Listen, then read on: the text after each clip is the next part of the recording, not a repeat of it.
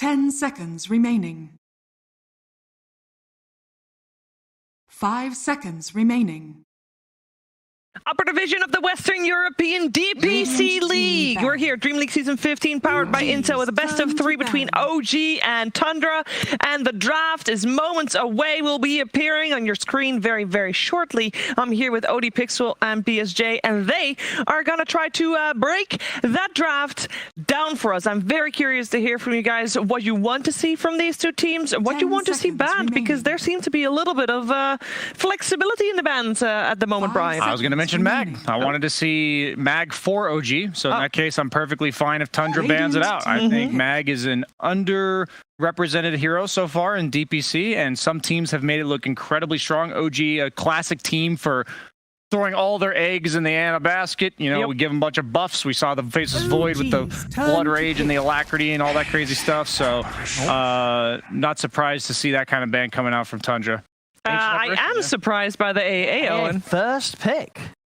I mean, I think it's exploitable, but I think... What does it sort of do in the draft? Did you just throw out the AA? It removes a lot of heroes. You don't want to pick like Wisp Gyro. You don't want to pick like Centaur or Axe, because in lane and in game, these like beefy heroes that previously most lineups don't have enough damage to bring down efficiently will suddenly die. So the thing is that Centaur is probably the least impacted out of all these heroes, just because he's all about getting the jump on you and helps his team actually get to the back lines. But even then, we have to be careful in the mid game of we're not going to see most likely a like Centaur with a Vanguard and a Hood tanking mid tier 1 tower, because the AA does represent enough damage to blow it up. So there usually teams are going for something like Oracle against the AA, because one of the only heals that work through the AA ult, because all of the heal comes at the end of False Promise, but it's a save. AA is a combo hero. That's all he is. You get like a Nyx, you get a Wraith King, you get some sort of hero that stuns, and the AA throws out his blast and bursts you full to 0. So the Shadow Demon, great synergy with Centaur, makes sense that OG went this duo. Team ban.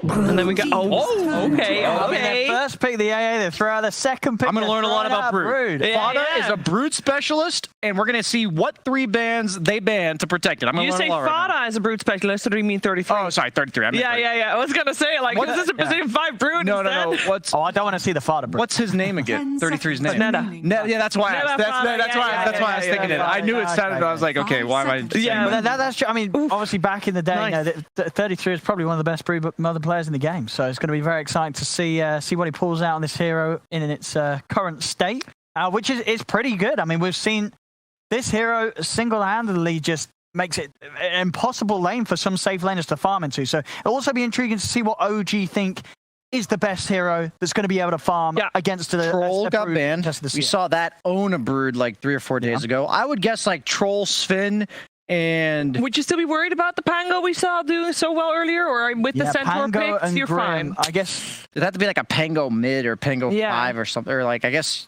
I mean, Thompson would play a Pango mid. Yeah. Thompson would play a Grimstroke mid. He would, yeah. You know, if he feels it's a good Grim game, I think Grimstroke mid's absolutely on the table.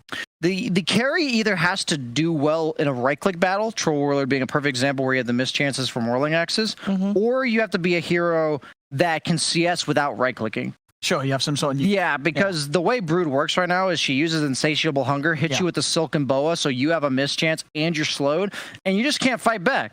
So you need either a way to CS and get away from that, or you need a way to out-man fight her when she does that, and that's what the Troll type does. So I'm curious what else. I've started, like, you'd think heroes like Gyro and stuff that clear the spiders would be good, but it's not about the spiders. It's about being able to get past that level 1 through 5, the Insatiable Hunger plus Silken Boa. Yeah, I mean, this is, I do feel this is just quite a statement, though. The confidence to second pick it here against OG. This is, if they get away with this, Tundra are going to have a fantastic start to this series if they're able to win with this sort of aggressive. Ban the Gyro though. Aggressive opening. I've seen it lose to Brood twice in my pubs. Like the Gyro thinks, oh, we're good. I got flak, and then he just gets shoved out of lane at level 5.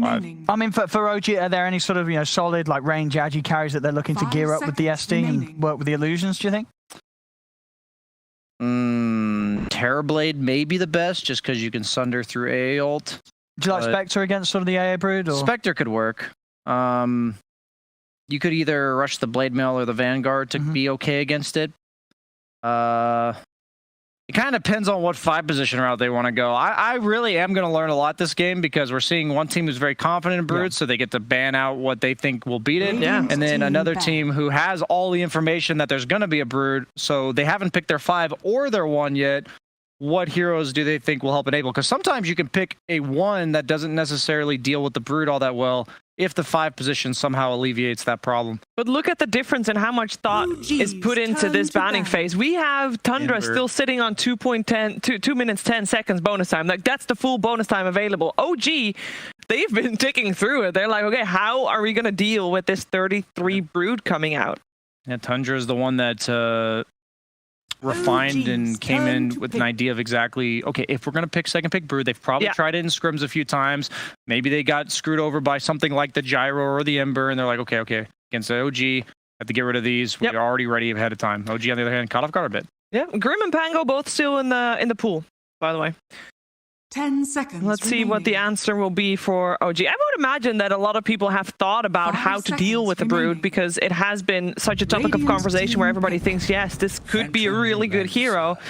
They will go for the PL, so we're going to see Anna on that. Wow. I think, honestly, I don't think this is too surprising considering the bans that OG was going for here, you know, taking out these early game mids that are going to be able to hunt the PL, and then, of course, the Tiny and Lesh because they're wave clear and AoE effect. 10 seconds remaining. I think really taken out sort of most of the heroes that Anna is not going to have fun playing against. So this PL picked in a pretty nice position, and of course into a game where so far 2 heroes, neither with any lockdown at all. So PL is going to be pretty free to jump in and out of the action. I would like to see a Nyx from Tundra. Why? I think he's just the perfect roamer to pair with Broodmother, and it's good against all the heroes we see so far. Shadow Demon save sets up for your Impale. It also works very well on the map with AA. Nyx AA can actually kill almost anybody once they both have their ultimates. And PL's surprisingly annoying to play Nyx into. They go for the PA. You want to pick a carry with innate mobility when you're against Shadow Demon, because otherwise you just get purged and you can't move.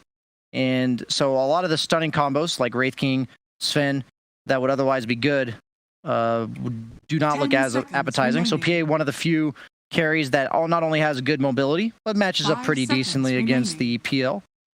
So I like all the picks, honestly, so far from both teams. PL is a little bit weird to me, though. I'm just surprised they picked it this early. Comfort pick as well, of course. Ana PL is a sight to behold. Oh, he got his name changed to from Humble God. Oh, he did. He's no longer Humble God. He actually got it changed. I'm honestly That is happy. some special treatment coming out there for a 2-time TI winner. No, I think the viewers will be happy as well. Every time we said, and Humble God, they're like, he's not called Humble God, he's called Anna. Well, it says his name, but now he's got it changed, so we're all on the same page again. Anna's back, ladies and gentlemen. And we did end up getting a message from the team saying, hey, he wants to be called Anna, please. Oh, he did say that? Oh, so it was a case of maybe accidentally registering. No, well, accidentally. It was like a meme that they didn't recognize the repercussions. He didn't know that he was not going to have the chance to turn it back. Joke. Oh, I can't change it. Oh, no. You know, like we're getting that regretful tattoo. You know? Exactly. I thought it was erasable. No. Dude, Snake King, man, you want to carry this game as Nyx. You want it, dude. This is such a good Nyx game. Yeah, especially against the Willow as well, you're right. They'll go for the Mars, They like first. to prioritize the mid lane. Yeah, that's a 9 Mars. This is a 9 Mars. Yeah. Yes. That is so strange to me, because PL is one of the best carries against Mars. You are really good at kiting him with the Diffusal and the Lance, and also Spear only hits 1 target. And if that's an illusion, that's an illusion. Remaining. You know, it'll do damage to all the PLs, but it only spears one of them. 5 seconds So- remaining. That's a little peculiar to me. Wait, it doesn't only latch onto the real PL? No, it latches illusions. Oh, well, there you go. It'll latch the thing that hits first. So if there's 8 illusions in a PL, you have a 1 out of 9 shot based on proximity, which one it's going to hit. Radiant All right, and I team guess back. God's Rebuke just never ends up being enough for us to really... It's nice in lane, but it's not laning right now, right? They as we expect at least, it's a Broodmother against the Phantom Lancer in lane. So the God's Rebuke does end up becoming relatively underwhelming later. So at the moment, it looks like the Ancient Apparition will be the 5, right? So we're searching for a offlaner that works together with the Brood? The 4 position. The 4, but that's what I mean, They banned out the Enigma. What's going on here? What are they expecting? Is this like a 4 Mars? Like, what's going on? Like, they're not banning out a 4 Enigma, are they? I guess they think maybe it could be like a deny a creeper Snaking to a has jungle. played Enigma 4 when they played up against Secret. That was actually the game that they ended up winning as well. We've seen Snaking also play Winter Wyvern, Tiny Lion, Spirit Breaker, Snapfire, and Clock. I guess that's why Nyx isn't getting picked. He hasn't played it yet. You want a hero that easily sets up for AA. You know, if that hero plus AA smokes and all 3 cores are showing, I'm still scared to farm on any of the cores on OG. That's like what I'm thinking. Yeah, Lion's a good ban. Well, what about one of the old school classics then, the Earthshaker, or is that hero just... It's just too greedy, I think. Like, you want it to be both level 6. That guy's going to die if you find them, and Earthshaker needs to get on top of them to do it. I think that hero just got 10 seconds like remaining. he got minor nerfs where like Enchant Totem no longer has True Strike, and 5 so many other seconds heroes remaining. got crazy good shards and like little buffs here and there. And Earthshaker just feels underwhelming. I don't think we've seen it at all. I don't remember seeing any Earthshakers. No, we haven't really. You could do our spirits, but the root from Willow can be kind of annoying. They don't have any instant stuns on OG. That's why I think Nyx is so good. But maybe maybe I'm missing something. Usually you worry about not being able to carapace anything. I think the Grimstroke themselves. I'm very... Maybe also a little bit of a deny pick, so Thompson can't play it mid. Works well with PA, double dagger, being swole target. Well, what is Thompson going to go? I'm hoping for a bit of a curveball, something crazy here from Thompson. It's just Void Spirit, I think. 10 seconds remaining. This is such a great Void Spirit. You want any of the spirits. You want a hero that doesn't die to Arena. Will be a there you go. We talked about the Pango. Yeah, we did. The Brood Killer. Pango's very good against Mars as well. It's not the best lane. Okay, Mars should win the lane. But because you have Rolling Thunder, BKB, or Magic Immunity, doesn't care about the arena. So as long as you're not the one that got speared and dies to the arena, you counter-initiate the Mars really well. And we saw last series what happens when Pango's on the map against Brood. Was it the end of the game? 1,000 CS or something. I think in that sort of 6-minute game, he'd made about 6,000 gold. Yeah, it was crazy. And he was #1 net worth for a large portion of the late game. Yeah. So a very solid answer. But it is 33 Brood. Maybe he's going to be able to magically micro the spider babies and not feed them to Thompson. I just think the Mars pick and Grimstroke pick are so underwhelming for 4th, 5th picks. It's like they're okay. They kind of go with your lineup. They have some team fight, but they don't hard counter or like a shut down the win condition for OG. I think Ana's going to get space, and then he's going to be the most powerful hero in the game. Yeah, I think OG covered the Ana PL pick really nicely, and I got to agree. I don't know how they catch this PL, and I love that they came out with like an early Brood. They're that confident in it. I can't wait to see 33 play it. Yeah. But I've got to believe that OG with this draft here have responded suitably, and I think OG's the draft win is there for them here. Is there any sort of timing that you're looking for, like where the Brood should be doing good or when he should be ahead, like? I think Greaves are insanely valuable this game because of the diffusal mana burn. So I think it's like the Greaves into like a 1 medallion or solar from somebody, and they take that early Roche, and I think that's like around 15-20 minutes that we want to see that because PL is not ready to fight by then. Okay, so gotta beat the PL timing, and if the game goes late, it's an OG victory. PA gets Aegis, suddenly the PL timing is underwhelming when he eventually gets there. PA can actually kill PL ahead in items, so... Okay, so there's a little bit of a clock here going on for Tundra, but it is 33 on his Brood. They first phased it for a reason, and we're going to find out what that reason exactly is. Can they take this first game against OG, or will Ana's PL get out of control? We're going to find out together with Kat and Kyle. Due to the fact that Tundra did drop a game against Brame, they are now in a position where they desperately need a win. But the schedule does not look favorable for them, Kyle. They are, in their next 4 matches, have to face up against the standing top 4 teams. OG now, Liquid this week, and then Nigma as well as Alliance to wrap up the rest of their schedule. They got to find a win somewhere in here, Kyle. Indeed they do, and they're still not out of it. 1-2, OG sitting at 2-1. It's a lot of season left to be played, but this is one of those series they've got to come out and look for a W. As you said, first 2 Brood, rather. I see this in like Division 2 NA. I don't know how effective it'll be here against the 2-time reigning TI champions. You gotta figure they know a thing about the Broodmother. So you would have liked it more if they saved this pick. Is that what you're saying? If they did a forced surprise pick? Hey, we're Broodmothering you. You only have 1 hero to respond now. I think so. Yeah, okay. But you never know. I mean, the hero could just be broken. Oh, Seb. He's trying to sneak and figure out where the ward is, and they almost caught him in the act there. Fortunately, he's a tanky boy with that bracer and being a centaur. They do get the ward, though. True. It was worth. It was. It certainly was.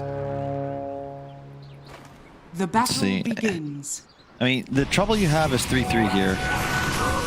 Oh, hang on.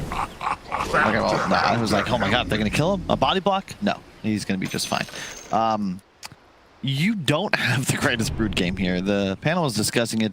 We saw it earlier today. Pangolier against Brood. You just clear those spiders, no problem, especially when you're a 2 position.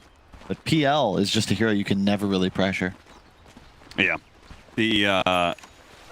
It's already off to a bit of an awkward start, about a 300 net worth lead to start things off for OG, getting the 3 bounties as well as being able to de-ward that 1 ward. So Tundra already looking a little shaky here, but I have faith anyway that they picked up this Broodmother with a plan, right? Like they had to have scrimmed this out and basically said, okay, this is actually a viable hero as long as we take out these 2 or 3 heroes, right? And that's what they did. They banned away, what? Ember.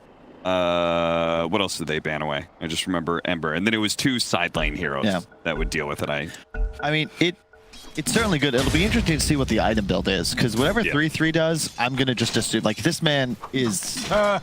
he tests things. Like, I'm sure he'll have something that's thoroughly min-maxed. I wouldn't be surprised. You know, he was the guy that popularized the Helm of the Dominator pipe build back a couple patches ago. Yeah. I think something like that could be possible. Maybe he'll go for more of a right-click build, like a Diffusal BKB, could rush an Orchid, you can get a Solar Crest. There's a lot of different options, and you're going to see a couple of DCs as teams try to fix their ping. I like the way that OG dealt with the Broodmother pick, because they didn't actually, out of their side lane, get some sort of big AoE clear. No. Right? You traditionally think of Broodmother and like, oh, I need a way to kill the spiders. But laning phase, that's not the case. He actually doesn't have spiders at all. What they dealt with was the Broodmother wants to charge at you and right-click you, and they got a Phantom Lancer who can doppelgang. Yep. And they've got a Dark Will who can Shadow Realm. So they're going to Inkswell, and this Broodmother's going to run at him and look to lifesteal, but won't be able to hit anything. Yep, and that's what we've seen very effective against the Brood pre-spiders. We Troll yesterday in the VP, or 2 days ago in the VP Navi series, Razor earlier today. Until spiders, the hero's just a weak laner if you're not able to trade effectively. And as you said, you cannot do it against these heroes. Shadow Demon even later on in the game, you just throw out a quick disrupt, no big deal. Also, Fog told me something about the Willow was that OG see this as an open pick. Apparently Thompson's been playing it a lot mid, going this Midas Ags rush. So maybe not ideal in this game, but it was definitely something that they considered an option. Something to look out for in the future. Here they pick up and they're like, okay, we need a Pango because we still should have an answer to the spiders themselves. More of a mid-game answer, and obviously Pango is easily one of the best heroes. It's really good against PA as well. Yeah. You get the potential disarm procs, buy a bunch of armor items, most likely, the disarm. You've got some answers to Mars if you get the shard. Instant magic immunity, you can roll through the arena, and you can also hop over the arena with shield crash. So a lot of different tools there available to you. You can toss people out of arena, right? Yeah. Can you leap out of Brooding arena? us first game like this, not cool, Fada. No manners, SMH. A little bit of a cute all chat there from Saxa. Somebody I don't normally see all chatting a whole lot. Our admin, we don't have a Phantom Assassin in the game yet, so we can't start just yet. And yeah, I mean, OG, they got a right to be a little peeved, you know? First 2 Brood. It's like, come on, guys. It's like first 2 Omni Knight Huskar. It's like, oh, that's the kind of game we're gonna play? You don't want to play Dota today? Yeah, that's how you view it. These cheesy heroes, they're not really Dota. Next thing you're going to say is Techies games aren't normal Dota games. Those are definitely not. The Brood, I think, after the I played a lot of Dota yesterday, Kyle, and half of them were me playing Techies. And let me just say, they were all Dota games. Yeah. Why? Because I'm convinced that the hero is legit, and I'm going to try and figure out how legit it is. Oh my You know, there's like a lot of other heroes that are legit. Yeah. That aren't techies. Yeah, and I haven't played. Why are we upside down? The techies is not a hero that I have a ton of experience with, so I'm learning. Kyle. Lost a lot of respect. I mean, you know, somebody on this panel has got to be able to talk about certain heroes. The hero is this. Okay, sometimes place mines. There's supposedly a strategy. I'm sure Jackson Pollock would say the same. There's an art form to just splattering paint on the map. Yeah, you trade and immediately suicide for damage. It's very, very entertaining gameplay. I totally agree. Broodmother. It's a bit different now. I don't think it's quite as cheesy. It's more that you just at some point will still have to deal with these spiders cliff walking up and down the map, clearing your jungle. It's gonna be Do you really think tedious. it's less cheesy now that the ultimate is the spiders? I find so anyway. Yeah, it's less cheesy. It's just tedious. It's just annoying to play against. Amazing thing. And that is something that they will. That is going to be one of the goals of Tundra's strategy here, right? Is the Broodmother. Hopefully you win your lane, you take that tower early, you get a bunch of spiders, and you start just taking over the map, right? And you're taking over such a large share of the map that the PA has a way just to be able to sit in her triangle and not be bothered because the enemy team is so occupied with a Broodmother pick. Yep. The concern I have is the support duo of Tundra is really susceptible to just being straight up charged at. No real answer to the illusions. A stampede forward can be real tough as So this whole mess is all your fault? pauses continue. Apparently we're having slight issues. It's all right. OG, as you can see, Snaking does indeed not have a webcam on. Was that the Curiosity on Mars? Just like an orange. All right. Just leave the camera off. It's all good. Although 9, I don't think you were lagging. We'll keep. You know the hack I've seen some players do is the using their phone to connect, so that their phone is doing some vertical camera into Discord. We still get something to see. They don't have to worry about potential lag. Though I don't know. I feel like Discord webcam. Yeah, I was about to say, take up that much, 2021. We're like, what kind of computers we got here? Yeah, seriously. That's a professional. I mean, the chip shortage, perhaps. I feel like streaming takes up a lot of resources too. I think Snaking traveled to the EU, so who knows what machine he's on over there. True. I'm gonna say Tundra thus far have been a little disappointed in me this season. I really think Snay was wrong choice for them. No, opposite. Okay. Uncut diamond. You know, he's been a very solid player for a long time. Thought it was stuck. But they just haven't found too much success. We'll see. I think a lot of their games kind of ride or die with Skeeter's performance. Somebody's about to get mad. I believe there is a time limit. I believe at least standard rules are usually 5 minutes of total pause time. Dude, this hasn't happened in a while. So, like, not to jinx anything, man. I remember back in the day when there was that Skype vulnerability. Oh, we were God. playing Han. We had a separate internet connection, and we made fake Skype names so that we only ever used on our alternate tournament internet. Yeah. Because God forbid somebody finds your IP and you can't change it. Yeah. You just no longer get to play. Remember there was like a year Navi just couldn't play at LAN. Yeah. Old days. Frustrating times to be a commentator. Yeah, we take it for granted. You did not look forward to casting any Navi games because somebody out there had a grudge. All right, well, it looks like we're back into the swing of things here as Snaking tries to... I'm very surprised that they didn't block the pull. Maybe they did, and it's already been dewarded, but I feel like that's the go-to play right now is instead of buying boots, buying Sentry and making sure that camps are blocked if you feel like it's disruptive to your lane. And I would argue this is probably a lane that you want the enemy team to be stuck in the lane fighting you, rather than being able to do pulling shenanigans. Interesting. Notel drops a sentry in the camp. I think that Snake King saw that. Yeah, he's going to grab it, but does block the 2 o'clock spawn. That's doing a little pressure to 3-3, but man, this is a rough one. Notel did not go Shadow Realm. He went Cursed Crown, and as a result, 33 takes advantage and chomps on him a little bit. Fortunately, Notel did have a way to cut down that tree, but I felt like that was an unnecessary amount of damage he just took as a result. 2 levels of Shield Crash out from Thompson here. We've seen more and more people going Shield Crash level 1 because the mana cost got so cheap now, from 80 to 60, so it's incredibly cheap to spam in lane. They buffed the damage reduction as well on earlier levels, so that 1 or 2 points is really efficient. And especially mid now with all the bottle with the runes available, it's just always value to be able to push waves out real quick. Top lane. Tried to jump at him. Unfortunately, the Bramble's got in his way. He couldn't get off the stun. Snake King's definitely dead here. That's going to be your first blood. Notail picks up that one. See if Notail can actually get out here. It's not looking so hot for him, so he will get traded out most likely. Oh, healing salve, and he's actually fine. 33 doesn't want to dive into the tower and ruin his own game there, so well done. Yeah, definitely a different style of Brood coming out, though. He's getting the early Orb of Corruption.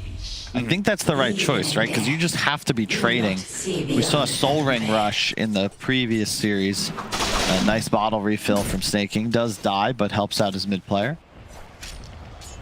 Trying to make the best of the situation, I suppose. And it also doesn't seem like they're... Like, this duo... Maybe they can survive a Broodmother lane, but they certainly can't pressure a Broodmother. At least, not the way I see it. It's starting not to look like the greatest counter pick, to be quite honest. You're getting out CS'd. Yeah, I don't think it really gets any better. He's 12-1? Yeah. Oh, dear. That's not so hot. See how it plays out. I mean, bottom lane Skeeter is just straight up free farming. Yeah, and, maybe got winning the kill earlier. And yeah, it's a last pick Pango. I think that's mostly for the anti-Brood and mid-game team fighting, but as a matchup against Mars mid, it is not ideal for Thompson. Yeah. I like that the Soul Ring build from 9, so he's just going to continuously spam both spells. And Thompson will do the same, but Mars just packs more of a punch. Yeah. Pango's stats are certainly not the most amazing in the world.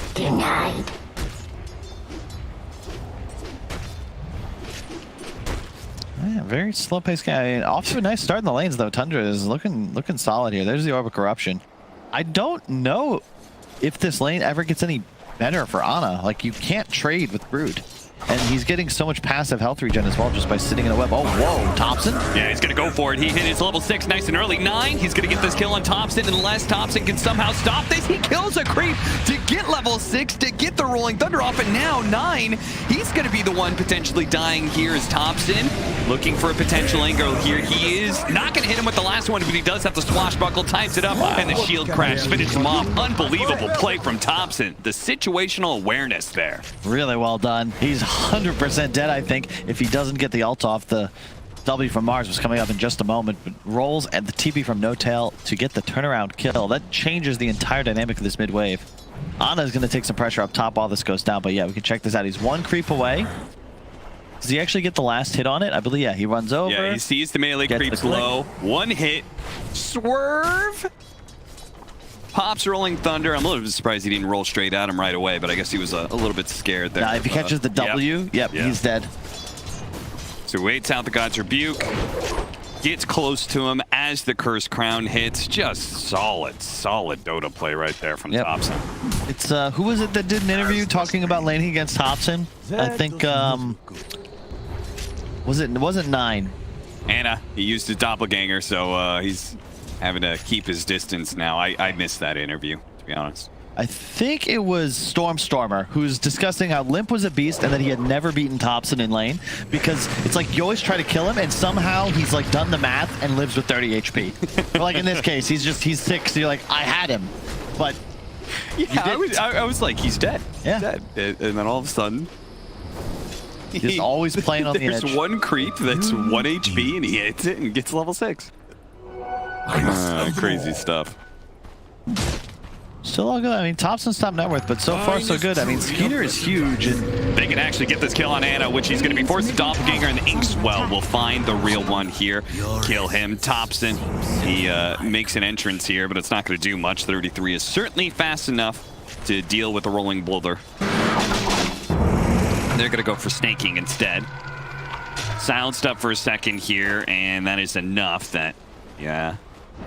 Doesn't feel like he can go for it anymore. It is, this is kind of Tundra's bread and butter. Like, yes, Seb is pretty annoying now. He'll just cut the wave, farm jungle in the meantime. But Skeeter is free farming, and he's going to have a Battle Fury real quick. I do not believe this is a PL favored matchup anymore. And if I'm not mistaken, the shard on PA is also very effective because you'll break, not only do you do the AoE damage to the illusions, but you break him, so there's no juxtapose proc or charge available. And 3-4 items in, I think you just go toe-to-toe quite easily. The defusal timing for Ana is going to be what it's all about. Radiant's middle tower is under Snaking. He will try and juke this one out. That was a nice idea, but Ana spots him. So he dies. Tundra's still up by 2k, despite being down a kill here. This will be where the Brood is put to the test, though, because now Centaur with the Vanguard's TP'd into the lane. Can you still pressure the tower? I don't think so, but maybe you can out-farm. You can take over the map a little bit. Holy cow, that's a lot of stacks. That's OG evening out the net worth if they can get all this. Shout out to No-Tail, doing his part. Can't really do much to the Brood, but he can help his allies. A little bit extra bonus gold going his way, of course, because he was the one who did the stacking. Thompson shows up back the lane, missing a little bit of health, but otherwise This is almost not too much worse for wear, acting like nothing ever happened. I will someday repay. They have abandoned the bottom lane, though, and Skeeter, you know, maybe gets criticized, and rightfully so, for having a smaller hero pool, but when you give him one of his best heroes and total free farm, that is when he certainly looks the best. Runs into Thompson here. They're trying to chase him down. They're going to turn around instead, go for the Dark Willow. Nice use of the Shadow Realm just before the spear, but he is still very dead. Just the nuking power of Tundra is going to kill this 5-position Dark Willow. Yeah. 3-3. He went for the arcane boots too. Oh, that's what we saw in the Division 2 game just before this as well. Soul Ring and Arcane Ring, so really feeling like you actually do need the and it kind of makes sense now that you have like a third spell that you're casting regularly. Like, yeah, maybe you're not using webs all that much like normal, but Silken Bola is just another spell that's going to be taxing your mana pool. What did he break apart the arcane boots? Nope.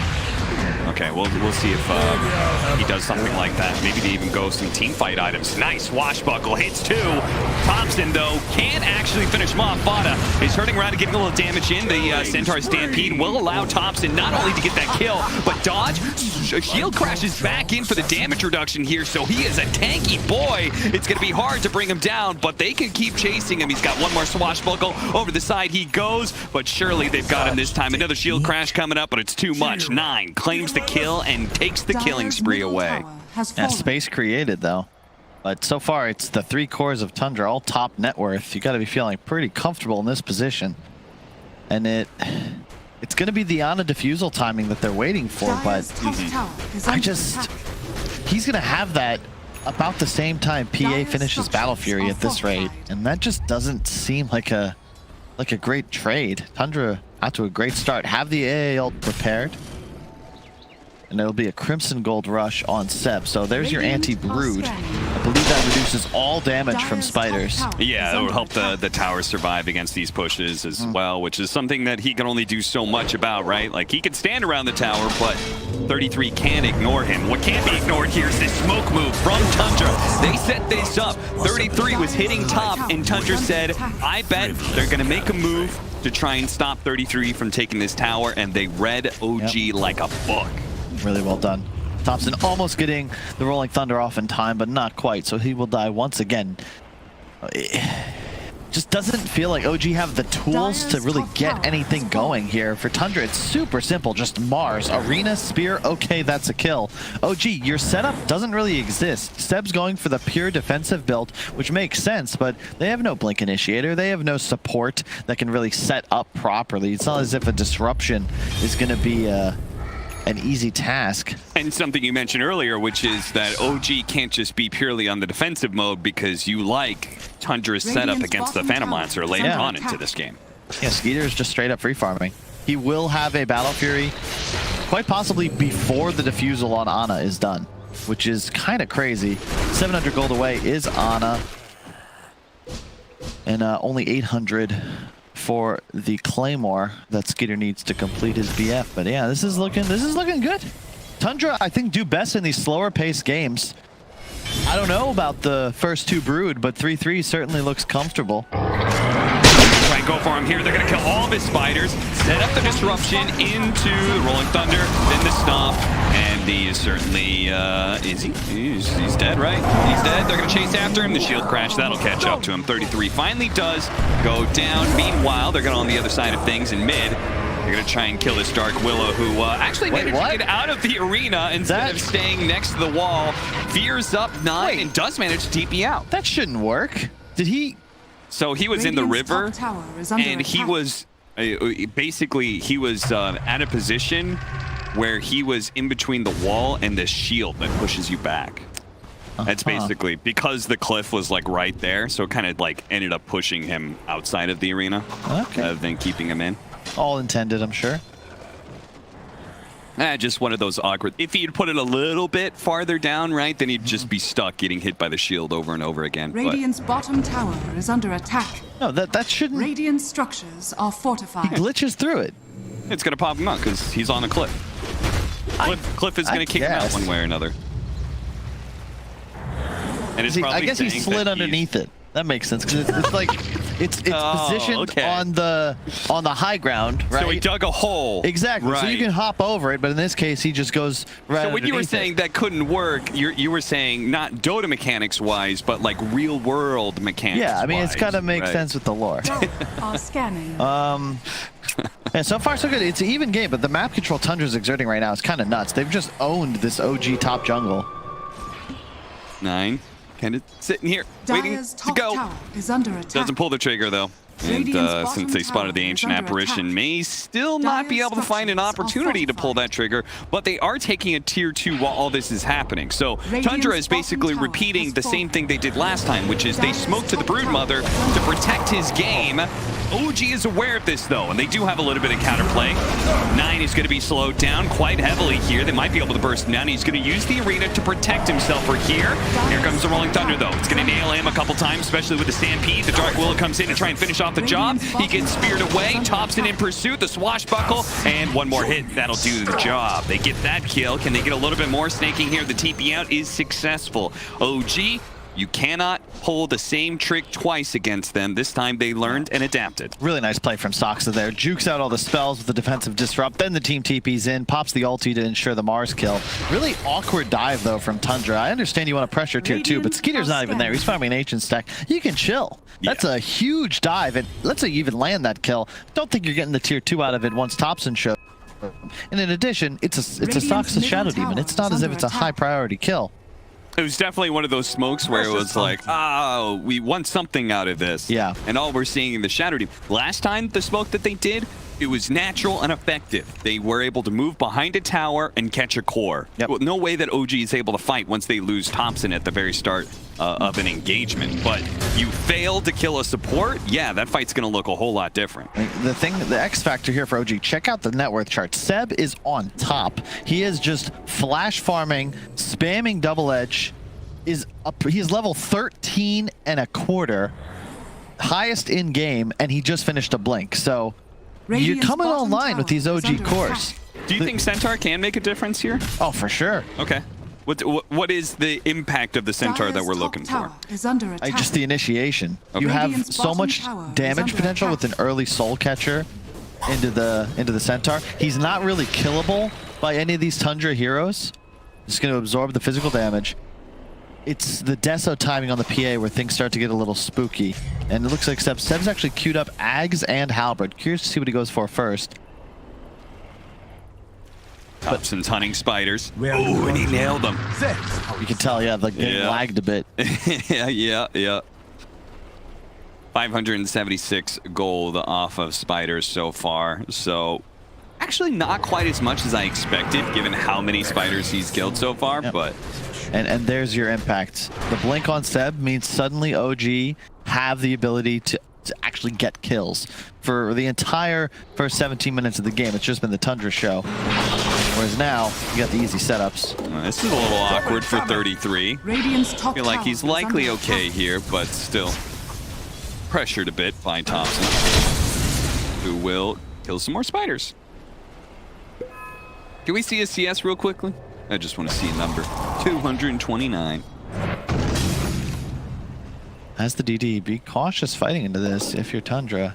OG is looking to connect, and they have a pretty solid timing here. They've taken control of the gold lead once again, but it's more about the item timings. You know, everything is online. They have the defusal, they have the hood on the PL, so he's quite tanky.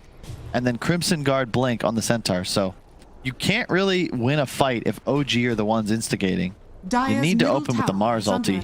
Yeah, and that's something that you could see. He's put up a Blink Dagger and has BKB still up there as well. Tries to go for the spear, misses. Anna is able to doppelganger away in time. Rotations are coming from OG. Just in case Anna wasn't able to escape that initiation, they could potentially get a punish here as Knight's going to be spotted. Spear thrown up, misses. Thompson swashbuckles right past him there and is going to start slowing down 9. First with the slow and now the Rolling Thunder. And you can see the impact of the Shadow Demon here, making 9 much squishier. Turns around, throws out a God's Rebuke, but eventually he's going to be burned out. Tundra not able to do much when their Mars is dead, and the mid's being pressured as well now. OG really feeling like they are, as you said, completely turning this game around. As now Skeeter's going to be gone on. They're going to go after him. They're going to stampede, and he's going to be stomped up. They've got a lot of magic damage to throw at him. Another easy kill. Tundra beginning to fall apart now against OG. I'm just starting to question the Broodmother pick, to be quite honest. He's going to get the tier 2 top. That's quite nice, but it's the same as the lower division series. A mech, a hood, I assume a pipe. He'll have Greaves. But, you know, 3-3, he TPs to that fight. He's a Broodmother with no spiders once he does that. So what's the key? Like, how does this hero actually win you the game as Tundra? Well, I guess the answer would be like most split pushing cores in the past, right? You have to be able to force the enemy team apart, and then you get a numbers advantage against them, right? Yeah. But it doesn't feel like Tundra is actually executing that super well. Because OG, the thing is they have 2 heroes that can just stop the Brood in his tracks. The Pango and the Centaur. 3-3 is powerless to stop either one of them. That Ags on Pango is going to be devastating too. The damage output from the swashbuckles. Well, what would you call them? The swashbuckles on shield crash? Shield crash buckles? No clue.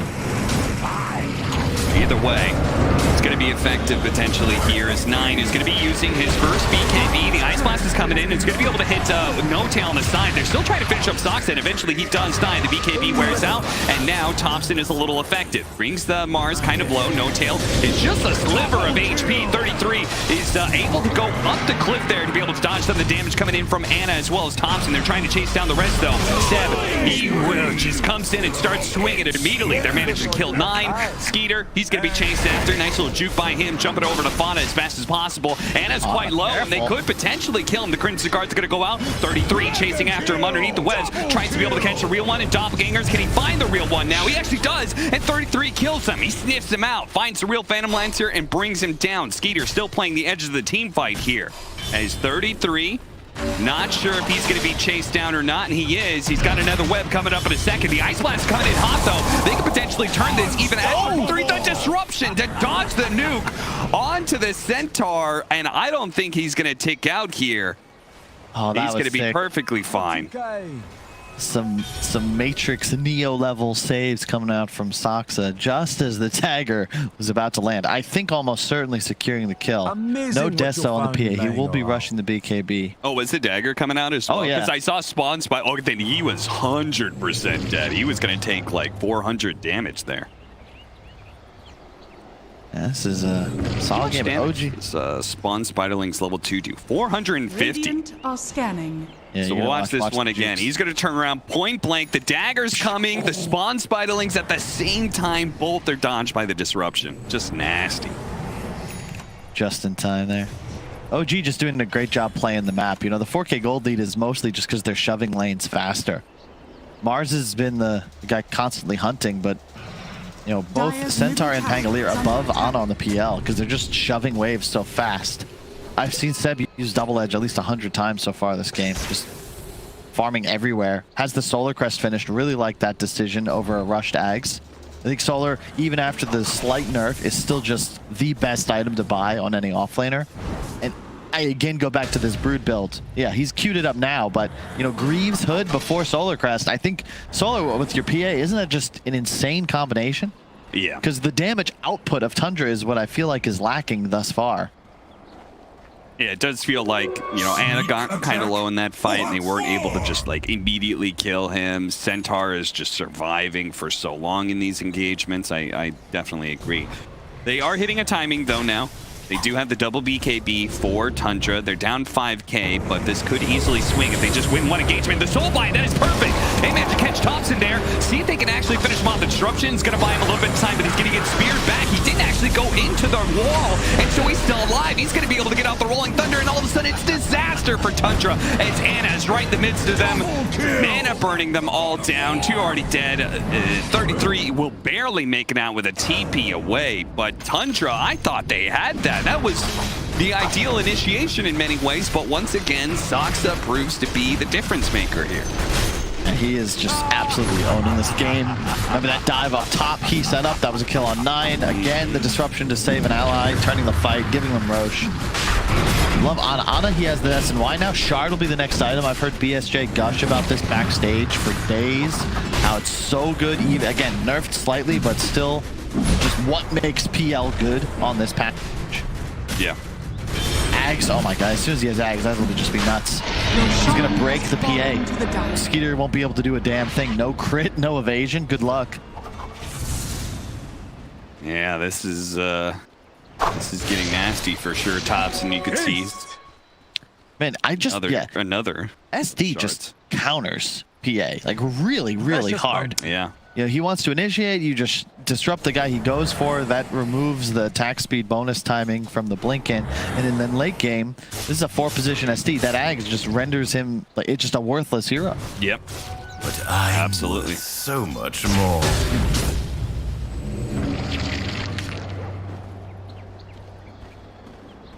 So 5k now becomes 7 as we approach 25 minutes. Yeah, actually, it makes the BKB of the PA just seem you're gonna get purged. You're gonna get broken through the BKB. Like what do you do with no crit? Yeah. 3 charges too. It used to just be 2, I swore, but now 3 charges of your ultimate. I mean, he's gonna be able to blink strike onto somebody, but then if he doesn't kill that person immediately, he's just kited out entirely. Very likely he won't if he's purged up.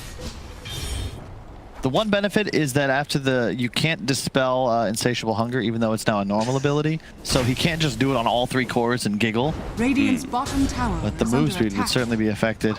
It instantly purge out Inkswell as well. Yeah. Right? So that is just yet another factor that, oof. It's so interesting that OG, and in fact, I'm sure you could talk about this, Kyle, the stress of in-game, of losing a game and trying to figure out what you need to do. The fact they were able to come up with like a very simple, straightforward answer, I always find impressive about any team who's able to do this. Oh, hang on. Thompson, they're going to try and blow him up as quick as possible. The initiation, the Terrorize is going to be too late. It hits Mars and it hits the PA. They're still going to go, oh, 3-man stop, and it's in there. They've already taken out the support. The BKB is going to be popped by Knight. Turns around, God's Rebuke looking for an opportunity here with the BKB wearing out to hit his spear. He does. He managed to get Soxa with a Broodmother behind him. They should be able to gobble him up. Saksa. He turns around. He's living with just a sliver of HP, and he dies, but it doesn't matter. He executed all of his spells onto the Broodmother, so Brood dies. 33's out for 60 seconds, and Tundra locked inside of their base now against OG, even though it's 3-on-3. Anna is still the big bad Phantom Lancer knocking at their door that they are afraid to answer. The Shard also paying huge dividends. He's getting so many illusions off at the start of the fight just with one lance. It was also doing bonus damage, and just like, you have an army at all times. Doppelgangering forward, finding Fada. 9 still hiding in the trees here, but they can't do anything unless, okay, a spear thrown out, but the tier 3 is already dead, and now 9 is in some trouble here. He's going to try and walk his way out of this one. Curse Crown is going to make this a lot harder for him, especially with all those illusions. He's going to try and scoot on through, but instead they go for Snake King. Anna's just going to keep on going for the sports. Whenever they show themselves outside of the fountain, Kyle. It's a Phantom Lancer, and it's OG. I feel like there's some fountain farming coming soon. Yeah, this is just, it's insane. The game's just suddenly out of control. And OG just straight up dominating. There's no way you see that dive coming if you're Fada. They go straight behind tier 2 mid. They had vision of them with the ward. You can actually just see it pinged off there. And that starts the whole fight. They get one kill and then they just continue for more. It's 5-on-4. Why not keep going? They lost Thompson, but I mean, again, Seb is just always seems to be the unsung hero of his squad. He's 0-0-15, and not just the way he's played, but the itemization. First off, he's farming all game to ensure his net worth stays not just in pace, but ahead of everybody else for some time. Solar Crest Vlad, so these illusions are even stronger. And he's just finding, that was a triple stun to open there. That was insane, especially since Thompson was already dead, but they recognize, okay, Anna is now the real damage dealer. Yep. And we've got a great initiation here, an opportunity to be able to catch him. Tundra finally back up as 5. They're going to go for a 4-man smoke. See if they can catch the backline. Soulbite does manage to latch in. Thompson, though, already gone magic immune. And Seth going to be saved by Soxa with the disruption. Once again, the initiation, it's all gone away. Tundra, they thought they had an opening, and it's completely out. Anna's demolishing the backline here. Snaking to the die so fast. He turns back, finishes off the Mars. Nice and easy. No Tail hasn't even used his Terrorize until just now to be able to control up the Broodmother for a little bit longer. And Tundra, yeah, you need to get out of the game now, because Anna is certainly going to be running at your throne now. I am just clinical. And of course, what would an OG game be without that man in the fountain? And of course, a big smile from Thompson. Just a clinical game. It looked a little shaky at the start, and I was like, oh man, this Broodmother, like, something's gonna happen, Cap. I can feel it. Like, this is first dude, but just ultimately underwhelming.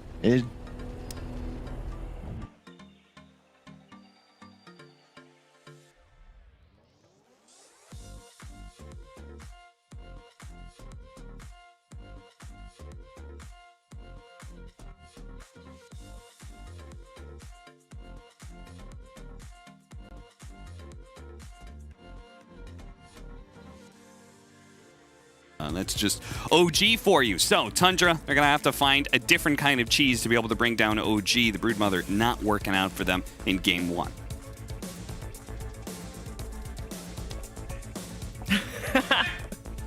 So yeah, the Brood did not work out, and the Phantom Lancer, yeah, we've seen Anna do before. Definitely very, very good stuff. We're going to talk all about it and prepare for game 2. After the break.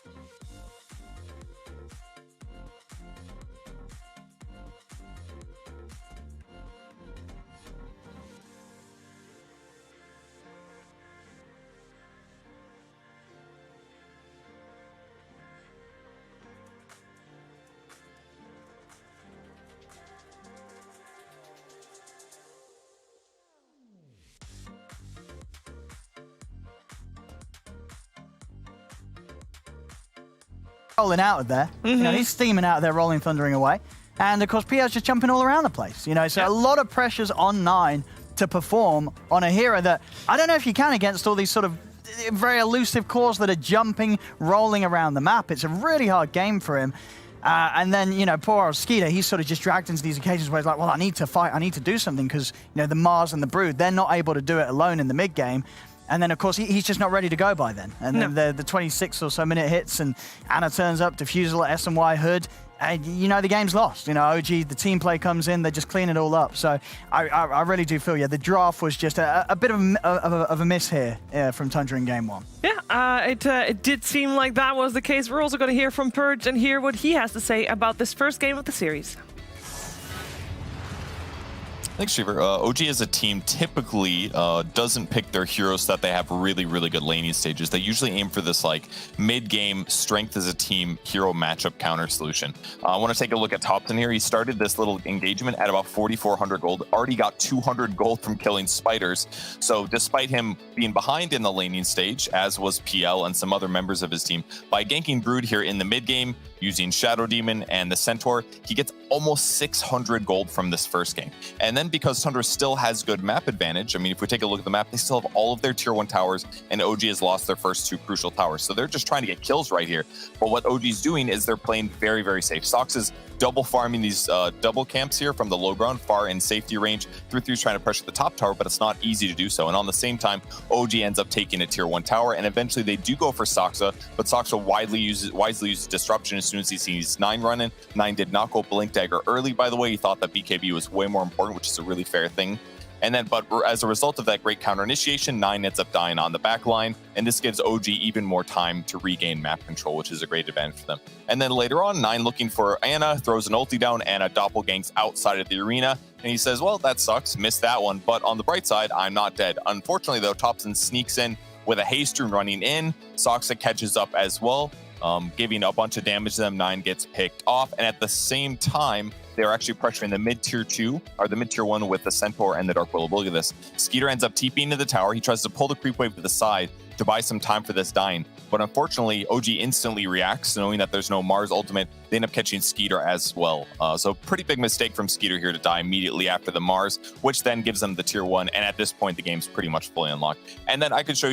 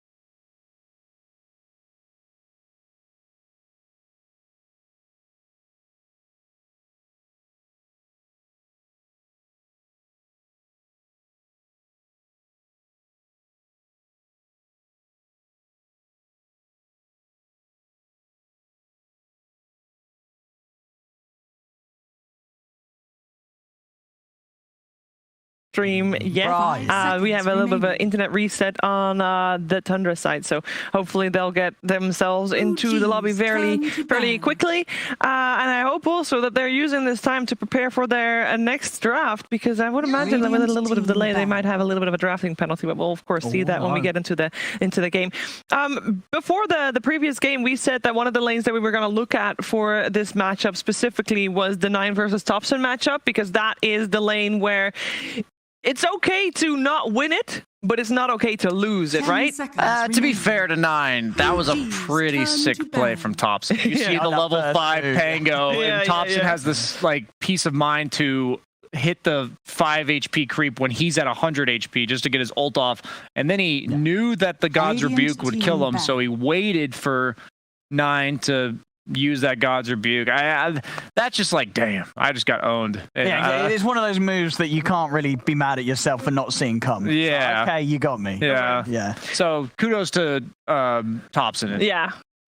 That's what I was concerned about, though, right? Is like that's Thompson is that's what he is. Yeah, that's why you gotta have a hero that is okay with getting outplayed every once in a while. Maybe take a little bit of pressure off. A little more that, maybe. Yeah, off of that Mars to be able to set the tempo. They don't have a drafting penalty, by the way, so we're gonna see what we got. Okay. We got an Abaddon in the first. So you're not a huge fan of Abaddon? A lot of the analysts backstage, we are not happy with what teams are doing with this. Wow, you know what you could do with it? What can you do? 0-minute tower, Brian. 0-minute tower? Oh, they're not. No. If we see a Snapfire, second pick. I mean, Snapfire has been like, it's a legit pick. Snapfire. You have to pick Snap to do it. Yeah, so like that is those are Abaddon and Snap are 100% required. I would love to see it, because then I would love to see, Tundra has to know. They have to read red. They're not going to do AA Brood again, are they? No. I mean, if they pick Brood, they're going to pick like Troll or some lane like Gyro, and there's going to there's no way you open AA Brood again.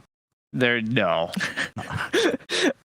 How many subs are you gonna give? I will give a sub to Kyle. Sub to Kyle. If they pick Brood right here.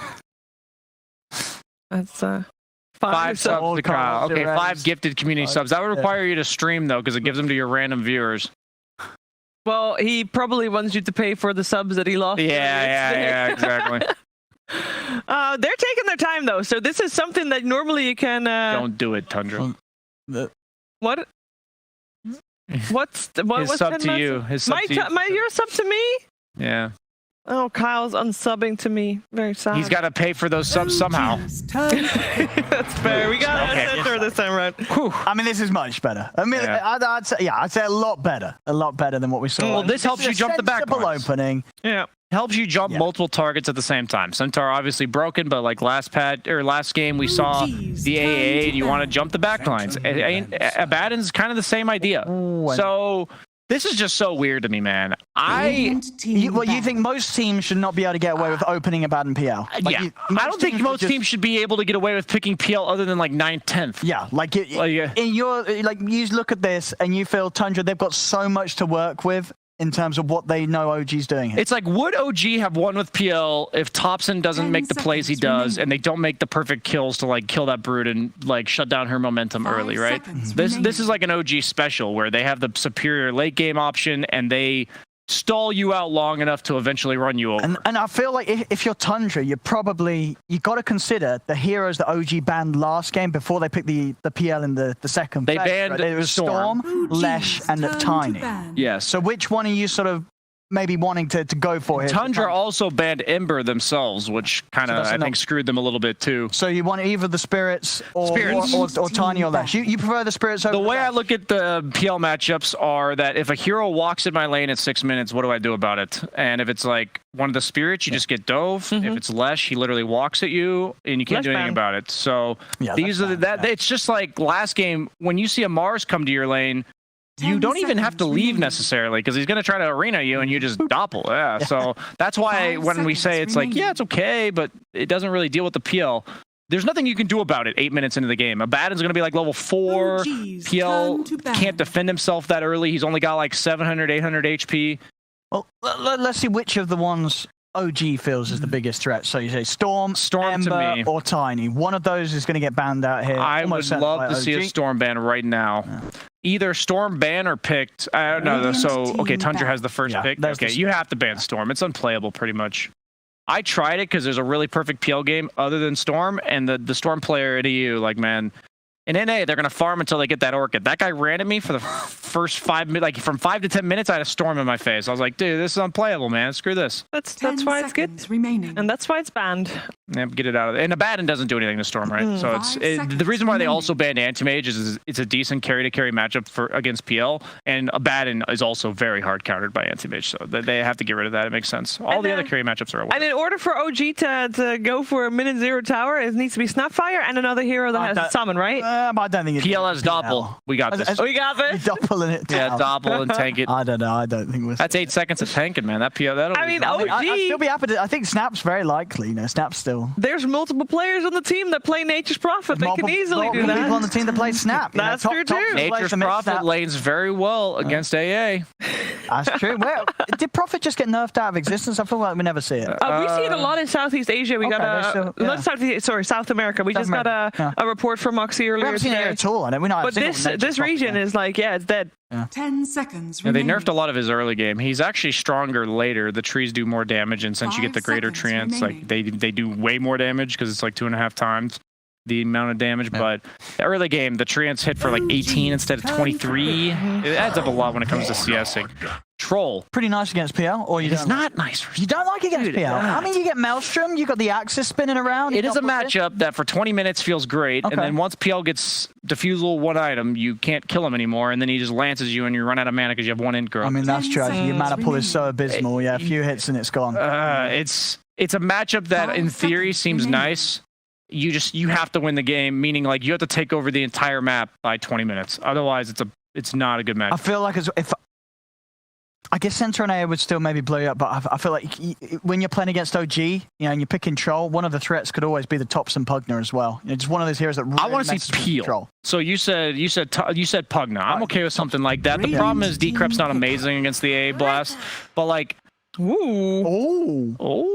that's who's playing this? Because OG, it could be any of them, but you think it'll be Saxa. Probably Saxa. I mean, for definitely the role that we're seeing it in the most. So. Why have we not seen Hoodwink before, and what makes her good now? The Bushwhack nerfs were really impactful. Her max level, it used to clear the range creep, so when you used your QW combo, you'd get pretty much all the creeps, but now you like farm creep waves, but you don't actually get the farm half the time, which on any support, it's like, okay, I got all this XP, but I got no gold from it. Just feels pretty underwhelming. All right, so we're getting that Enigma. Now, this was something that OG did respect, because last game, they banned this away from Tundra. They did. Dude, they're screwed. I'm sorry. This is the perfect Batrider game, dude. What are you supposed to pick? Abaddon's already picked. You're not gonna pick like Oracle mid. Legion Commander mid. Yeah, they might just ban Legion mid. You might actually just ban that. They need to ban like Omni and Legion mid. Yeah, like if you just ban those heroes, they have no way to deal with bat. They could also opt to ban mobile heroes that catch the bat. Okay. Something like Ember, Queen of Pain. This is a set bat. Yeah. Against Troll, until he has to go Ags. He actually has to go Ags now, because otherwise the only way to play Troll in the bat is with a Dispel built into your team. You know, you have one of those save supports. But the sticky napalm, the way to deal with Troll is to kite him. We talked about with the PL, and they've also got the sticky napalm at this point. And so they actually banned Kunkka, a hero I always forget about, but it's been significantly buffed recently. Yeah, great. Very good against both Bat and PL because of the X catching them both. They're very both movement-based heroes, and X quite good against those types of cores. Is there a chance that Hoodwink is for Thompson? Because that's a hero we otherwise are still looking for, right? I don't think the hero is good enough to be played mid. No, with the nerfs, I think it's got to be Saxa. Dude, they picked no stuns on Tundra. Just Thompson, go nuts, man. Whatever you want, man. He's been apparently spamming Willow in his pubs mid. You know what? Do it, man. Do it. Do it. Ricky. It's actually a really nice Ricky game. Last game, we did have Tundra ban out Invoker and Ricky. They last banned Ricky last game. Oh, they banned it last? I thought you meant this game. I was like, last game. It's a nice Ricky game. All the more reason to ban it. Yeah. It's nice against the support. I mean, what did Tundra get here for 9? He's been doing really well on the puck, but it's banned, of course. He's been playing quite a bit of Earth Spirit mid sometimes. How is PL having a good game again when they pick it second? Team ban. I'm annoyed. Death Prophet is the last ban coming out from OG, so let's see if Tundra still ban out the Ricky again against Thompson, just in case. To be clear to the viewers at home, 2 patches ago, PL was very bad against Enigma. Because eventually you'd have to Phantom Rush in to do any relevant amount of damage, and then the Enigma would just black hole you and all your illusions, and you die full to 0. But now, you just never go in. You just literally never go in. If you catch the Enigma with 1 Lance, his blink gets canceled for like the entire fight, and sometimes he'll just die. That Lance illusion does a lot of damage. So the matchup is just not good anymore for Enigma. So you have like this be-all end-all team fight black hole, but who are you black holing? Like, well, you gotta try to black hole. Just another guy that jumps the back. That's all you need. I think that's what Tundra were probably after with their last pick. Yeah. I think they would have really liked to get 9 the Void Spirit. So, yeah, just taking that away from them as well there with that finisher here from OG. So what lays well against Void Spirit?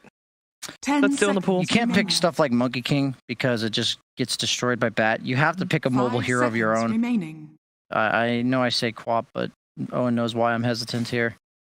Something like that. I think a lot of your viewers know why you're hesitant here. Lane Dominator that can catch the Bat. As of now, Fire Flying Bat is unkillable. Like, he's just going to run around doing whatever he wants, and you have to punish that. You have to be able to catch him. You have to be able to with this last pick. If this last pick does not catch Bat, they might as well just GG to Seb right now. There are no spirits left in the pool. We got Earth Spirit also, of course, banned out. What does 9 play that's got good catch? I mean, so many have been banned out. All the sort of answers.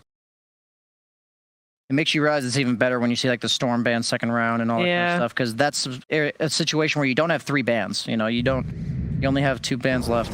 Points away. They'll go for the Pango. 9 did get a lot of recognition for his Pango play. It's nice against PL too. Can jump back lines. It can potentially kill Bat with a blink. Yeah, I think it's nice on paper. It gives them the tools they need eventually. But I am so concerned for this troll lane. Maybe it does better since Batrider is such a mediocre laner nowadays. But you have pressure in the Batrider lane, like he's going to be pressuring the troll. Pango's not a strong laner. And then Enigma's like a very passive laner as well. I think OG, all they want to do is run at you and make space for Ana, and you've kind of let them do that. So I think OG's just going to do exactly that. What do you make of it, Owen? Follow me up here, buddy. I mean, I think it's better than the last game for Tundra. I do actually think it's better than the last game. Okay. I'm excited to see what Snake King's able to do on the Enigma. As we said, we saw last draft. It was something that OG banned out. They're obviously they feel that it is good in the hands of Snake King. They've got a good team fight. They are going to be able to turn up. You know, Pango, AA, Enigma to follow up. A lot of heroes on OG's lineup that want to be in the front. You know, jumping in. A good black hole could deal with that. I think it's better. You know, I'll go with Tundra on this one. I think, you know, sure, like on paper it might not look like they've answered the PL, but I've got to believe that they know what they're doing. They feel that they've got the team fight and the ability to blow up Ana in the game. So that's a level 27 bat, though, for Seb. I'm sure he also knows what he's doing. And if BSJ says that's a free bat game, I think that Tundra has got something to worry about. We're going to find out how this game 2 is going to play itself out, though. We're heading over to Cap and Kyle for game 2. Yeah, I think it's very bold of Owen to say that Tundra, they've got to know what they're doing, because I feel like that is in some ways the way we opened up our cast of game 1. Kyle, I said this Broodmother, they picked it for a plan. They obviously have scrimmed out with it. They figured out what heroes they needed to be banned, and it still wasn't a game-winning hero for them. It may have won the lane, might have like gotten that early tower, but it didn't win the game for them. No, it did not. And it's a more stable draft for sure. I think it's a lot easier to execute. Previous game was talking with Fog backstage. He's like, yeah, like who does anything? You know, you have 2 supports, Grimstroke AA, your offlaner's a Brood.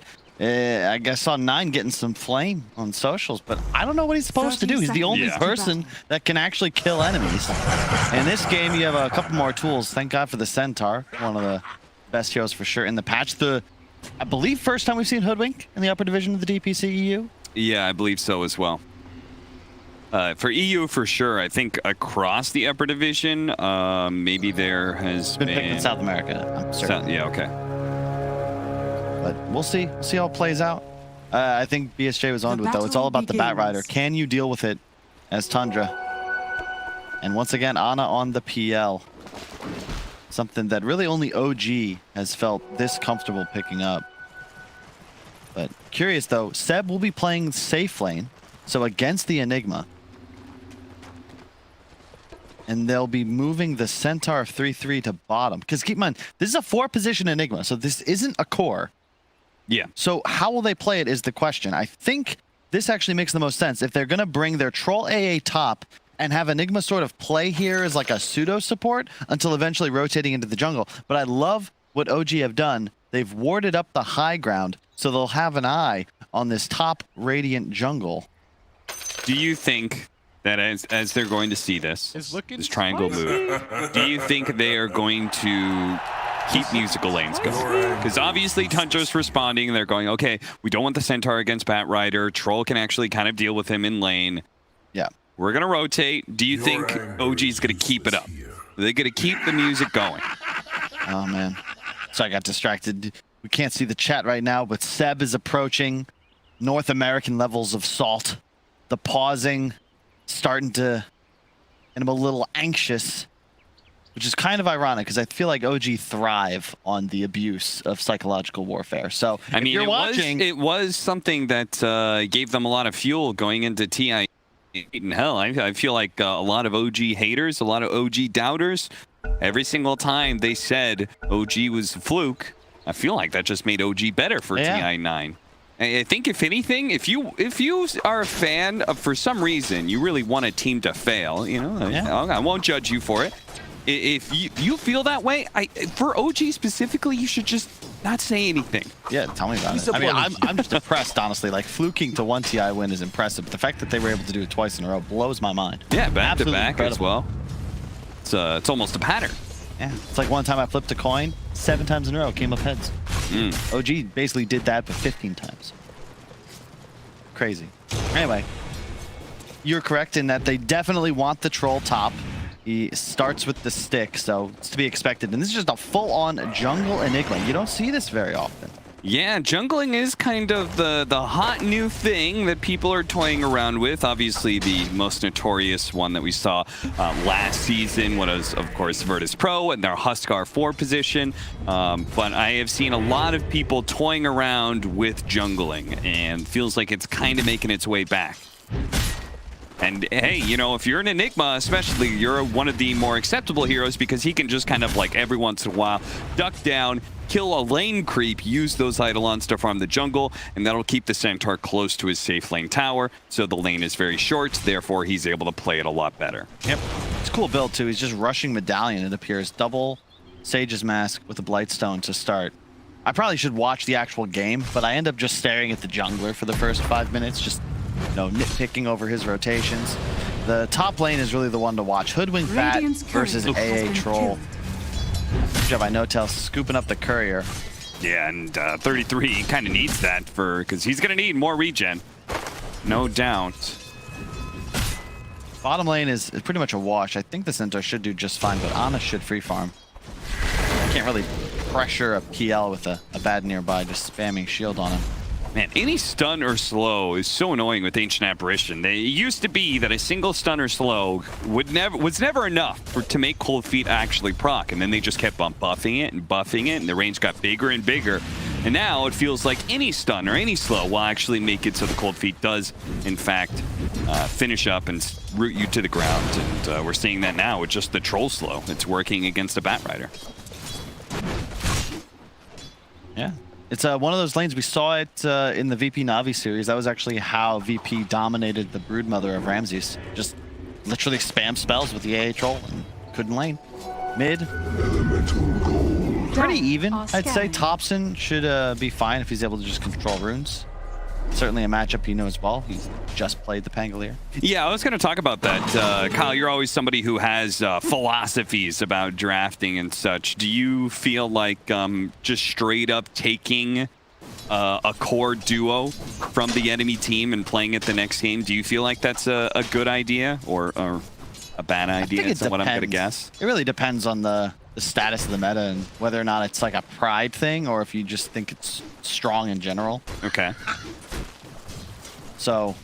So in this case, is Pango Centaur, do you think that's strong enough to warrant, like, okay, we're just going to straight up take that from OG? The and try it out for ourselves? Pangolier is the only real question mark, but the panel was, discussing it. Like, there really wasn't much left for 9 in his hero pool. Yeah. And for what they needed in the game, this does seem like the best fit, and it's got to be fresh, too. It's proximity, right? It's like, okay, OG just played this. They obviously have faith in it. I can play it. I know this is something I like, and I can win the mid matchup, exactly. Which is what he's currently doing against Thompson's Void Spirit. It may not be the best answer to Batrider that the panel was looking for, but it is an incredibly good answer to the Phantom Lancer. Yeah. Right? And it is nice in the sense that you can always fight in the mid game. OG's lineup is very single target focused at the moment, whereas Tundra, your team fight's actually just absurd. And top lane, they were doing quite well, man. I'm telling you, the AA, we're going to see more of it if it continue to dominate lane so hard. I did not expect Bat versus Troll should, in theory, be Bat favored. Now, his laning phase was nerfed, and obviously Trolls was buffed, but still, this is pretty dominant. Went out from Skeeter. Yeah, the European servers were having some problems yesterday, so while I was waiting, I did watch a BSJ game, and he did indeed play Ancient Apparition. It's, he didn't want us to tell anybody, but a big part of why BSJ is continuing to grind up the MMR is because he's just supporting, in his own words, his superior European players. A lot of Warlock, a lot of spam healing, but with the right cores, it can work. Oh, there's our first blood. Soxa looks like he got found. There you go. Somewhere in the trees over here, and the Troll Ancient Apparition duo once again finds a kill. So you're saying he just like cranks up the European anthem and yeah. Instead of commanding his teammates like he normally does, he bows to their will. Can't be a leader all the time. It gets exhausting. Ana's absolutely crushing it. I did not realize how many denies he had. 24. 24 denies. Yeah. Yeah, this is a 2-on-1, but he's keeping level with the Centaur's XP because of that denial. Yeah. Oh, rolling up. Oh, he just hit 6 again. Thompson, are you kidding me? Okay, he's just going to be able to jump away. 2 games in a row. What died this time? A creep in the mid lane. Really? He was close enough for the experience for that. Yeah. That's crazy. He's going to go in, maybe clear these creeps, no? Well, they do scout out a ward because of that. This is a cool move from Stinky. The catapult wave, he might look to pressure mid here. They're going to try and force Thompson to use a couple more of his mobility spells. Didn't expect him to be stunned up as he comes out of the dissimulate. Looks like he just timed it slightly wrong there. They're going to try and chase No Tail here. They slow him again, and he just barely gets out of range here. No, 9 is in deep right now, and he doesn't actually have shield crash. He's using the procs here to be able to keep Thompson at bay. He's going to be fed a healing salve to be able to stay alive here a bit longer. Bit of a back and forth close call, but the Siege Wagon does stay alive. They're going to continue this pressure. Another dissimulate, another jump away. Thompson, he'll be fine. Everyone's mid now to try and deal with this catapult push. I think that was a salve from Soxa, if I'm not mistaken. Talk about supporting your mid player. Thompson also knowing his limits. Really spooky. Almost dies to the cold feet coming out of dissimulate a bit early, but well done. No Tail, No Tail's running back to base with like 30 HP, absolutely 0 mana, did everything in his power to keep his Void Spirit on map and in game. Now grabbing an Arcane Ring, that is the dream for Thompson. So while Anna has done a very good job with all these denies, Centaur is the lowest core in the game. Enigma is 2600, right there between the Batrider. Anna has a Midas. All right. What do you think that says about this game? I think it's more about what Ana thinks about how he'll win the game. Very dead hoodwink, yeah. Because in the previous game, it was all about the timing with the hood and the diffusal hang on 9 and some trouble. He'll just probably ult and get away. Yeah, he'll be okay. And he managed to grab a regen rune there. 9. He guessed correctly, went to the right side and uses his Rolling Thunder perfectly timed to be ensuring the power rune. Okay, so previous game, it was the diffusal, timing, the hood, it was a Sanjanyasha into the shard, and then it was like, okay, Ana's just killing everything. But this is a troll, so the Battle Fury at some point kind of comes online and really starts to deal with your illusions. And I think this just kind of guarantees that hyper late game PL where all of a sudden the illusions just straight up don't die. Okay. Because if you consider it's a troll and a Pangolier and a Centaur, plus then the black hole potential as well. Like you're really never fighting Tundra in the mid game. It's not possible. So this puts your game, your win condition way back after like 30 minutes plus. So if that's the state of the game, then you might as well just buy a Midas. It's also just Ana, like he just does these things. You think experience is a factor? I was looking through his talents. He does have the 15 talent, the 16% evasion. I guess the other big one would be obviously level 25, where you get the doppelganger cooldown. I could see both of those being more effective against troll than normal, but I think, and you also, because his other two cores are Bat and Void Spirit, they are very much hunter killers. This is really not a game OG are ever going to be trying to fight in a 5-on-5 walk-at-you battle. Tundra have just such an incredible teamfight lineup that you're going to be playing split map no matter what. I expect Seb, yep, he's got him queued up. The bots build, probably into a Blink Octarine. Like, they're 100% just going to split the map. okay, so Reminiscent of Liquid TI7, you know, just playing corners, making it annoying for Tundra to get anything done. So in order to exploit this, we want to see Tundra start taking some towers and actually taking some map control away from OG to punish them for what is a very farm-heavy build so far. Yeah, for sure. It's tough, though. I mean, Notel's doing a great job just kind of hovering between his two lanes. And Noxa here is trying to keep these towers alive. The Ice Blast, they need a little bit more damage. Is he actually going to take out? I think he might. It's going to be a little bit close. Snake King, they're going to give him the Stampede to be able to run away. The shot from long distance snipes out Snake King. He's slowed down to a point where he will die to Seb. Nice moves. It's, again, Tundra just... We saw this in the first game, too. They get a little over-eager for these with these tower dives. Again, it's on the stock on the 4 position. I feel like there's a pattern here. He's constantly the one defending. His team just rotates over, and everyone gets away. So look at Notel. He's trying to pull this creep wave out of the way so that the siege wagon will die. He really wants to keep this mid tower alive. Fortunately, there's Noxa to be able to cover his back, but the tower still falls. Don't actually claim the last hit on it, though. Notel, Ice Blast, it lands on him, but he's got his shield to protect him from the damage after the fact, so he's good. I mean, this OG, it's the Ana show. It's going to be the name of this game. Already 1,400 gold ahead of the pack. Treads, Midas, Diffusal will be the item choice. And I was talking, again, backstage. Apparently, it is all the rage in China now to just buy Diffusal first item. PLs, Ursas, even Trolls at times. 9. Gonna be pulled back in here. Didn't actually get the grab there from the squirrel, but Thompson, he's gonna find himself, and even as he kills the enemy mid laner, is traded out thanks to the fact that the troll is right there. The bushwhack not connecting there earlier. That was the ability name. Be careful up top here. Don't want to get too many napalms on you. No-Tail is on the way. Well, Tundra is kind of doing exactly what you wanted, Kyle. They are taking towers early, mid, now top. Have center ulti. Gotta be careful here. Firefly's gonna run out, and OG, they're not gonna go for this anymore. Look at that, a arcane rune gonna be saved by Fada for 9. In fact, he smokes up 9. Where are they going, though? Do they have wards? They have wards to place. I guess so. I'm not opposed. Where do you go? Are they really going to try to set up on Ana? That's really their only play. They have Stampede. They've got a lot of spells they can blow. Yeah, Enigma's going to TP in. I love this. You're going to need to blow a lot of CDs. But you can just walk out and catch him with the black hole right away. He actually cuts a tree and may have actually spotted something here. Ana. Black hole going to be faked down for a second. Snake King catches him now after the fact. And now it's still going to be stopped here. And Ana does manage to get into the trees. Doppelganger up in 1 second, but he's going to be rolled over quite literally by 9. A shot there is going to be going out to finish up Fada, but they're going to be chased down here. Fortunately for Seb, he doesn't get slowed down there by the swashbuckle. And now 9, he's extended a little bit too deep. This is looking like Tundra all over again as Thompson finished him off. 33.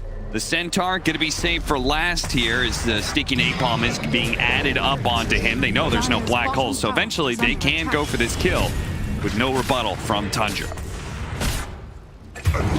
Really well played. Hey, OG just on the outskirts. I think they're going to get snaking too. Look Looks like the Ice Blast is going to come in, and Soxa is going to die here, but they might be able to get 2. Nah, Fada. They've already used Lasso and stuff. Seb doesn't want to push it much further. It was still a big victory for OG, that bottom lane fight. Yeah, they lose Ana, but he's still so far ahead of the game, and so many spells are forced to be used on the PL. Like, they set it up, but to your point, if Snaking maybe can force that engagement under the tier 1 instead of allowing so much space to be all, like, look how much distance Ana gets. Look how far away his team is. See a couple of teleports coming in. Sox is there for the immediate interrupts, but that's only because he's so far forwards.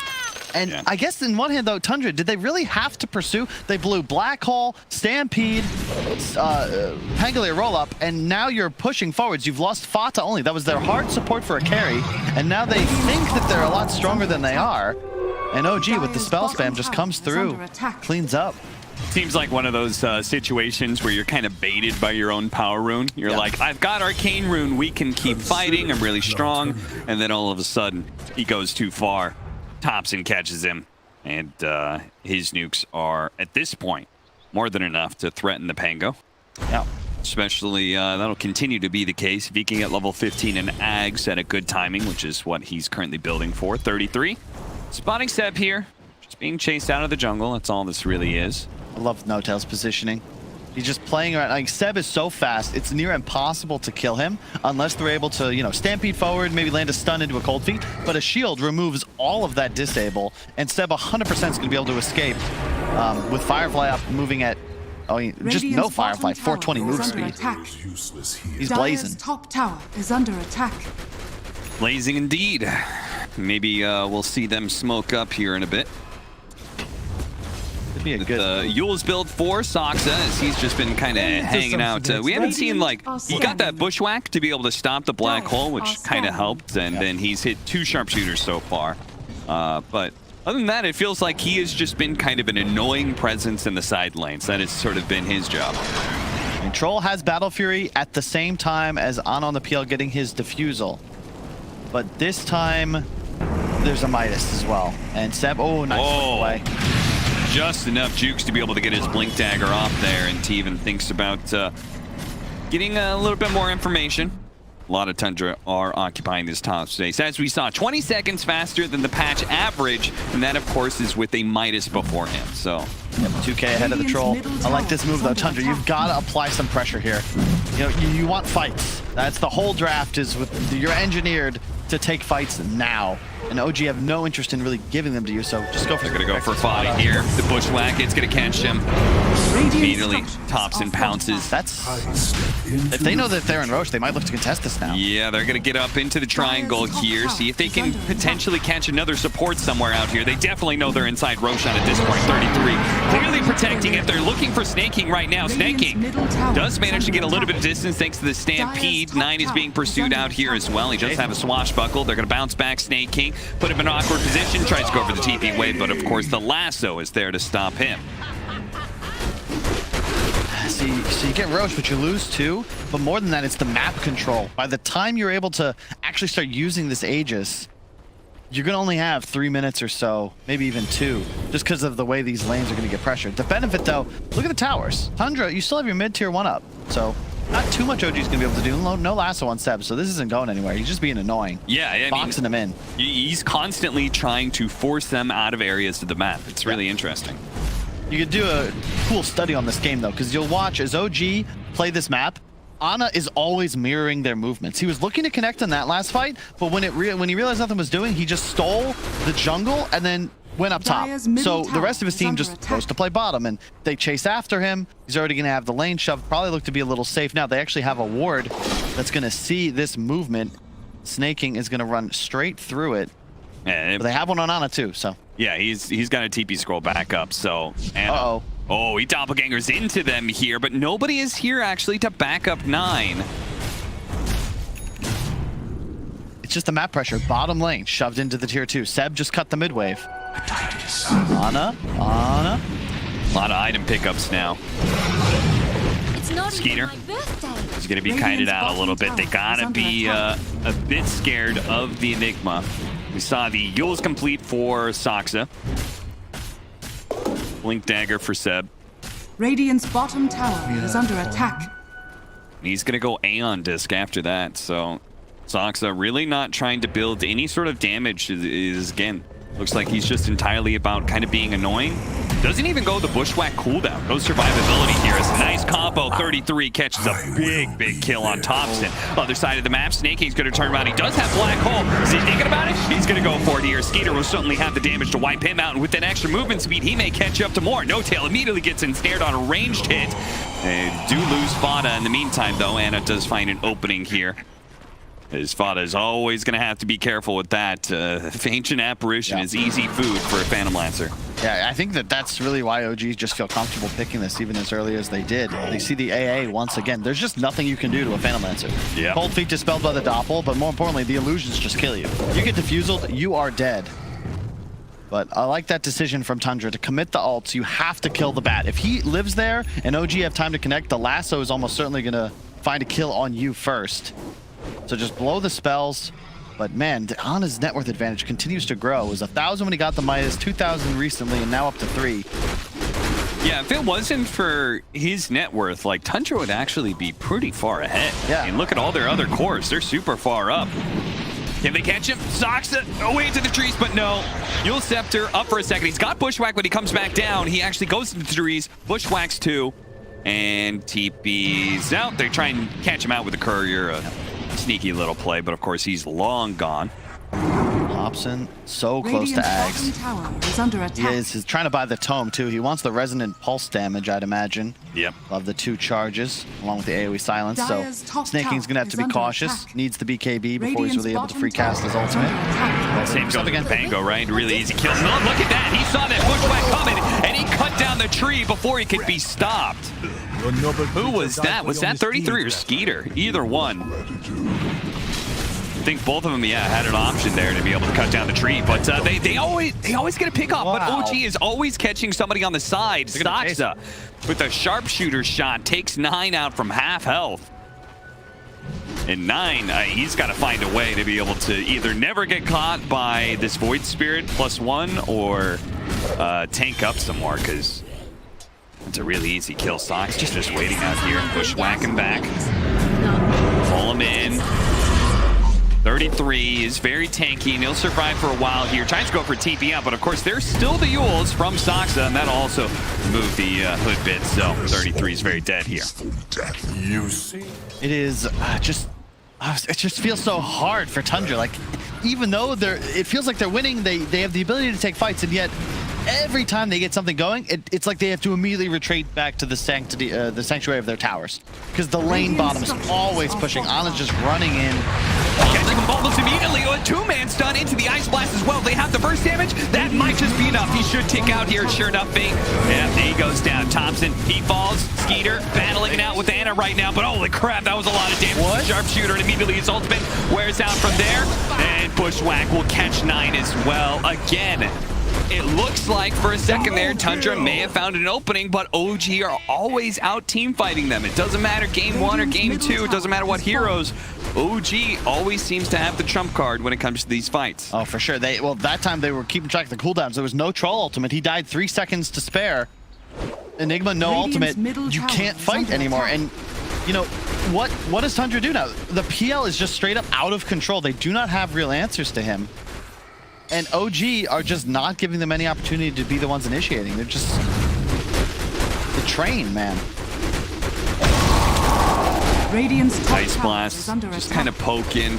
Radiant's Nobody's structures really that are close. fortified. Just snaking on the side here, ready to go with the black hole. Finally, some other Tundra members are going to be approaching soon, but as they start getting close, OG in turn backs up. So,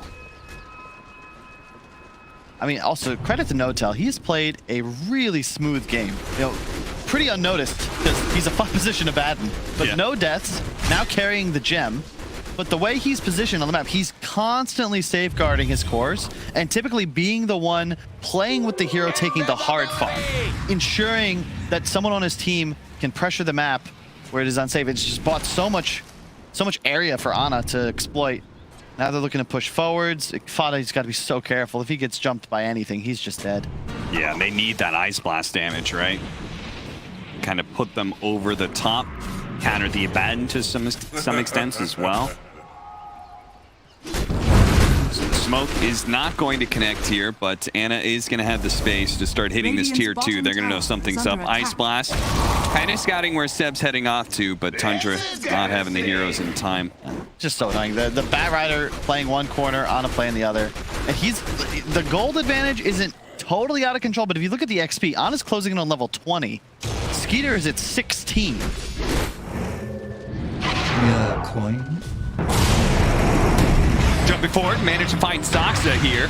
They're gonna blow at least the Rolling Thunder to catch him, and maybe No Tail as well. Actually, No Tail, he's gonna bounce back and catch him a second time.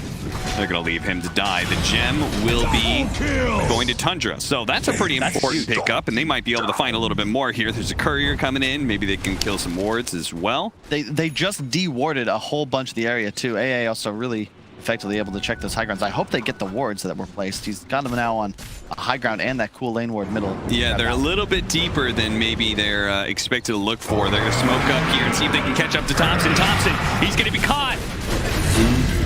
Malefice is just a second stun that allows 33 to be able to get in there and hit the stomp.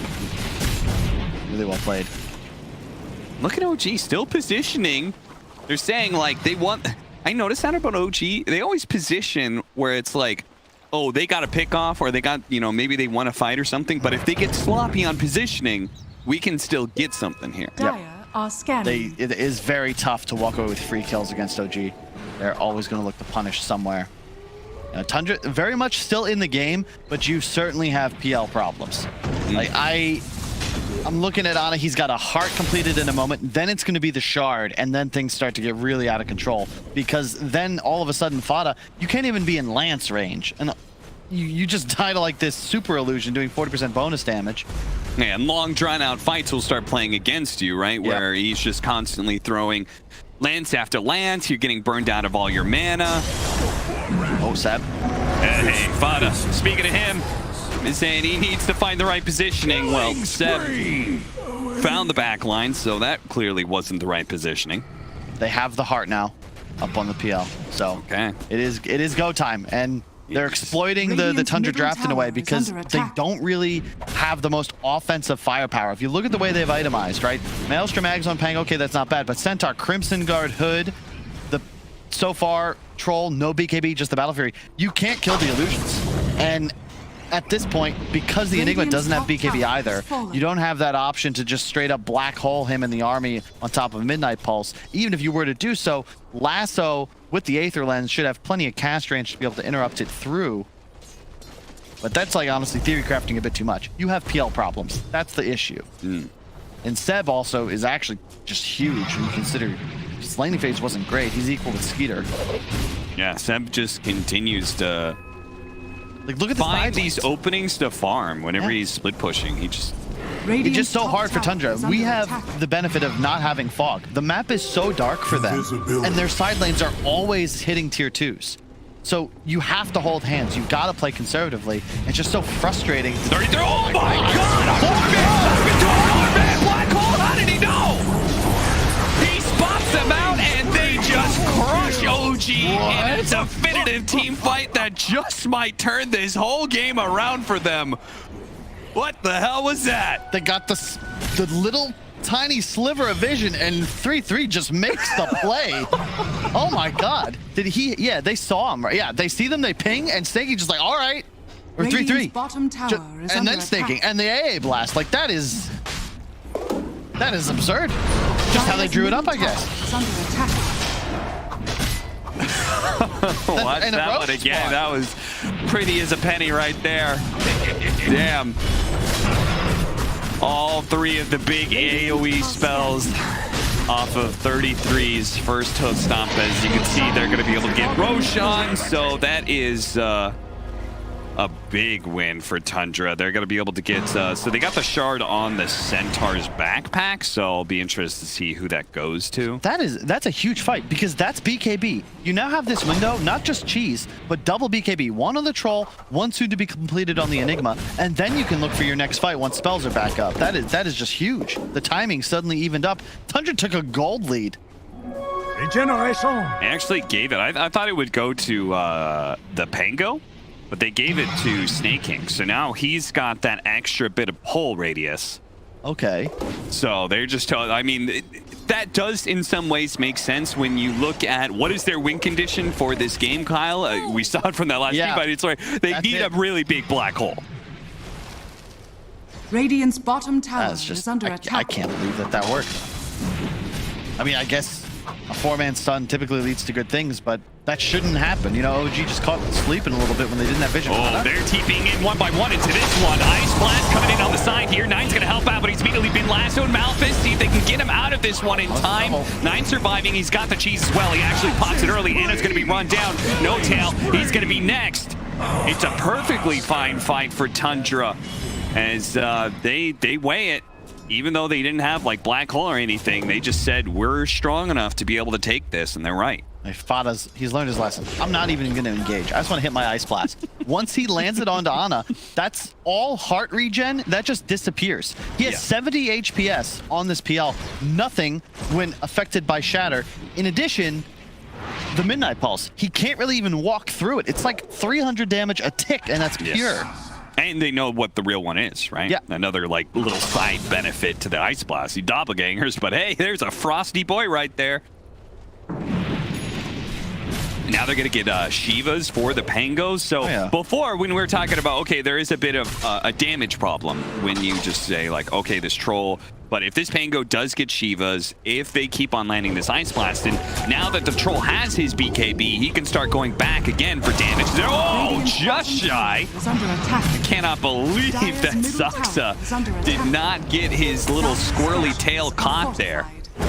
Skater does have Aegis and BKB, so OG got to be very careful on how they approach this fight. Seb, he's playing around with the flame breaks, burning away at him constantly, adding up the sticky napalm. Look at how long it's lasting. He's got another one coming in. He's actually going to burn down. He's going to pop his ultimate to try and stay alive here, and he's going to be pulled in deep right onto No Tail. Immediately pops his ultimate. The Ult Scepter going up in the air. Skeeter only having healed for a little bit. Here comes Nine. They've got some reinforcements now, and Skeeter is still going to find himself possibly losing the Aegis, especially if they lose Nine here. A black hole going out, though. Catching the two with the Ice Blast over the top. That is going to be the cores of OG. Seb even getting pulled back in. He goes for the lasso and sure grabs the Enigma, but the damage is already done. OG have lost the fight. I think they might have lost the game, Cap. Seb, he was trying to make the play. He's the only one that can interrupt the black hole, but really nice blinking from Snake King. Positions in between him and the bat. There's no way to cancel it. And as you're in Midnight Pulses on it, you get AA blasted, you're 100% dead, done for. And Tundra, like, they just won the game.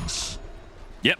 I mean, you can't win that many decisive fights and still keep the game alive, really. Like, maybe they won't have to GG out entirely, but they're certainly going to be losing a lane of barracks. They're going to be down a large amount in net worth. So OG, true to OG style, they're not going to call GG or anything, but it is going to be a very tough climb back. I can't believe it. As now Tundra has the advantage of space and time. Quite literally as well, where I was trying to say that they can just kind of like play back to their side of the map, farm up, and then just wait for Black Hole to be back up again. Yeah, OG no longer able to play the sides as they were. You see the net worth, I mean, it was skyrocketing for Ana until those fights. And now that you're in this position where Tundra can actually press base and force OG to fight them head on, it's just getting harder and harder. The shard available now. We saw like the shard on bat's actually pretty sick. It's doing some work, adding the napalm charges and also then the that was insane. Like he just 100-0'd the troll from a distance. So OG very notorious for being great team fighters. That's why they were able to make so many comebacks at TI8, for example. Looking at the way these fights are going, what do you think OG is identifying and like what needs to change? I mean, in this case, No Tail's just out of position, right? Like, he can't be exposed. Oh, stop. Going out 33. Anna does manage to escape this one. He hops onto the high ground. Not sure where he's going to go for. He's got to get away from Nine, but they spotted him. They managed to hit him with a stun. The Ice Blast, and Skater rips him apart. No Tail, he's going to be up next. And now it's just a free-for-all. Grabbing whoever they can. Saksa on the run here. Tries to TP way inside of the trees. No such luck. The Disc It only delays the inevitable as he will be dying in the forest he loves so much. Even Thompson is being chased here as they still have Black Hole. Snake King telling Thompson he's not going to have anything for free here. Throws it out. Thompson is still going to be found. Hook stomp just in time from 33, and they are going to throw down that Black Hole. They say it's worth it to be able to kill Thompson here. Another dissimulate, jumps over to the side, but the actual step, even if he got it off, would only take him so far here. Tundra, they are on the march to the Dire base. They get the team wipe the hard way. And OG, notorious, they do not GG out, but it is looking grimmer and grimmer by the moment. Tundra just straight up the one four-man stun. Like, that just turned this entire game. Since then, they got Roche. They've taken every single team fight since. And now it's 4 cores against 1.5. Because Ana, like, they just have a Gatling gun. They're waiting. They see the PL. They aim everything. He can't survive. He catches any disable. The AA blast comes in. To your point, they know exactly which one's real. And he's done for. So okay, so if OG, they have any chance of being able to turn this game around, they gotta make it so Ana's not the first one in these team fights anymore. Yep. They need a lasso. What it feels like, right? They need to be the ones initiating. They have to somehow find the kill. It's just easier said than done. And if they do lasso someone, that means that the Snake King ultimate is uncounterable. They have absolutely nothing to stop it. Yeah. And then things are spooky because, well, if AA is still alive, like Enigma ulti plus AA blast is enough to do a whole bunch of work. Well, you say if AA is still alive, that's looking more and more likely now that he's got an Aeon disc on his side. That's very helpful. Don't want to forget the Octarine core that popped up on the screen there from the Enigma as well. He's also going to be going an Aeon disc. Tundra really just itemizing to make sure their more key team fight supports here are just not going to be bursted down if they're caught out of position. Yeah, you can see the line drawn. They know Sox is up in the trees, trying to find him. See if Sox's squirrel powers become safe. Well, what I don't like about this hero, that right there. What, casting and farming? Casting 2 spells and not being able to kill a creep wave. It's unfair. It's super. Yeah, it's super creep. So I'm just telling you that is a constant problem for that hero. You maxed out both of those abilities and you're left getting 2 creeps out of every creep wave or something. You know, it's just. That's not Radiant's fun. bottom It feels a little tower rough. is under attack. Radiant structures are fortified. See, Roche ends up in 3 seconds. That'll be Tundra's next move. Look at Anything? OG. Just plan it out here. Someone's Someone's going to defend, right?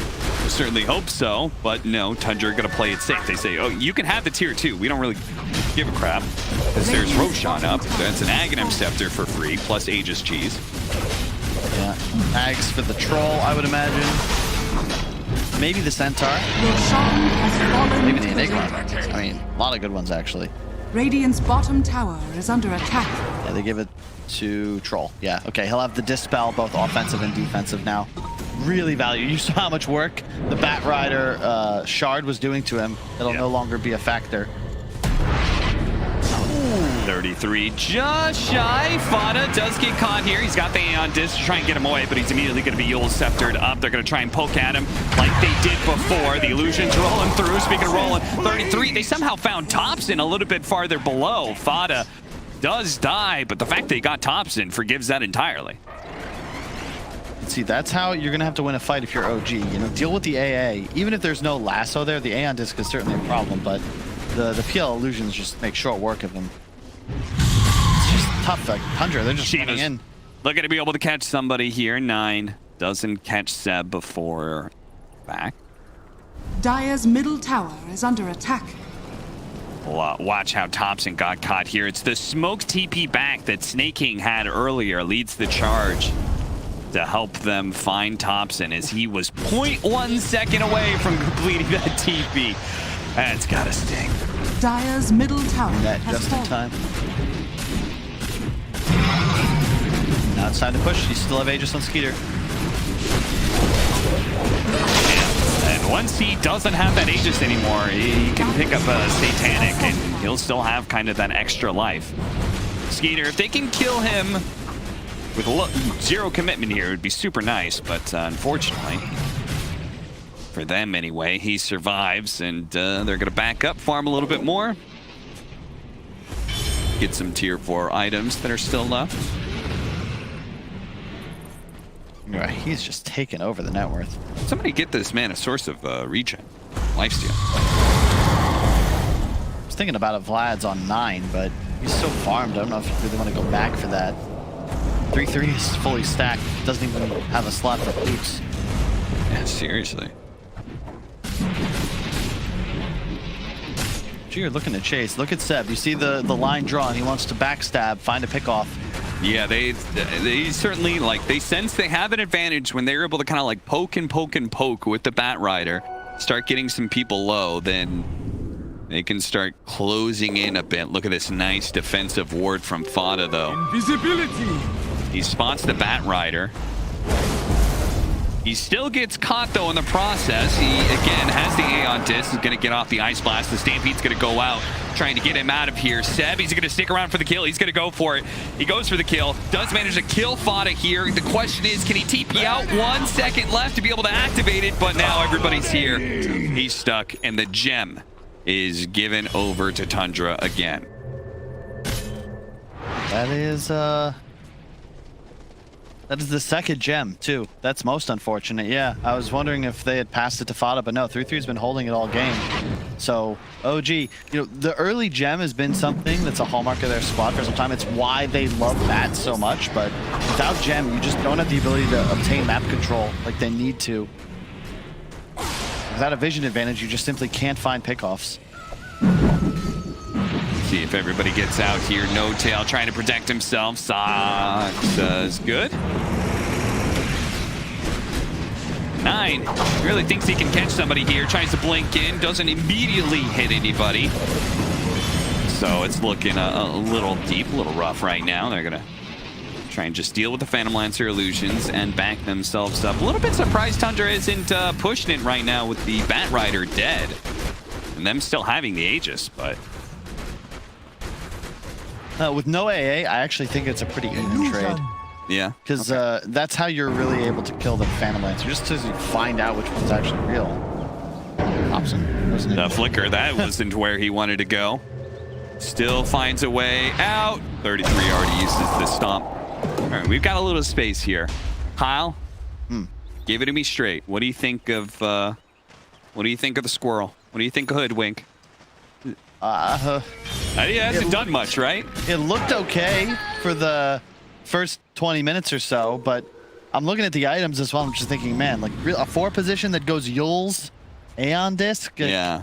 If you can't live running through trees, it's a pretty just tough game in general. I think the lack of aura items is kind of hurting. I mean, I have no idea, honestly. I have never played Hoodwink in my life. I've seen it played as a core quite often. As a 4 position, it's just cute. I've also never seen it win as a 4 position competitive play. I think my brother's team picked it a couple times. That didn't work out so well. Sneaky, sneaky. Thompson back and forth with the actual steps, but now he's been caught. He used both of his mobility spells. Aeon Disc, he gets run over. The flicker, he's really hoping it would blink him the right direction, but he's kind of stuck here. It activates it again, but there is not enough small little blinks in the world to get him away from this troll. No buyback. You're at a point now as Tundra. You can chill and relax, but at some point you got to think, hey guys, we're pretty strong. We can go push. Yeah. Like they have everything they could possibly need on their Enigma, with the exception of maybe a BOTs, which is queued up next. Seb with the smoke here. Maybe trying to cut a creep wave. That's about it. All he can really do here. Anna can deal with the incoming creep wave thanks to the Spirit Lance and the Shard. So they will stall Tundra here. There's no other creeps that are coming in anytime soon. 33 immediately tries to jump in. He managed to get the break on the troll here, but Soxa is probably still found. Rolling Thunder doesn't actually quite land. And Disc is going to go off the Aphotic Shield, trying to get him into the trees best they can. They spot him, though. The Stomp is going to land. The Bend and the Hoodwink are both dead. Both supports down on the side of OG. They're both going to buy back. But Thompson still needs another 20 seconds. They start their initiation on to Snake King. They got to get him out of here. Save the black hole as best as possible. 10 more seconds till Thompson's back up. OG may want to chill out for a second here. No Firefly up for a bit from Seb. But then again, he's got the flame break. Uh-oh, he's been spotted. They've got a war on the high ground. He's been Malphist up. Ice Blast on its way, but fortunately he was able to get away from that troll. The Bushwhack managed to control him up. Soxa, though, he just bought back, and it looks like the Hoodwink is going to be dying at secondary time here. Snowtail trying to help him out as best as possible. Meanwhile, the Black Hole's being used on the side to be able to control the Phantom Lancer. Got him down to half health. Thompson's right in the middle of things. 9 immediately pops his cheese to make sure he's not going to be bursted down. But Anna, bit by bit, being worked down by 33. Now Skeeter's going to be joining into the mix. They do have another stomp that could be the finish of it. He doppelgangers up to the high ground. They get the Avonic shield onto him, but 33 will not let him get away. 9 right on top of him as well, and the AoE damage is enough. And it goes down. Immediate buyback. OG are all in on being able to win this team fight. They finally managed to finish up the Enigma, but he didn't have Black Hole anyway. Malphus, that'll be enough to catch Seb anyway, and they have to just full out retreat. Another buyback. OG are completely out of buybacks at this point. And Anna, his last hope for him. He's got a doppelganger. He can try and get away to the trees here with no Black Hole and no Ice Blast. Can he actually win the fight? Shark bouncing over 9. He's going to be caught by the lasso, pulled back into his doom. That's 1 down. Tundra holding out with Skeeter and 33. Anna and Seb on hot pursuit, just keeping their distance, but keeping the damage going. Skeeter using that Dispel to immediately manage to get a bash onto Thompson. The buyback is going to come in from 9 here as he approaches the outpost. He's got a way to be able to join the fight. They're looking now to be able to catch OG, but they're on the retreat. Slowed down just a little bit by the Lucky Shot. He's going to jump to the high ground, but 9 will pursue. Rolling Thunder's in, catch them. 33's right there as well with the stomp immediately following. Another Rolling Thunder, another one potentially to follow it. And even after that, Skeeter, they're trying to find the real one. Anna, trying to be as deceptive as possible, leading Illusion away. That is actually the wrong one. They turn around, realize the real one's somewhere around here, but he's got a fresh doppelganger up, but the Illusions, they just get wiped out almost immediately as now Anna is going to be dying here unless the doppelganger waits to the side. Can Thompson bail him out? 33 gets the stop, a little bit more damage, and that's it. Dead for 2 minutes. The carry of OG gone. Thompson, immediately the GG is called as Thompson. He'll die as well. Skeeter having a great time as they do manage to bring down OG after what has definitely been a little bit of pre-game tension between these two squads, between the tipping and the all-chatting. I think Tundra, they're real happy to get a victory here. Oh, yeah, for sure. Yeah, that was a hell of a fight, Cav. I was like, I'm just hanging out as a fan.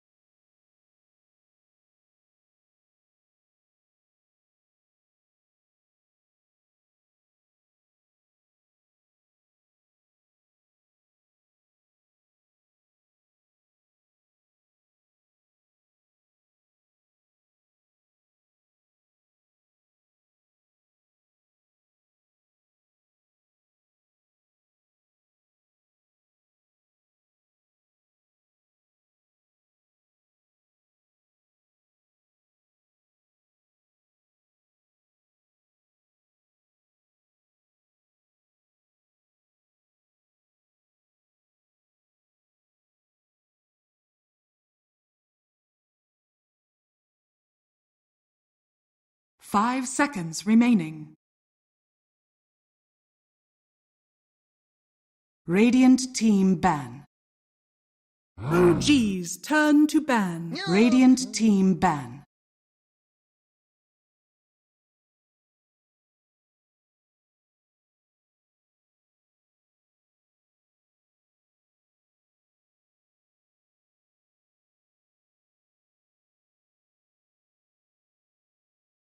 Ten seconds remaining.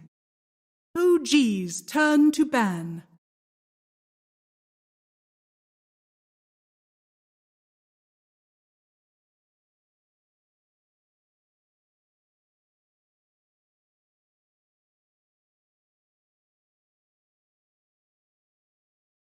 Ten seconds remaining.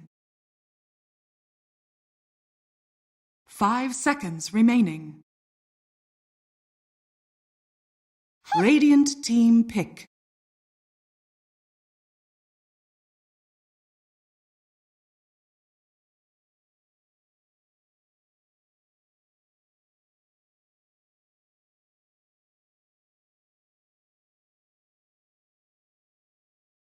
Ten seconds remaining. Turn to pick. Ancient apparition.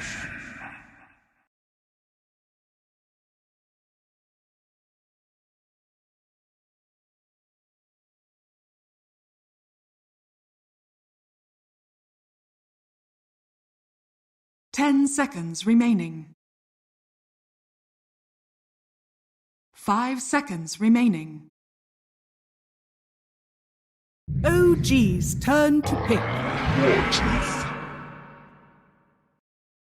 We have seen both teams take a game off of each other, and we are about to find out who will take the series. It's Game 3 for OG and Tundra. You're watching Dream League Season 15, powered by Intel. It's the upper division of the Western European DPC League, and I'm hoping that Game 3 is going to have a little bit of the Game 2 flair, because I did really like having a little bit of team fights upon team fights. We're in the draft already here with ODPixel and BSJ, and we got OG going for the Centaur Willow. Want to point out again that we did say earlier that Thompson has been spamming Willow in the mid lane in his pubs recently, so that is a possibility.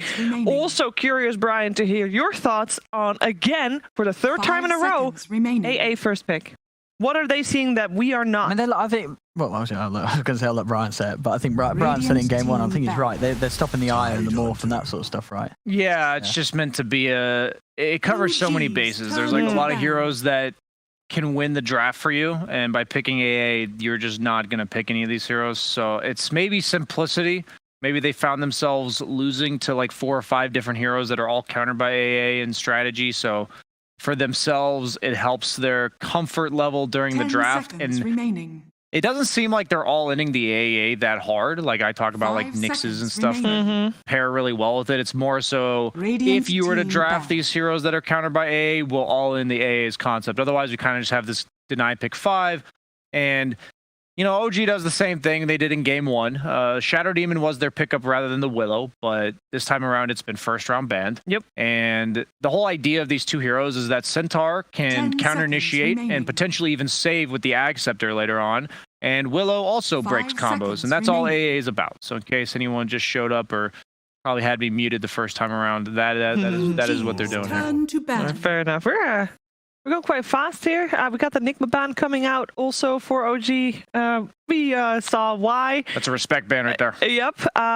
Another respect ban. Phantom Lancer, second phase ban. Of course, OG doesn't want to pick it first phase again because it didn't really work out in the game before. So ban that out too. Juggernaut removed, and I'm going to say that I think there's going to be probably a lot more cores banned out in the next couple of bans. Would imagine so. Yeah, these drafts are very open. It's like, yeah, we see 4 heroes, but there's no clear-cut game plan by either team just yet. There's no win condition. Good team fight. That's all there is so far. So what are we going to pair with these? I think there's a lot of mind games that can go on in this second round. You don't have any core you're trying to protect with these bans. You're just banning out what they have used in previous games, or just generally what may be like a really powerful 7th pick for OG, like a Jug. You know, it's just a very nice, safe pick, because OG has to make sure they don't lose the draft here. And then Tundra has to claim enough of a lead in the draft that OG can't claim it back in that 10th pick. Dynamic we always see. Getting rid of the Void with AA, love it. It's a very hard combo to play against. All the bubbles. Very much bubbles, circles. Is there any circles still left? I mean, I don't really want to see Tundra go for the Mars again. Didn't really work out, and I don't think I feel like Mars just kind of does the same as Tide. You know, if you've got Tide, you get someone else in your mid for 9. I like Wraith King a lot. 5 seconds remaining For Tundra. I know Skeeter. Oh, yes. And, goes well with AA, goes good against Centaur Willow. He's probably his most played last patch, or last season at least. Last season for sure. He hasn't been able to play it this season yet, but I do believe he's been banned out against Tundra quite a few times. Last game was the first time I've ever seen Centaur Shard. Like, I thought it was always pretty good, but I've never seen it be as good as it was last game, where 33 was able to get 5 or 6. I don't know what the max is. I think it's 5 or 6 full stacks of the strength percent that you get every time you use double edge, and it refreshes itself. I think he was at 6,000 or 7,000 health, so that was pretty nutty. I wonder how that interaction works with Ancient Apparition. Like, is it a heal? You know, like to give yourself extra strength? I don't think it would. So I think it would. It would not give you extra health, right? No, but I think it's not a heal, so it would. You would gain your main percentage. Because you gain strength. Because I don't think it would be counted as a heal. Yeah, it's interesting. I mean, stuff like that, I have no idea. Yeah, the magic of Dota, all these little interactions. What have we got for OG? Do you think they'll settle on another Abad in this game against the Tide? You know, pretty much the best support to save yourself and a +1 against the Ravage. I would almost like a... I guess you don't want to do the save supports. Oracle's still okay against AA just because of the false promise interaction. Turn to pick. I'm also fine if they were to go like ET and just punch this guy. Okay. Goes well with their lineup. They already have pretty decent catch, a lot of long-range magic damage already. ET is very nice with Centaur Willow. The thing is that most of the time when they play ET, it's normally Seb. What? Why do they keep picking Anna's hero here? You know what, man? I respect it because I'm here and thinking. You don't sound like it, Brian. No, when I say respect. Why do they keep picking out? When I say I respect it, it's like PL's a hero I don't think you should be able to 2-3 and get away with. I mean, Slark against AA, man. It's actually really hard to play Slark because if you get blasted at any point, yes, you're kind of a mobile hero, but you do rely on kiting the fights and regenning, and it's somewhat easy to AA blast you if you ever go in with Pounce. So it's like, it's one of those things where if Slark was being picked into 8 heroes and you saw everyone and you're like, it's just AA, it's a fine thing. But if they have like a setup stun now that's pretty instant, you can get bursted, and that's what Slark has an issue with. So I'm like, okay, nice against Tide, but can't they somehow punish this? Like, I mean, I gotta agree. Playing it into AA is the most miserable thing ever. You're right. There's no excuse for the AA to ever miss the blast. You're always going to get the blast on him, and then at that point, especially if there's any AoE damage, you know, Shadow Dance, it doesn't matter. It's not going to save you. You are going to die. Yeah, we of course have seen Snake King play Lion quite a few times. We saw it banned out previous game or the game before that against him. Still cool this time. Yeah, Line Tide definitely a classic for sure. Lina? They're taking in heavily into their bonus time though. Lina's still in the pool. That'd be more lane centric. Shadow Shaman, I think, is reasonable with Tide. Similar idea to Lion. It's like not quite as good at the disable front, but you don't have any tower push from the other 2 heroes. Yeah. OG's turn to pick. And they'll go for the Leshrac. Oh, I love it. Against the Slark, it's just so annoying. It's AoE damage. You're trying to go in on this Lesh. Magic comes out. They'll get one of the saving heroes. You have to pick Oracle here. You actually have to. Otherwise, Slark's just going to die. To Lesh AA, you can't enter without Oracle. So, is it enough to like enable Slark? I'm about to find out. Part of me wants them to lose because I'm just like, you can't third pick Slark into an AA and one of the first 2 heroes. No, it looks hard. It looks really tough. Tundra definitely so far with the draft advantage. Even though they lost game 2, like I feel like OG still had all the tools they needed to win game 2 despite picking PL second. So it's like, I'm impressed by their ability to early pick what I would consider situational carries that you can't just pick into anything. So Lifestealer isn't the best versus Slark, but you don't want to all-in counter the Slark. You know, like you want something that is only going to have its own good game. And as of now, OG legit has no damage to kill Lifestealer with until Slark gets like 20, 30 stacks up. But because you have AA Lesh, you're probably banking on the idea that the fight isn't going to last long enough. Yeah, and I love seeing Lifestealer with these sort of other cores like Lesh. You know, these heroes, you know, Lesh, he needs everything to be able to save him. If they all in on the Lesh, Lifestealer can help out. Yeah, he jumps in, that extra bit of a boost can make all the difference in these team fights when, you know, OG's trying to kill this Lesh whilst, you know, the Slark is protected, whilst he's false promised. And certainly if the Lesh is able to live long enough, the Lesh will clean up these fights pre-BKB on these cores. Can you cookie people out of pounds? No. It used to work, but you cannot do it anymore. It like cookies you, but you like jump up and stand in the same place. Yeah. 5 seconds remaining. I still think they need a stun though on Tundra. Like, yeah, great, you have Split Earth and Ravage, but any hero that goes first. I don't even say you need a stun. You need a hero that goes first. I mean, in that case, like it was a hero that can get the Slark off of him. The clock. That's why Clock would be okay. Or a ranged hero. Like you don't want. If you pick Spear Breaker tied into Slark, you're just gonna get Orb of Venom clicked and just lose the lane really hard. Radiant team pick. So they go like Nyx and Clock can kind of defend themselves as opposed to a Spear Breaker. It's like I don't hate Spear Breaker for the game plan. You know, you can buy into that, but I also think if you're gonna see a third pick Slark, let's try to punish it a little bit. Let's get that Shadow Shaman up. I think it would own this lane. Gives you a disable against the Willow too. Matters. Any sort of hex.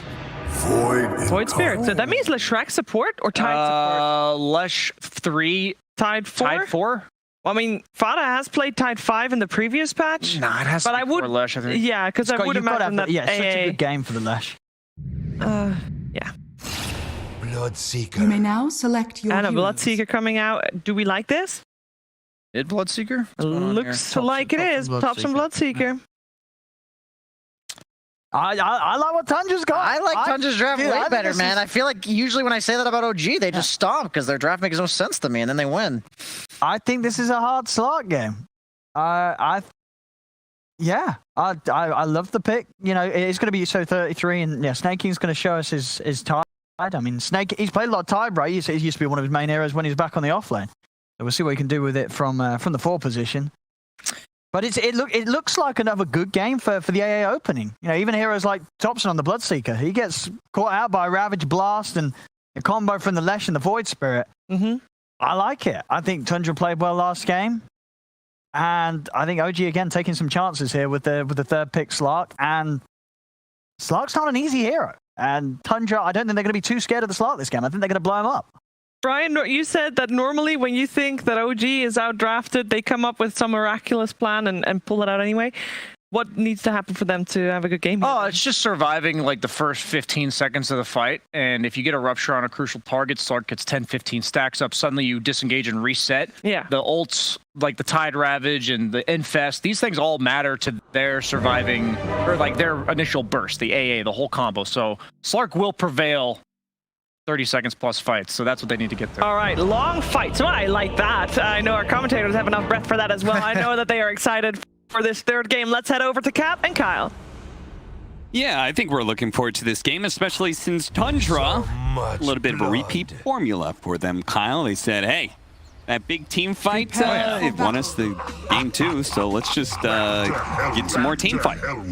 Yeah, they once again have just such a huge damage advantage. Their AoE is absolutely nuts, and of course will be boosted up by the Ice Vortex. Fada is going to litter all over the battleground. And I do like that they pushed Snake King to the 4 position Tide. Traditionally an offlaner, he's got a lot of experience. And in a way, he's sort of playing the Enigma role, right? He doesn't have to initiate with the Ravage. He's just going to hold it.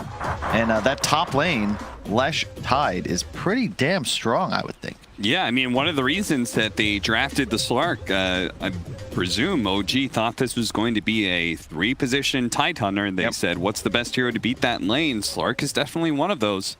The question is Centaur OP? It's won both games so far this series, one for each side. Once again, it'll be Seb, Bracer first. And yeah, I kind of gotta agree with the panel. Like, you look at the OG lineup, it's a lot of single targets, specifically their 2 cores, right? And Bloodseeker, Slark, they need a lot of time in these fights. Whereas Tundra, they just spew damage all over the place. XP-based damage, my favorite on this patch. Why is that? Why do you like experience-based? The battle begins. Games are ending Do you feel like faster. you don't have the time to farm? Is that why? Pretty much. And I think the games also are moving a lot faster. 25, 30 minutes of Dota, you feel like you've seen everything. Okay. Roches occur quicker, and especially Leshrac, it leads to tower pressure, whereas OG, it's basically Centaur with the Vanguard. That's your tower pressure, and Yeah. you might lose your tier 1s real quick if that's your only method of split pushing. But we'll see. I wouldn't be surprised to see Ana just grab another Midas and play for the super late game. And Diffusal Rush also would make some sense. It's what we've been seeing a lot in China. But first they got to win this top lane. It's easier said than done. Expect a Gush level 1, 2 mangoes from snaking. Yeah, especially since they already know Ana has the Essence Shift. Yep. Leveled up early, so they might be able to get a lot of... Okay, that wasn't quite the time I expected that to be used. All right. Just wait for some hero to be a little out of position, hit the Gush, follow up with the stun, lots of right-click damage, but snaking. He's a man on a mission right now, and that mission is to block the easy camp. Courier baiting it a little bit before it backs into the tower. I keep on making this complaint. Very boring.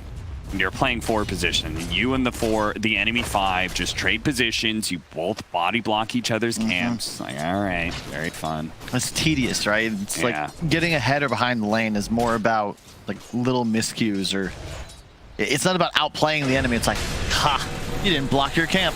Yeah. Gotcha. Did you do your checklist? Did you do all those things you were supposed to be doing? Did you body block the camp and stack up for your core? And I'm so over the creep pulling. That's the only mechanic I'm not a huge fan of nowadays. You saw it bottom. You're gonna see it top most likely. There's just nothing you can really do about it in a 2-1-2 meta. Let's see, No Tail. He's gonna try and punish Snake King as much as possible for blocking the camp, but ultimately there's not much he can do about that. And this is, Snake King's happy with this because Lesh against the Slark in lane, if it's just a 1v1, he's gonna be happy, right? Oh, mid. Pulling it back in to simulate, dodges the nuke, and gets a little bit more damage onto Thompson. It's that dangerous game you play as a Bloodseeker, right? Just trying to stay in lane, and if you get enough CS, then you'll be healthy again. 9 constantly trying to make him uncomfortable to a point he can't stay in lane any longer, but it looks like Thompson's going to be good now. Yeah. 9 did a really cool thing though. He was just messing with the creeps. Yeah, he loses the top water rune, but it was all about the XP because his wave was pushing. So he got all the CS, and then he went to make a play for the rune. But he's doing quite well middle. No-Tail's also got this habit. I don't know if I've seen this on many other supports, but he brings so much regen to his lane. Yeah. It's like 2 salves, 2 mangoes, and he brings more. Another factor of these side lanes. Did you bring enough regen? Are you ferrying more regen coming in? Well, can we talk about the draft a little bit? Did you think the Slark pick, 3rd pick Slark? Early.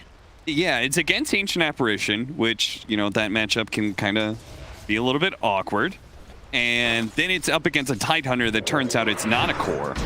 I think the hero matchups are less impactful than the position it was picked in. Oh my, what? Thompson! That shouldn't happen. Yeah, getting the outplay in the mid lane. Hopefully we'll be able to get a glimpse into what happened there. And it looks like, oh, Snake King, you missed one of those pulls. You didn't block it every time. The new OG, they're all focused on Ana, and to pick his hero when you then give Tundra 3 follow-ups, that's a bit awkward to me. Yeah. Like, his laning phase is not going very well, only 14-2. And do you feel like this Bloodseeker last pick isn't such a gotcha pick that it'll kind of rectify the draft? Not really. Not really? It's all right, yeah. But I traditionally love playing Lifestealer against Bloodseeker. You just infest if you get ruptured, no big deal. Rage to safety. Same thing, if somebody else gets ruptured, right? You could just jump inside them, they'll stand still and be tanky as a result. Another hero that doesn't really love playing against AA either. We'll see how it plays out. I like the double null as well onto the Leshrac. Super value, especially side lane. A little bit extra stat. Increased spell amp, always value. No blood for you. Mid lane, Rupture on a 9. He's in trouble. Yeah, he doesn't have Dissimulate, so he's done. Thompson's going to claim a second kill here. Maybe it's individual performance that'll let this Bloodseeker look really nice. 2 kills up already over 9. Yeah. Thompson's feeling himself. He picked Void Spirit into Bloodseeker, right? Yeah. I'll be honest, I was thinking about the ramifications of this game. I wasn't paying attention to the end of the draft. Just wild. Like, I did not expect that matchup to be so one-sided. I mean, you know, this is where Thompson, the Thompson effect. This guy's 33. good. He's been the one who's been having a pretty good lane right here. But they're gonna try and burst him down, but Anna, he got him. 33 with the Fairy Fire pump. He's able to stay alive just long enough to get the kill, gets the experience before he dies. They lost Seb down bottom too. It's like, come on, Thompson's like, guys, what more do you need? I'm free farming here, doing what I can. Yeah, chill out, guys. And the blade I've belt got a build. Rupture up. I can gank soon. Radiant's middle Speaking tower of, do is you under think he's attack. gonna? Gold for me. Would you use this Rupture? Do you want to try and pressure 9 more, or do you want to help the side lanes?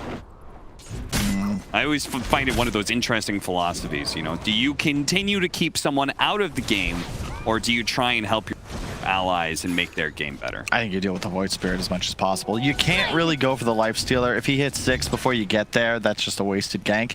Top lane, sure, you might be able to stop the Lesh, but I'd actually be concerned that 3-3, he hits 6 and then turns it around on you.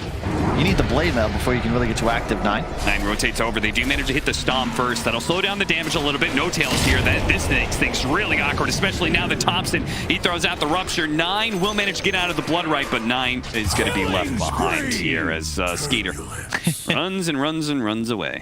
And now OG, they're feeling themselves a little bit. Seb, definitely still a little salty over the pause spam, ensuring he tips offensively. A little bit of all chat to boot. Yeah, I mean, he was the one getting tipped last game during those pregame pauses, and he said, do it more. I'm beginning to like it. Yeah, you know. Now he's doling it out himself. Now it's the Vanguard, going good. Thompson is just owning this game. If he wasn't crushing mid so hard, this would be a lot more Tundra favored. But as it stands, looking okay, and he's running top. They're gonna have to back off here. They see him on the ward. No Rupture. No Rupture, and they've already retreated back enough. So Thompson will just spend a little bit of time hitting neutral creeps, giving Saksa the mid lane experience so he can get 6 a little bit sooner, which obviously is value for Thompson anyway, because then they can do the Rupture into Terrorize combo. Is under attack. Look at that. What is even happening here? I don't really know, but Skeeter seems intent on trying to punish Seb, and Seb's like, I don't know what you're doing, but I'm definitely not dying right now. So annoying to play because the center, he's just constantly pulling creep waves. Lifestealer, you know, you win this lane, but you can't really stop Seb. Yeah, I mean, this is all without a Vanguard. He's making these kind of moves without the biggest upgrade that he gets in his arsenal, and you got a Arcane Rune on 9 though. Could be useful. Maybe he'll just farm with it. Does have the maxed out Dissimulate, so going the farming build for sure. Looking to stack camps, it appears. Snaking gonna arrive to do the same. Unless they want to, are they gonna smoke gank? That's a bit awkward. Level 4 Tide.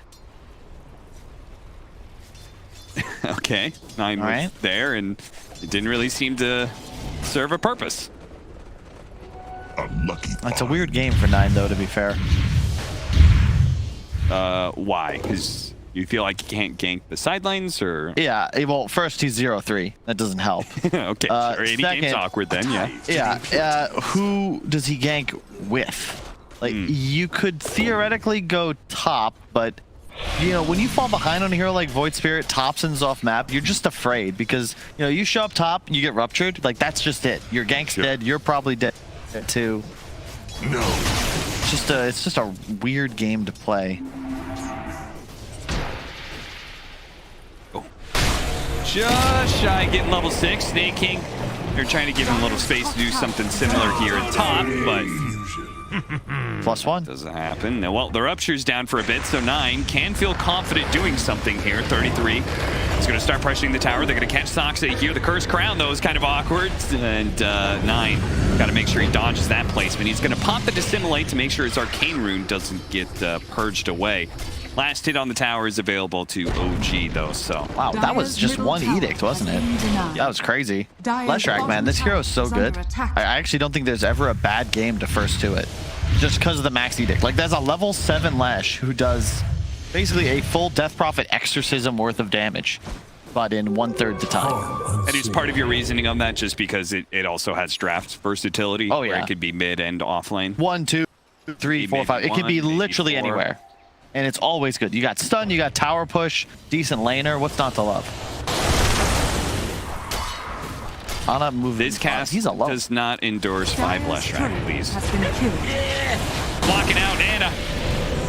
Trying to get away with the Shadow Dance, and with no more jumps from the Void Spirit, he's certainly not going to be able to get that top lane. They're going to go for Snake King. Snake King does have the Ravage if he wants to pop it, but I think he's accepting his death here and holding on to his cooldown. He's saying there's 4 heroes up here, guys.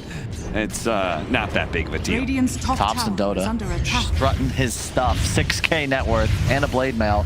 That is so annoying to deal with, specifically as 3-3 on the Leshrac, because he can just run in on top of you. Typically, you'd be able to stand still. Oh, they're going to catch him the Brambles. It's on point. Now they're going to hit him with the Rupture and adjust a blade mail. He's going to ensure his death here. They threw out the Terrorize just in case, because Skeeter was actually getting quite close there to be able to get in range of the Infest. Now they're going to help and try and bring down Thompson, but I'm pretty sure Thompson is going to be okay here. Really nice job.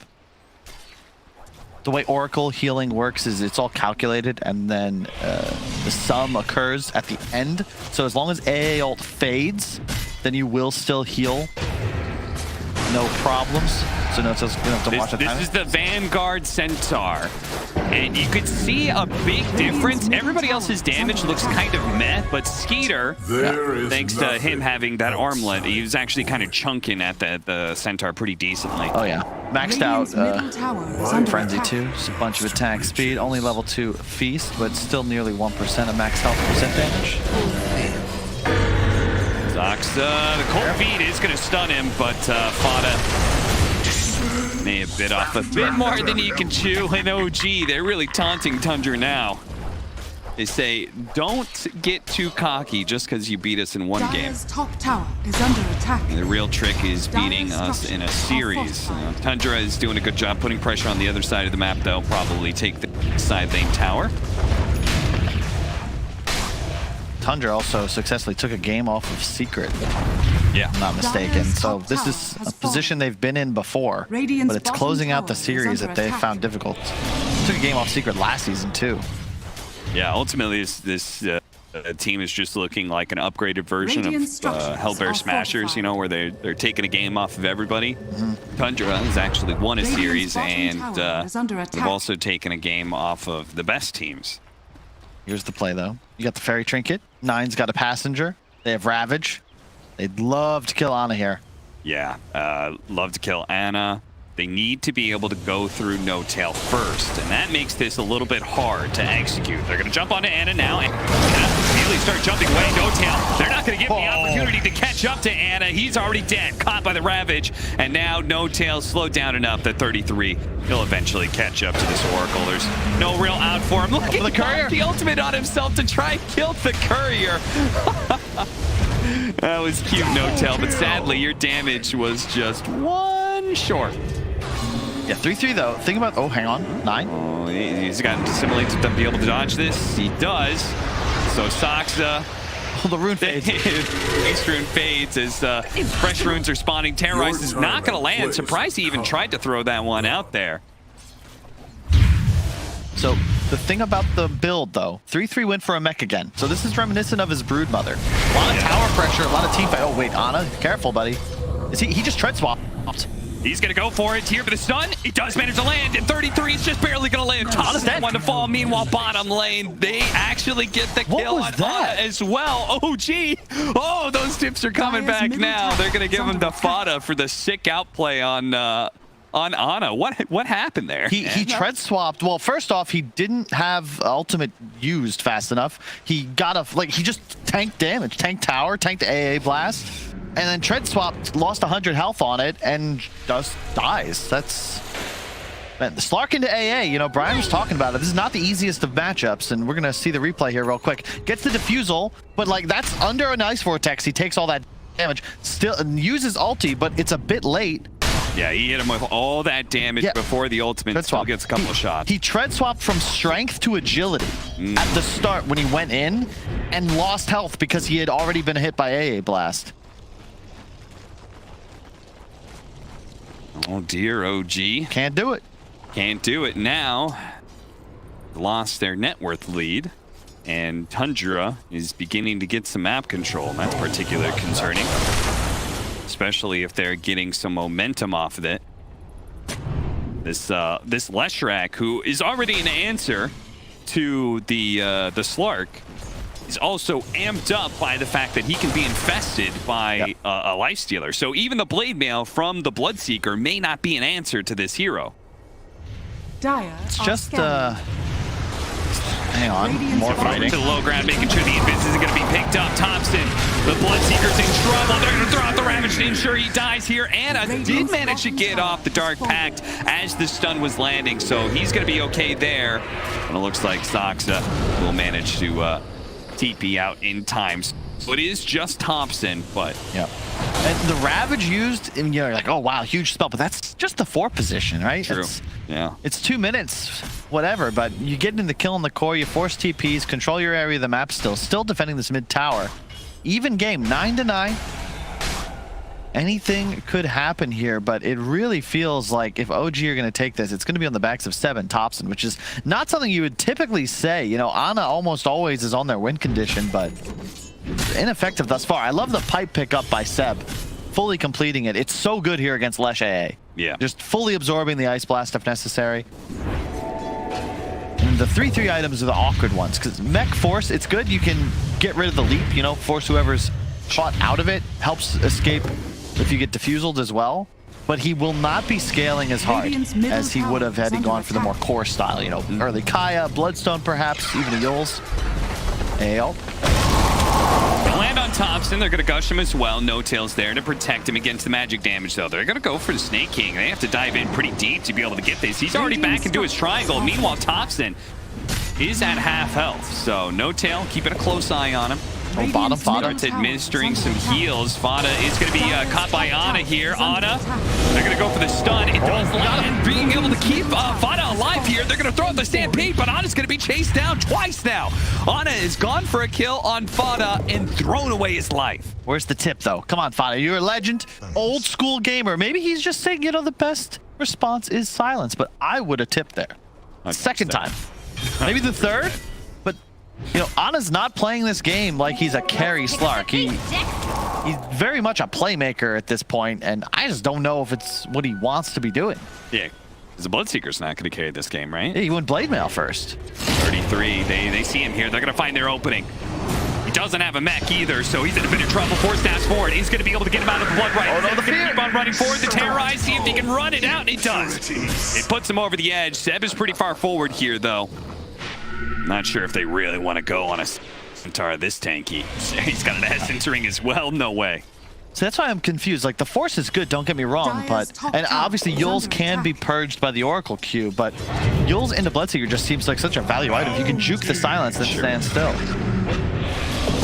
No, absolutely. I do agree with you. Curse Crown. Yeah. Dealing with Blood Right. There's a lot of options. The problem is that OG's lineup is still going to outscale. Like, you have the Oracle, you have 2 cores that are going to start doing some serious damage. You know, Skeeter on life, I don't want to understate. He can carry this game. But if you give him and Slark full item set, you're going to take the Slark. Maybe the AA change things. It's anybody's game. Let's just leave it at that. It's even. It is 10-10. Quite very literally even on net worth. So they're going to be able to find Thompson onto the low ground here. The Ravage immediately used it. A caught No Tail. He's still going to be able to get off at least the Fate Edict to be able to stop away some of the magic damage. He's actually getting away with all that movement speed. Skeeter, he can't possibly keep up. Nine's going to be silenced, so Soxa goes in for the kill here. Last bit of damage, he TP's out. Extra style points for Soxa. He managed to get away there. 33 in trouble. Anna looking to be able to chase him down. The burn damage bit by bit. Oh, no tail. He finished them off with the Purifying Flames. Now Snake King, he's going to be caught by the Purge as well. That is Fortune so does sick. not end well here for Tundra. Man, the cast animation from the Leshton, I think finishes onto there, but no tail. Zaps him down just in time. And yeah, that's who I was looking at too. The damage output from this Centaur is unreal. Absurd, some would say. Truly absurd indeed. SNY, I mean, he did half his team's damage in that fight. How many double edges did he get off? And this is going to get spooky. Anna and Thompson will both have BKB up soon. Under attack. I think Skeeter just getting kited a little bit in that fight. Didn't really have a place. Thompson escaped, and then he was kind of pressured back into the mid lane. Ravage was nice, but you didn't kill the core. Yeah, they were so split in that fight, right? They didn't have the Leshrac around, so they inevitably just ran out of damage trying to go for this Bloodseeker. It looked good initially because they caught no tail, but then it was just Skeeter. Bottom tower is under attack. Fought it again. All right, the smoke's gonna break. He knows he's here. Doesn't quite catch him on the blink, but it'll catch him on the stampede. Managed to run him over, but the rest are TPing in here. They're all gonna be spotted in this blood right. It's really awkward for 33, as he's already at half health, and he's just gonna be taken out by Thompson almost instantly. Now, No Tail's gonna be spotted, but he does manage to get off that false promise, saving himself, but he can't save the others. Thompson may need it right now as he's getting a little bit low. The Dissimulate, he actually gets silenced there. Bloodright going down. Thompson looking for the finish, but he's quite low, and he will actually get burned out. The rest of OG on the retreat here. They only lost Thompson for this. So if they get out freely and Anna's allowed to farm top, this isn't too bad. Now you take those. Forced to buy back on Fada as well.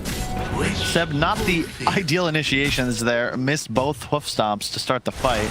Oh, well, I guess he did get the one on Fada, but not as he planned. And a good buyback, but you really would have loved to be able to turn that around more. But unfortunately, Ravage coming up 2-1 now. Had they had it for that fight, it would be different. But OG, yeah, they lost last game, but they did the exact same sort of plays. They have timers. You know they have timers, and they're only making these sorts of aggressive plays because they know they have that window. The next timer for OG, they've got, yeah, you've got Ravage back up, and now they've got the BKB on the Slark. That is going to make things very awkward because their biggest threat to this Slark is the Leshrac and the Void Spirit's AoE damage, all that magic damage. And that's my problem with 3. Like, look at 3-3's gold right now. Like, he was having such an insanely good game, but I almost feel like he sacrificed too much here. Like, it's not about how strong he is now. He's gonna fall off this game. He's not a real core anymore. He's truly playing from as an offlaner, but I think that was kind of where 9 was looking after his rough laning phase. 3-3 had the opportunity to take more of a farm priority, but Smoke gets onto the high ground. It breaks. Can't go Anna for it. and Snake King, the Fish Boys, they spot each other. No one makes a real move here. Tundra still playing into their triangle right now. OG looking for somebody out of position here. 9 immediately pops the Dissimulate as soon as his smoke breaks. He is not taking any chances being spotted, potentially caught by Stomp, the Rupture. 9 thinking about it, but immediately the Fate's Edict's going out, so they know No Tail's right behind him. It's not worth trying to go for Anna here. The chance of them blowing him up, whether it's Dark Pack, BKB, or False Promise, it's so unlikely to 100-0 him. His team fight is actually very hard for Tundra, I feel like. oh yeah, they need to play it near perfectly, and they have to get No Tail. That's why they're re-smoking. They're going to find this initiation. No Tail, he's going to be silenced up immediately here. The Fate's Edict is going out. The Stampede trying to get him away. Now, OG, are they going to try and fight this for No Tail's life? Looks like they will. No Infest up. Skeeter stuck by this Rupture, and it's going to start beating on him. They do have the Rage. Terrorize being forced down time and time again. Skeeter trying to get out of blood right now. He's going to be okay. The Centaur, they're going to start focusing on him. The Ice Blast does bring him down. OG playing the edges here. Anna now commits to the team fight. The Ravage going down, but doesn't actually stop Anna. Anna, but it does kill no. Kill the terrorize, beautiful place. They do have a nice brambles. Dual Scepter's gonna go off. Does he have to simulate 9? He's gonna throw out a little bit of a stun onto Anna, but they're chasing, and Anna's building up that damage bit by bit. Thompson, he needs to be able to play in and out constantly, but Soxa doesn't have that luxury. It looks like Thompson's still going for it, but it looks like maybe he misread it again. He thought he could go for the kill on 9, but he's just about 100 damage short. And they just cannot touch Skeeter. The Deso armlet build, he was chunking on the Centaur. The pipe we liked. The trouble is he has no armor. The Vanguard is not effective once you start getting chunked by a max feast lifestealer with Deso. He's hitting for like 250 a pop. Good initiation. They force the ultimate on Noto. That's a kill if 9 lands his Q there, but I actually think it works out better for Tundra because it puts OG in a position where they feel confident taking a team fight. And Skeeter, you just can't go. He still has rage. So, oh, you want to come click me? All right. The fear play doesn't work. And now we've traded Rupture and Oracle ulti for effectively nothing. Snaking's still holding the Ravage. I believe it's squandered. You see him pop it here. Look at that BKB timing. It's perfect. But Ana just doesn't do enough damage yet. And neither does Thompson. They're fast. They're quick. They can go in and out. But you can't trade with Skeeter. Another buyback used by Tundra, and that to be ensuring that they do win the fight. And while they do win this one, it is slightly concerning when you say those words. Anna doesn't do enough yet. Yeah. But it is inevitable that he is going to start doing damage eventually. So I feel like Tundra in some ways does need to, like, I want them to start winning fights on OG's side of the map, you know? Or do you disagree? You think they're good? We'll they see. just chill.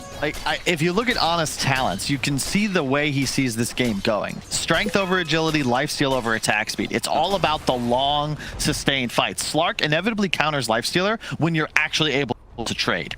And you need a bunch of stacks for that. That'll be a couple items out. But, you know, at this rate, you got to be a little concerned because Skeeter, this man is very strong. Sanjin Yasuo just completed the Deso. He's not ready to fight Slark necessarily, but he will be able to go toe-to-toe with the Bloodseeker and the Centaur very easily.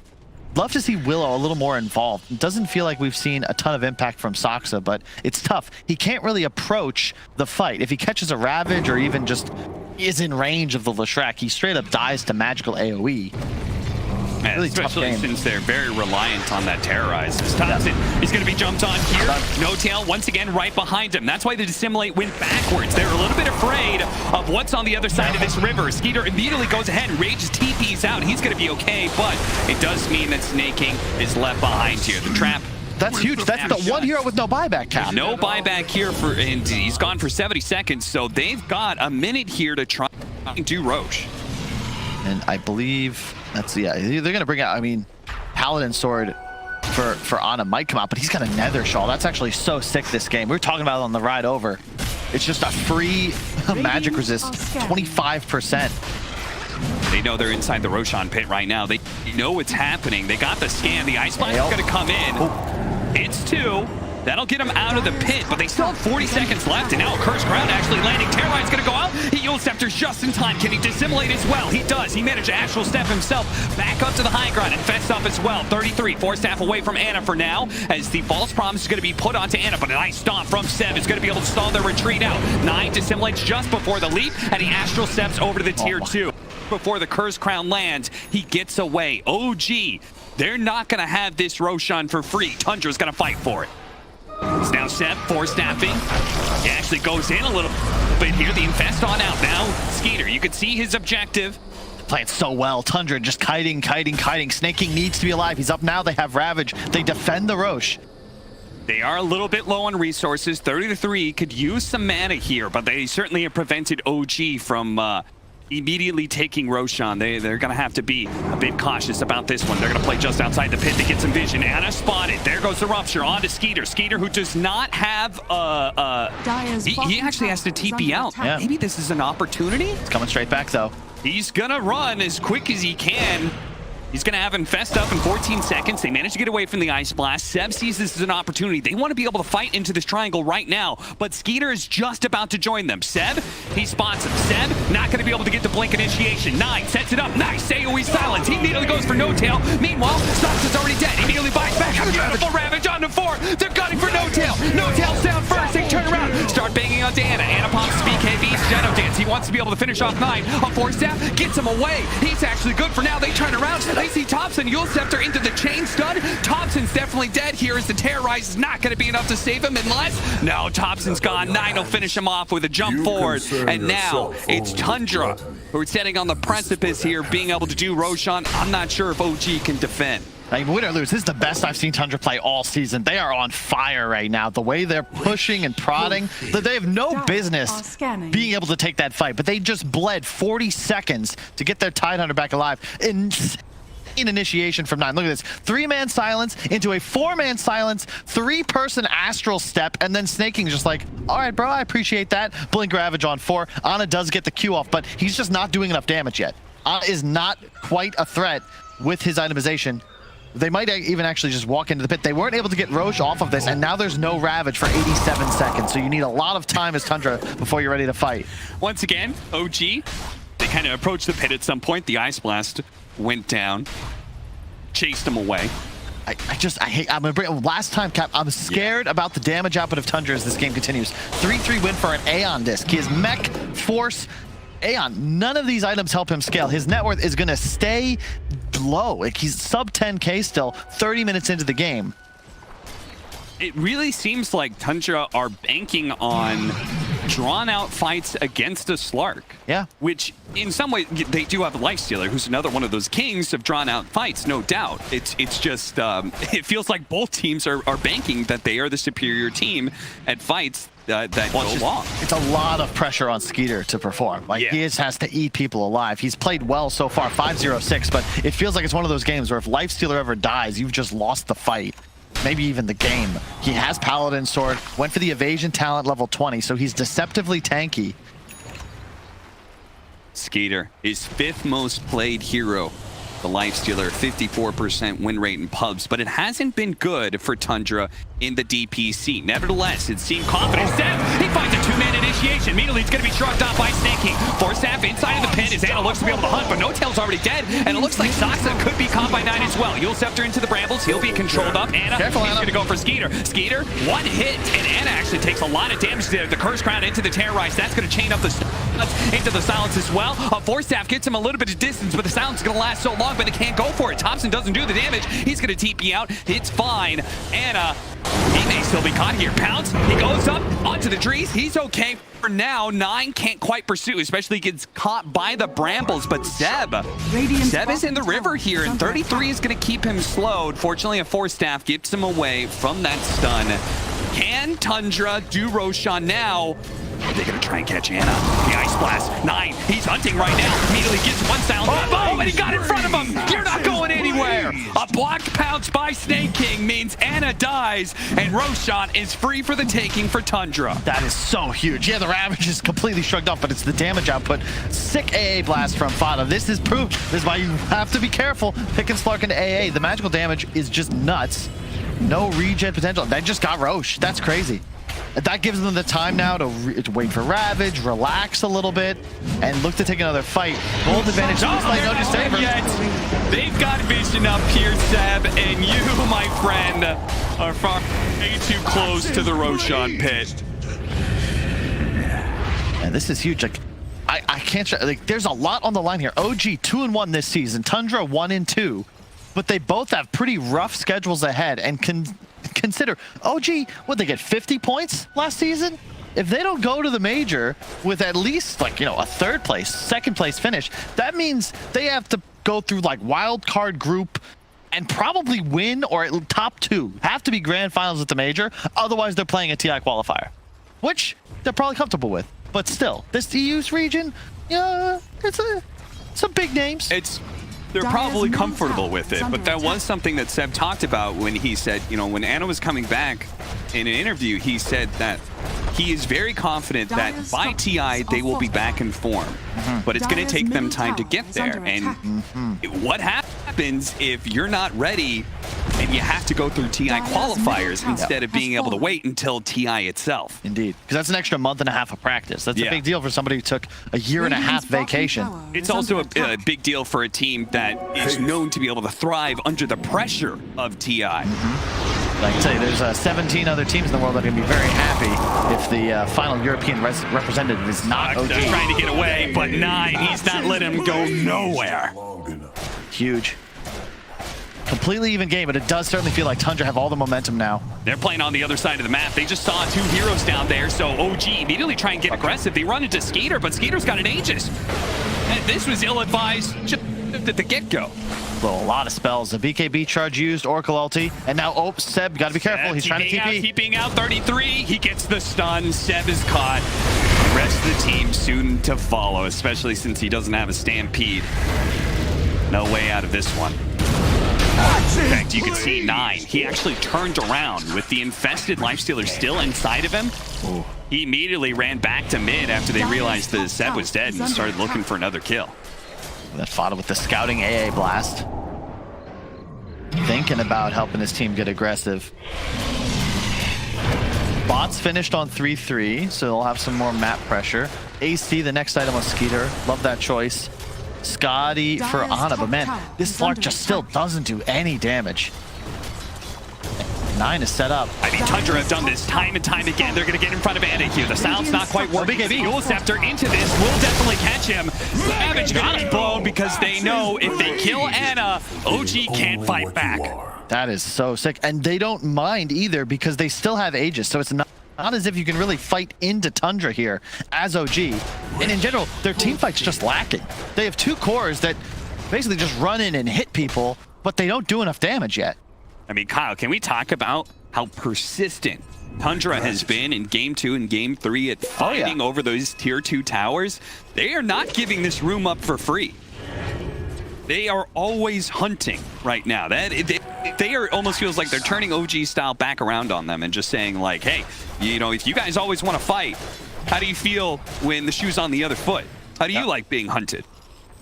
Yeah, it's just the gold lead, the XP even more pronounced. Look at that. That is the graph that counts here. Yeah, experience-based damage, you called it. Yeah, that kind of advantage is huge. Talents online. Level 21 on the Tide. He actually does not die.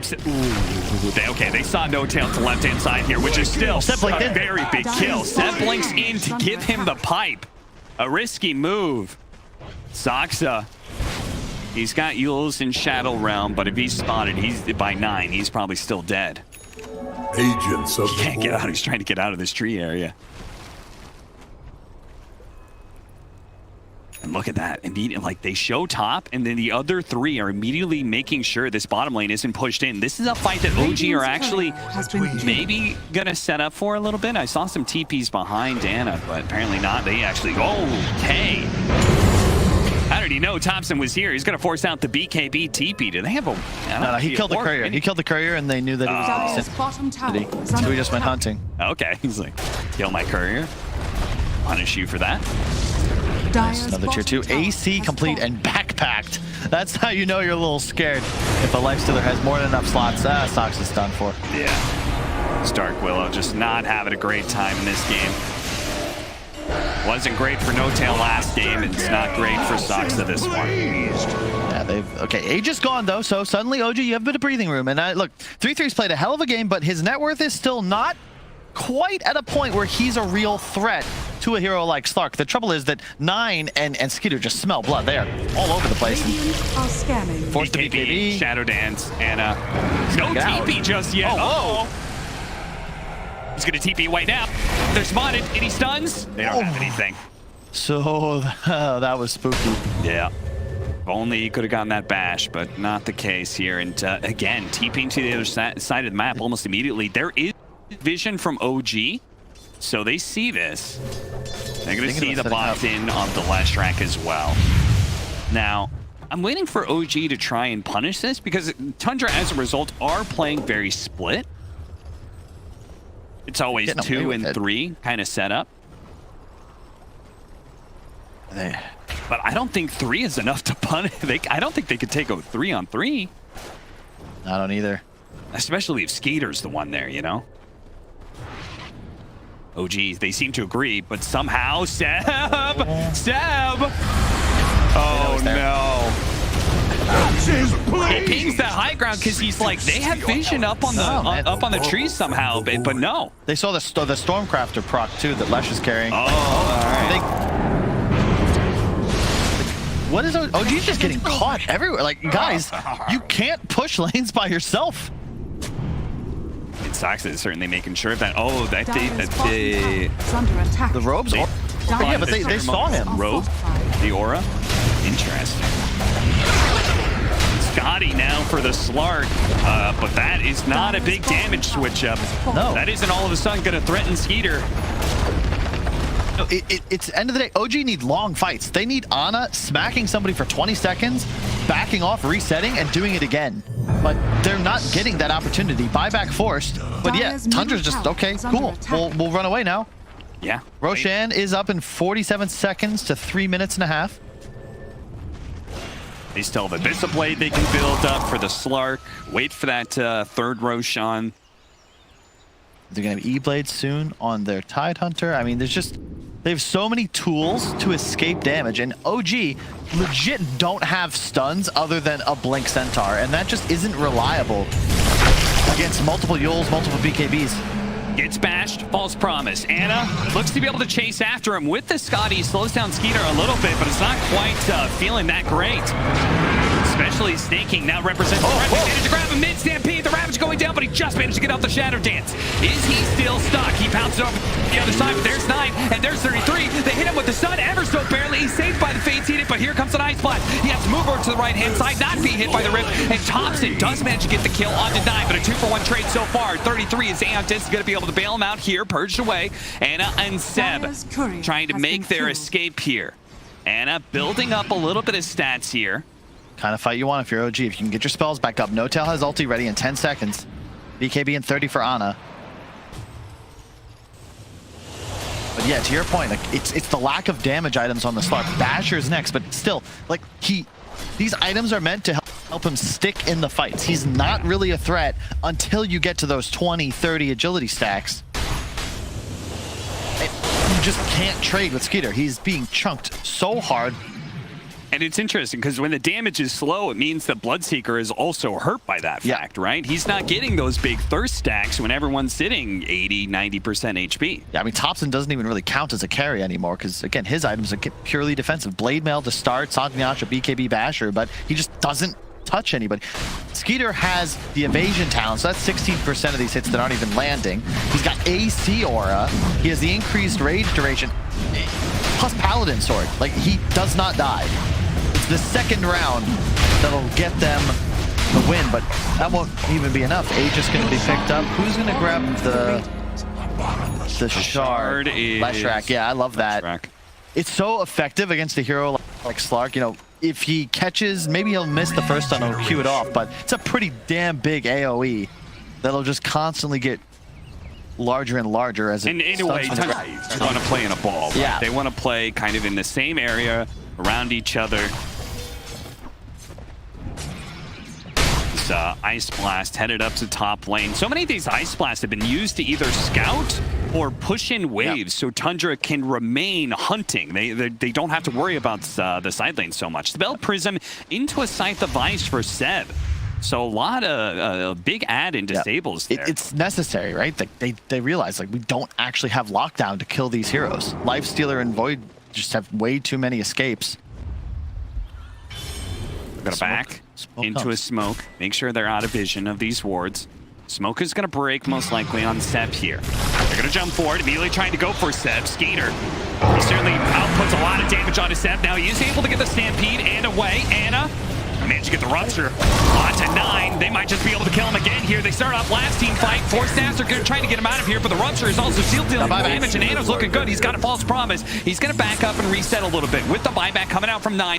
They say the damage is done. If we can get everybody else out, we're looking pretty good. No Tail looks like he's kind of stuck, though. 33 running forward very aggressively here, and Ana, he'll turn around and try and punish. Immediately the E-Blade goes out onto him, though. Sox are turning around with the Terrorize. He's going to be okay as he scares back both Snake King and Skeeter. Oh, whoa, look at the tops at 9. Thompson, 9? What was Thompson doing here? It looks like maybe he was chasing 33, but 9 on the buyback is able to catch Thompson through this, dissimulate the nuke will finish. Meanwhile, blast onto Hannah. Hannah leaps away just in the nick of time. Bouncing back in, Seb. He sees the 2-man stomp. Managed to land that one with the magic damage flowing in. They're going to go for Snake King first. Snake King would already use Ravage. Not that much of a threat, but they got to deal with Skeeter. Bash once. Got to get him out of here.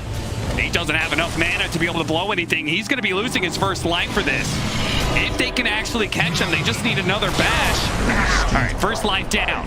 Can they catch him a second time into the back lane? Almost immediately. He's going to be gunning for no-tail, but he has to be able to jump. Immediately, side the feist up, down to half health. He's low. Can he actually get away? But he actually gets the infest inside sinking ever so barely. Now, it's going to be 33. Ice blast on to 3. Really well set up. Well, 9. He's beating into no-tail, trying to finish him off, forcing the false promise on himself. So it's not there to be able to save the Bloodseeker right now, who's going to be chased down. He's finished off by the Ancient Apparition. Anna right in the middle of 4. He's going to turn around, but Aeontis, they're also tanking. He's not doing the damage fast enough. He needs to be able to jump after the red but Snake King's there. Gets in front of him, denies him an exit. Now Seb, he's going to fall as well. No buybacks on the side of OG, and Tundra clearing through hero after hero. Seek and destroy is their mission. They're going to hunt down every single one of OG's members. And it's looking like, Kyle, game 3. It may not be Tundra's immediately, but they are looking damn good to finish this series up. That was absolutely insane. Skeeter just that perfect infest when by the time 3-3 dies, he's full HP again and can look to trade. Ana had 50 stacks and it still wasn't enough. The fight was as long as you could possibly hope for OG. But as you said, great pounce block by Snake King. He has been on point. That buyback was once again crucial. Dire's middle tower. I mean, the support's buying back. What are you guys going to do? They're going for the throne. Yeah, go for the W here. Yeah, go for the W. Immediately, Soxa tries to show himself to kill a creep wave. He's no buyback. Tundra say, no, we know exactly what you need to do to stall this game out. You need backdoor protection to go back up. No way in hell we're going to allow that. Skeeter, meanwhile, focusing on the objectives for them as the building hitter. A tier 4 left, but that's it. No-tail calls it. OG. They will drop down here in this game 3. Tundra, a huge victory for them. They are now 2-2 in their second season here of the DPC. Man, some smiles coming out, well deserved. That is huge from Tundra. That is the team I expected to see coming into the start of this.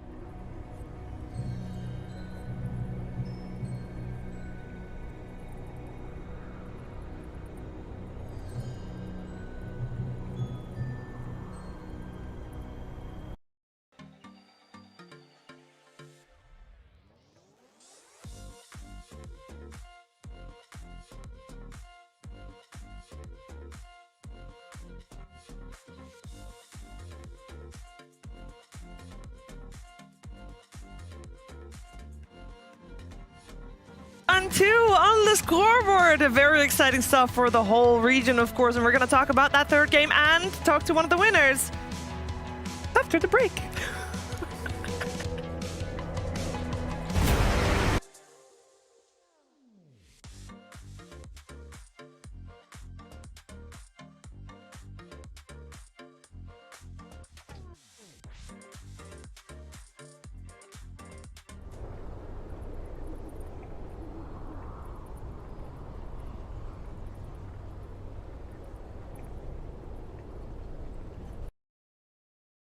It's a peculiar one. Like, we have seen some Tinies pop off recently. We've seen some Tinies just not do anything throughout the game if their first couple of rotations fail. But I think the idea was, like you were saying, it's a Darkseer partner. yeah, definitely.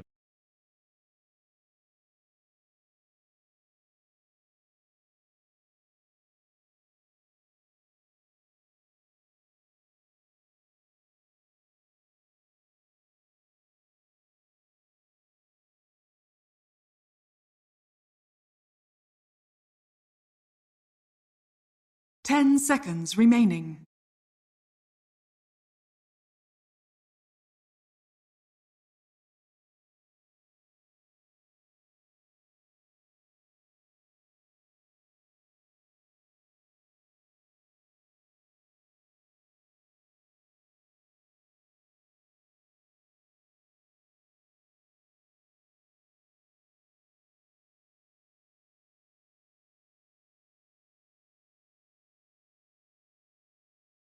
Usually Sven free farms quite comfortably against the Darkseer. And the matchup against Juggernaut is also really good when you get this Armor Talent level 20.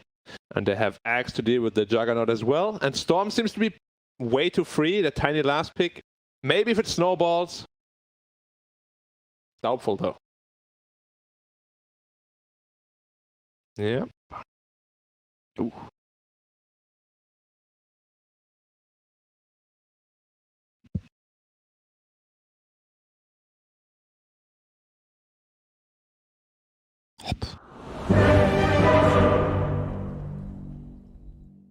He said don't touch me.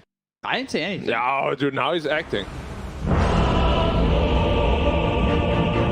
I can do that. With pleasure. You do that? Sometimes. All right. Depending on the day. So we got it. We could cast. Maybe. Possibly. With you? I mean, they don't want us to. Oh, now they do. Okay, now it's back over us. I'm going to go with IG, by the way. Of course you are. I'm always just a follower everybody else on IG. I think believe in the next time, nobody can predict before Miko predicts first. Like, panel can't talk. My predictions are top notch. Exactly. That's why I want you to talk first. So I can copy the maestro. What I say. Yes. Yeah, sure. I'm good with that. Oh, thank you. I appreciate your kindness. Requesting a gank. We need wards. Missing bottom. Stun now. Old 11 spamming everything. Yeah, and he'll have to because their lineup is looking rough. If the Storm Spirit gets off to a good start, you know, a couple of kills here and there, free farm in the lane, which against Tiny should be pretty easy. Right. Yeah, could be one of those games where Storm snuck through to the last phase and is just gonna solo carry the game from there. To battle. When I say solo carry, like Sven and Axe are also gonna have, on paper at least, really good games. And we've seen Sven kind of get disgusting. Yeah. And not like needing too much time either. Especially with Elder Titan. We've seen him with just like, I think 3 hit a PL. Yeah. With like 4,000 health. Yeah, the natural order can really be devastating. I guess the question is, what does Ollie, or how does Ollie want to build? Because we've seen some Elder Titans kind of hold off on natural order for a long time. I really like the value point in it, but we've seen a couple Elder Titans kind of focus more on the Echo Stomp and the Astral Spirit. Yeah, I think when you're with a Sven, you could possibly get away with skilling at level 2, the Astral Spirit, just to put out some more pressure when it's Sven. A victory for Tundra here in a best of 3 against OG. I mean, this was, first of all, that clip right there was great. We missed the tipping, but there was a little bit of tipping meta going on between Fada and Saxa and Ana as well. I want to talk about Ana's weak spot, which definitely is the tier 2 tower on the bottom lane. We saw him die there quite a few times, but I know that BSJ and Owen would really like to talk about picking Slark into Ancient Apparition, Brian. That's my #1 played hero. It pissed me off a little bit. I'm not gonna sugarcoat it. I was back there. Everyone here knows she gives me that grin. I was not letting that slide. I was like, guys, I'm watching this game, and Ana just can't play Dota. You can't go into fights as Slark without the ability to regen. And yeah, they gave it the Oracle. They tried to give it a little bit of a boost, but it's just not enough. And you only saw 2 heroes in the draft. It was a confidence issue for me. It's a pride issue. It's like, dude, I would never be able to win picking Slark into AA when there's only 2 heroes picked. He better not be able to win. And they even swapped up, put the Leshrac off lane, which is another great matchup against the Slark. It's just a really hard game for Ana to carry, and I'm a little upset that they made it that difficult. I don't know if that's like a pride issue or what, but yeah. Yeah, no, I think, yeah, sort of the overconfidence from OG in the drafting the last 2 games hurt them. We saw in game 1, it was Tundra coming in and being like, hey, we're going to try Brood first phase opening. Didn't work out. And then in the second and third game, OG's like, well, we're going to throw our carry, second pick PL. And then third game, here's the Slark. And it really, it hurt them. This last game, it really did seem sort of impossible. The play as well was kind of all over the place from OG. It didn't feel like the OG we've come used to see from some of the other series that they played this season. But absolutely hats off to Tundra. As I said before the series, this is a team, a squad that you can't underrate. We don't know sort of what the skill ceiling is with this team with Snaking. And game 2 and game 3 looked pretty phenomenal. Snaking absolutely gelling with the team perfectly. Just incredible team fights and plays, and they had a synergy that the OG just couldn't rival today. They could not. This was a very, very crazy back and forth game, though. I can't wait to talk more about that game, but this time with 33. Hey, congratulations, Nana, on the series. Hi. Thank you. I mean, that was a great series from a viewer's perspective. I have to ask you about your Brood game, because obviously, even though it wasn't successful this time around, I am very curious because we keep talking about the hero here on panel because we expect to see it more, and we haven't really seen it more yet. Why not? Maybe you haven't been watching the right games. Because from what we've seen, this hero is being first picked in China. Okay. By a lot of teams. Like pretty much all of the best Chinese teams right now are playing this hero in first phase. So it's definitely there. And unfortunately, it didn't work for us. But you know, we will try again. I believe it, and I can't wait to see it as well. I'm also I'm curious because you guys are now on bootcamp for a week now, right? You've been together at least for a week there. Correct? Yeah, we've been here for longer. I think probably like 2 weeks now. But okay. We were in quarantine at first, so everyone was just playing from the hotel room. But this is the first series we are playing together. Okay, well, talk to me. How do you feel? Like, what's the difference? What's the difference with playing with this 5 squad that you have at the moment? Well, actually, we're only 4 right now. 9. He got here a bit late, so he's still in quarantine. Okay. He's gonna be released tomorrow. But it's just a lot more enjoyable. First of all, to play together. It's a lot easier to communicate after the games. It's a lot easier to talk about what happened. Yeah, I mean, and it's a lot more fun to be together, to finally, you know, get to meet the people you've been playing with for so long. Oh yeah, that I can definitely imagine that. Final question for me is regarding the Slark pick on the side of OG into you guys' first pick, Ancient Apparition. Were you surprised about that? I mean, actually, we were talking for like a minute or a minute and a half in the draft on our last ban if we should ban Slark or not. And yeah, I was saying, guys, there's no fucking way they're gonna pick Slark. There's no fucking way. And then, you know, they did it, but you know, we said that we are happy playing against it. So yeah, very well prepared. Also with the Lesh, of course. Yeah. My question would be that, you know, you talked about the benefits of being in the same house together and being able to communicate after a game what went wrong and stuff. Do you think that like, how do you think the game 2 and 3 would have gone this series in comparison if this was like 2 weeks ago? Like, how big of a difference in this individual series did that make? I think it made a difference. It's not so much the playing in the same room, because once you're already in the game, I don't think there's much of a big difference. But we've made a lot of progress over the last week that we've been together. It's just you know, watching replays together, watching games together, talking. We've made a lot of progress outside of the game, and then, you know, even if we went up to our rooms and played you know, far away from each other, I think it would be the same. But you're now more on the same page, is what you're saying, just in terms of how the game should be played. Yeah, exactly. We got a lot of good practice together. We worked on our synergy, and you know, that's it. Yeah, and talking about synergy, you know, particularly, you know, having Snaking coming in and, you know, being the more recent member of the squad, you know, how's he sort of gelling, and is he sort of bringing a lot of his own ideas to the table, or is it very much a case of you guys knowing what works best for him and then finding how to still play the games in your own Tundra style that he can slide into? No. Snare, of course, he's a very vocal player. As I'm sure you know, or the people who played with him know. So you can't really expect, like, when we asked him to join, we knew what kind of player he's going to be. You can't ask a player like that to join your team and then tell him to you know just listen and play, right? So of course we are trying to enable him to make his calls and to, you know, to control the game the way he likes to do. And of course it's a bit hard when a lot of people want to talk all the time.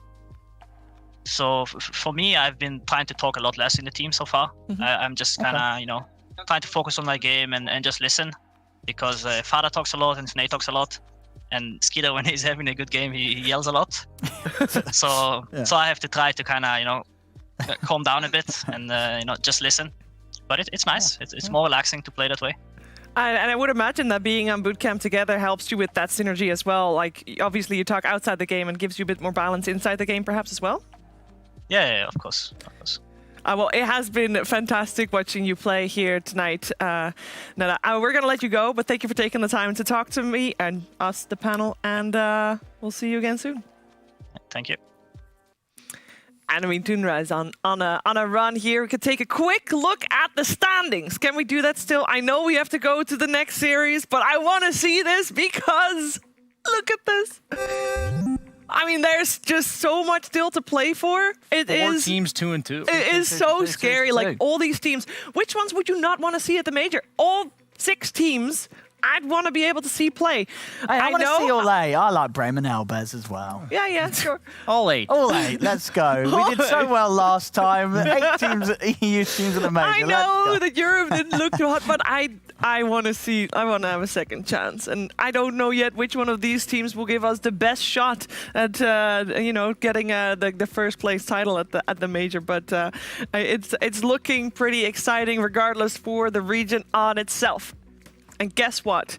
One of the teams is definitely looking a little bit hotter than the others. I'm talking about Alliance, and that is the team that we're going to watch play next. Their opponent for this series will be Brame. We'll be right back.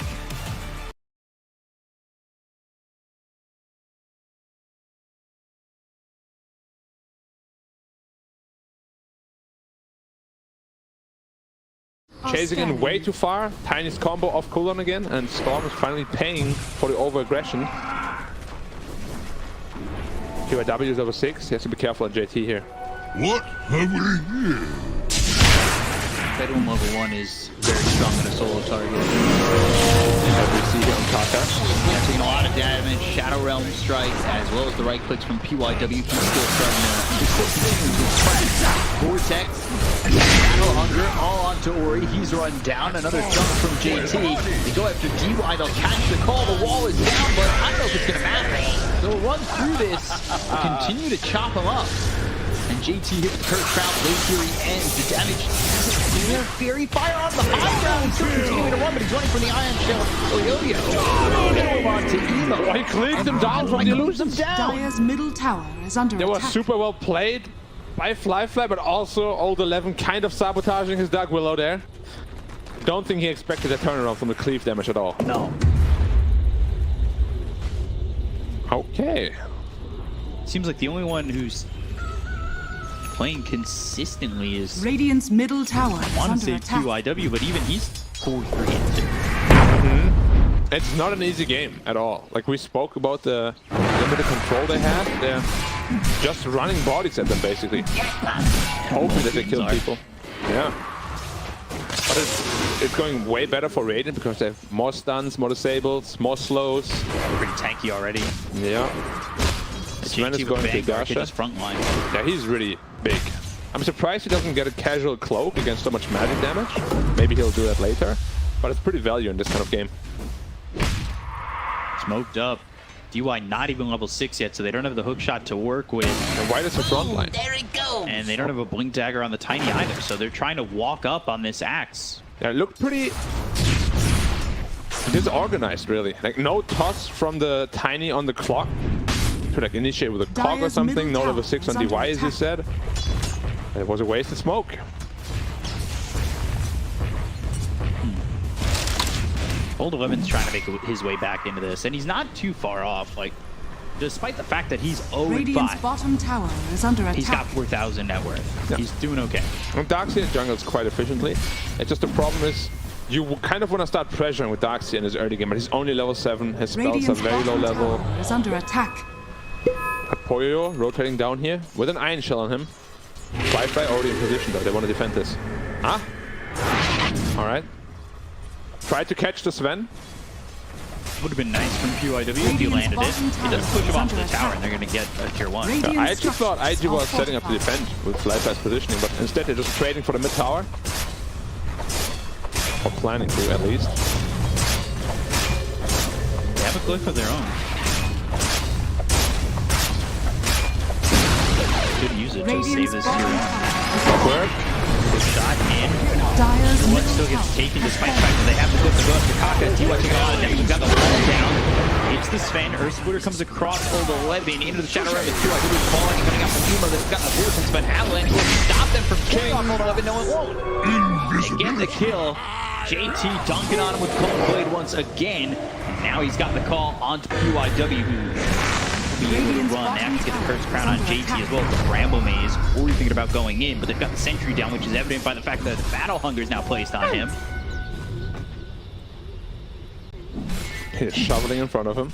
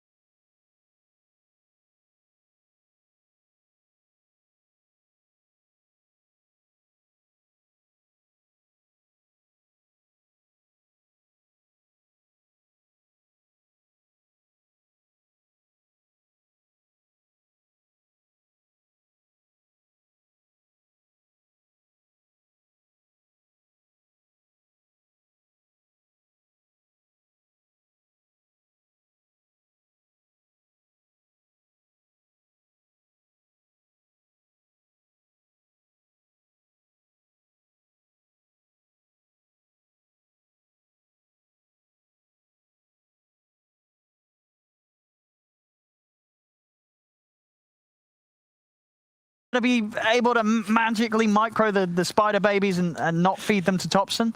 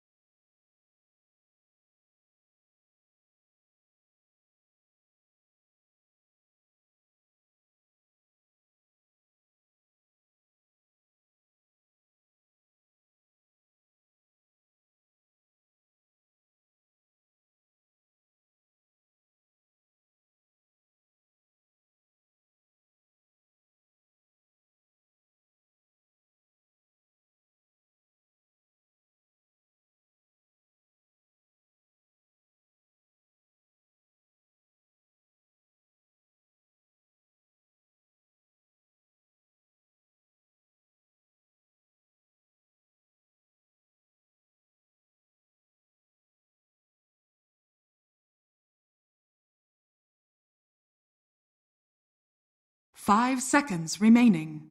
Radiant team ban.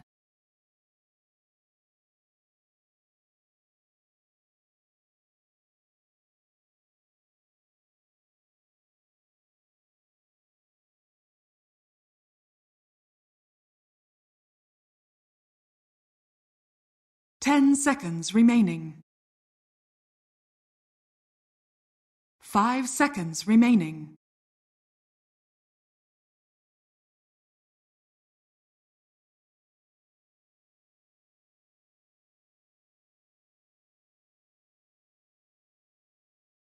Alliances turn to ban.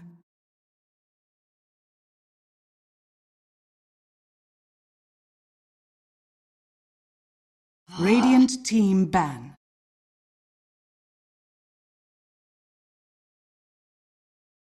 Very humble from FNG. I mean, everybody can beat everybody, sure, but at the same time, it is Alliance beating everybody. That's why they sit on a 4-0 record here. We're gonna find out if they can do the same to Brame here in this best of 3. And we actually do have the draft already coming to your screens in any second now.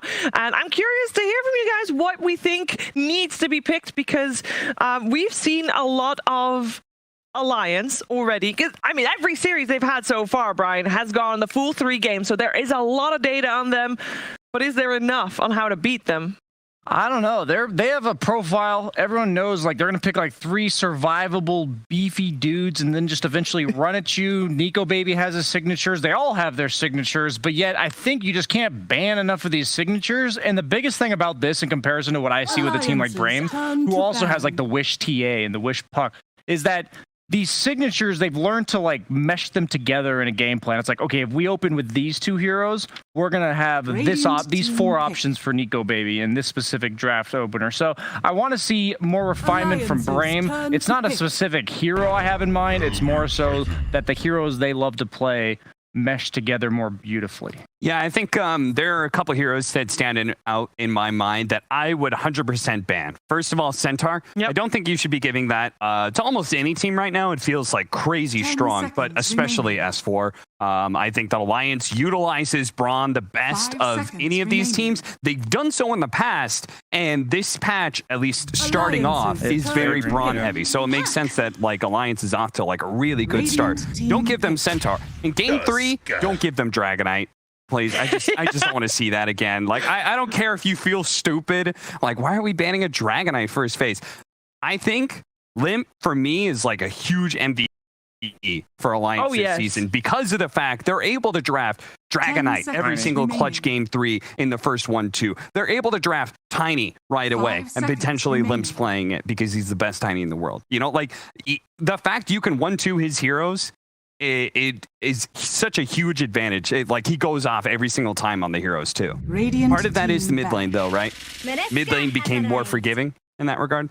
Yeah, you're just, if you know a hero's ins and outs, you can play almost any hero in almost any matchup right now because of the nature of the borrow limerence. We talk about it being more forgiving, but if one guy, we saw it last series with Thompson and 9, whoever outplays the other guy at 5-6 minutes into the game, it's like individual flair on whatever hero you're playing. And that just, it more comes down to how good you are at the hero rather than the specific matchup, because all of them have been very volatile. But up for the first 5 minutes, everyone's always got like top 2 CS or almost always the mid laners. Sometimes it's the guy that's buying a Vanguard, but you know, that so far Centaur, the prime Vanguard builder, he's out of the pool. Timbersaw, I hate that hero. We never get to see it anymore. Stop 10th picking into my pubs, European. It's really annoying. And that's all I got there. I am very interested in seeing how this puck will play out because it's been banned so often. It's one of the highest contested heroes in Europe, but mostly it's been banned first phase still, even though we're one of the only few regions left that actually have that hero in such high contention rates. Alliance, for example, they've played 12 games with Dota 2, but none of those games were including Puck. So I'm very curious to see how they can utilize this one, because the flex potential of that hero kind of went away. So it should be mid now, right? It's just too level dependent. All the abilities got like cooldown, damage, nerfs over the course of the last like 5 sub patches. So yeah, it's weird, but when a hero is completely broken, you can run it in support because usually the abilities are strong enough in and of itself. But it's like always potentially a 5. Like, it's either a 5 or a 2. But if you're gonna pick it up this early, unless they hard counter it, I think you're leaving it as a 2. You know, I would love to see one of these times Alliance draft Elder Titan. Because, like, Brame pick it up right here, right? Most likely it's Skylark's hero, because they've shown that before. They look really good on it. It started getting me thinking, like, why isn't Alliance playing that 3-position Elder Titan? Because I feel like it fits the entire playstyle that they have around S4 a lot. Set him up for success on laning phase, and then once he's the strongest hero at like 15 minutes, like, play around him a lot. And that's what the Centaur does very well. So I'd love to be able to see in some time in this series, Alliance actually try and take that for themselves instead of just giving it to FNG every time. And Brame will first phase pick it whenever they have the chance, because we saw Skylark crush with it, but also it's a hero that they play on position 5, so the flexibility potential is still there as well. They don't really give too much away. In terms of the bans, we got the Tiny and the Ember ban coming out from Alliance. We got a lot of cores banned also on the side of Brame with the Troll and the Jugger, of course the Oracle save as well. I'm curious if we can read anything specific from those bans. Is there anything, or are these fairly generic bans? Oracle deals with the ET Spirit in lane, so it's one of the few supports that just kind of wrecks you. I wouldn't be surprised if they go for Enchantress here on Alliance. If they don't want to reveal their support duo already, leave the flex up to the puck, they might stop that. But the Dispel in lane really screws over ET, and if it's a support, you can follow him no matter what role he is. 5/3, he's equally reliant on that Spirit buff. But then the Magic Immune carries. Like, ET Aura doesn't go through BKB. So you get rid of the Jug, and then Troll's one of the few carries that any hero that deals damage with right-click, Slardar, ET as an offlaner, they just can't lane against Troll. So they go for the Jakiro. Oh, that's a way to deal with a right-clicker. We haven't seen enough of this hero. A lot of people in the back were talking about, man, this hero feels good. They give him like 6 base agility, so suddenly his auto attack. Fog's excited. Yeah, Fog's pumped, man. He's like, suddenly you get like a much better animation from your attack in lane. You have that 1 extra base armor. This kind of stuff matters a lot in the laning phase. And Jakiro, really good follow-up. Right now, you got a lot of stuff to follow up to already. Yeah, I wonder if so you said Magic Immune carries, and it made me wonder if how viable Lifestealer is with what Alliance has so far. Just because they have a carrier, they've got lockdown, they're going to take the Dragonite away from Alliance. Shoes on the other foot this time round. What I like about Brain's Opener is that it deals with Brawn really well, right? ET makes heroes naturally squishy, and then Dark Willow is one of those heroes that, like, say, take Timbersaw as example, right? One of those problematic offlaners where you're just like, we just don't have the damage to deal with this guy. Dark Willow is always one of the better answers against him because she just poops out damage everywhere. You know, she has so much damage potential that even the tankiest heroes are susceptible to being bursted. I hate Willow. It's like top 3 supports in terms of most annoying to play against. Great shard. That shard is... I used to just buy Manta, and then you're like, okay, Willow's not nearly as bad now. And then you just Manta yourself into a Bramble. Like, great support. Suggested to all your pubs, especially if you're facing Brian. Yeah, it's an European special. I see it a bit in NA. There's like 2 or 3 Willow specialists, but there's like 9 or 10 of them here, and they all just... Whenever it's a Willow patch, it's like Willow every game. Dota is a game of tilt. You always got to try to tilt your opponent. And as you guys can hear, tilting Brian is very easy. Just pick Willow. You think I want to have to like micro myself in a zigzag to walk away in lane? It's so... I've actually gotten better at it, so thanks for picking Willow all the time, guys. But, you know, don't listen to Shiver. Don't pick Willow. As it is a good hero, though. I do think it's a good patch for the hero. Well, we need a core for Alliance at this point because the Tusk and the Jakiro cannot really be played anywhere else other than the 4 and 5, or at least not unless they want to try to go for a complete 180. Yeah, the issue with revealing your support duo like this is you are saying it's a core puck, and at least most likely, unless the Jakiro's core is something we don't know, that you kind of have to reveal an offlane or a carry now, and you don't see the matchup. So the best thing you can do is pick a hero that synergizes with what you already got. And Jakiro Void. Yep, that's exactly what they got to do. Go to a Nico Baby special. There's no like ultra hard counters to Void in the game. There's like heroes that make his life a little bit more annoying, but that's kind of it. He's a right clicker that goes magic damage items, so he's not as bad against DK. Nico Baby hasn't lost a Void game yet this season. He's doing pretty well. I feel like Brame might, like, if they just tank up a bit here, right? I feel like this could be a bit problematic for Alliance. You feel like they'll live like through Magic Immune ET that's like pretty tanky. That's hard to be able to put magic damage onto. DK, natural BKB buyer, but also beefy boy. Wraith King's a great anti-burst sort of hero to be able to survive through this Chronosphere. I think Alliance are going to need an answer to this, and I think it relies on S4 to have like a Necrophos type hero almost. Yeah. Where you need something to actually finish off some of these big boys. He's played a lot of Necro this season, or quite a few games anyway. Remaining.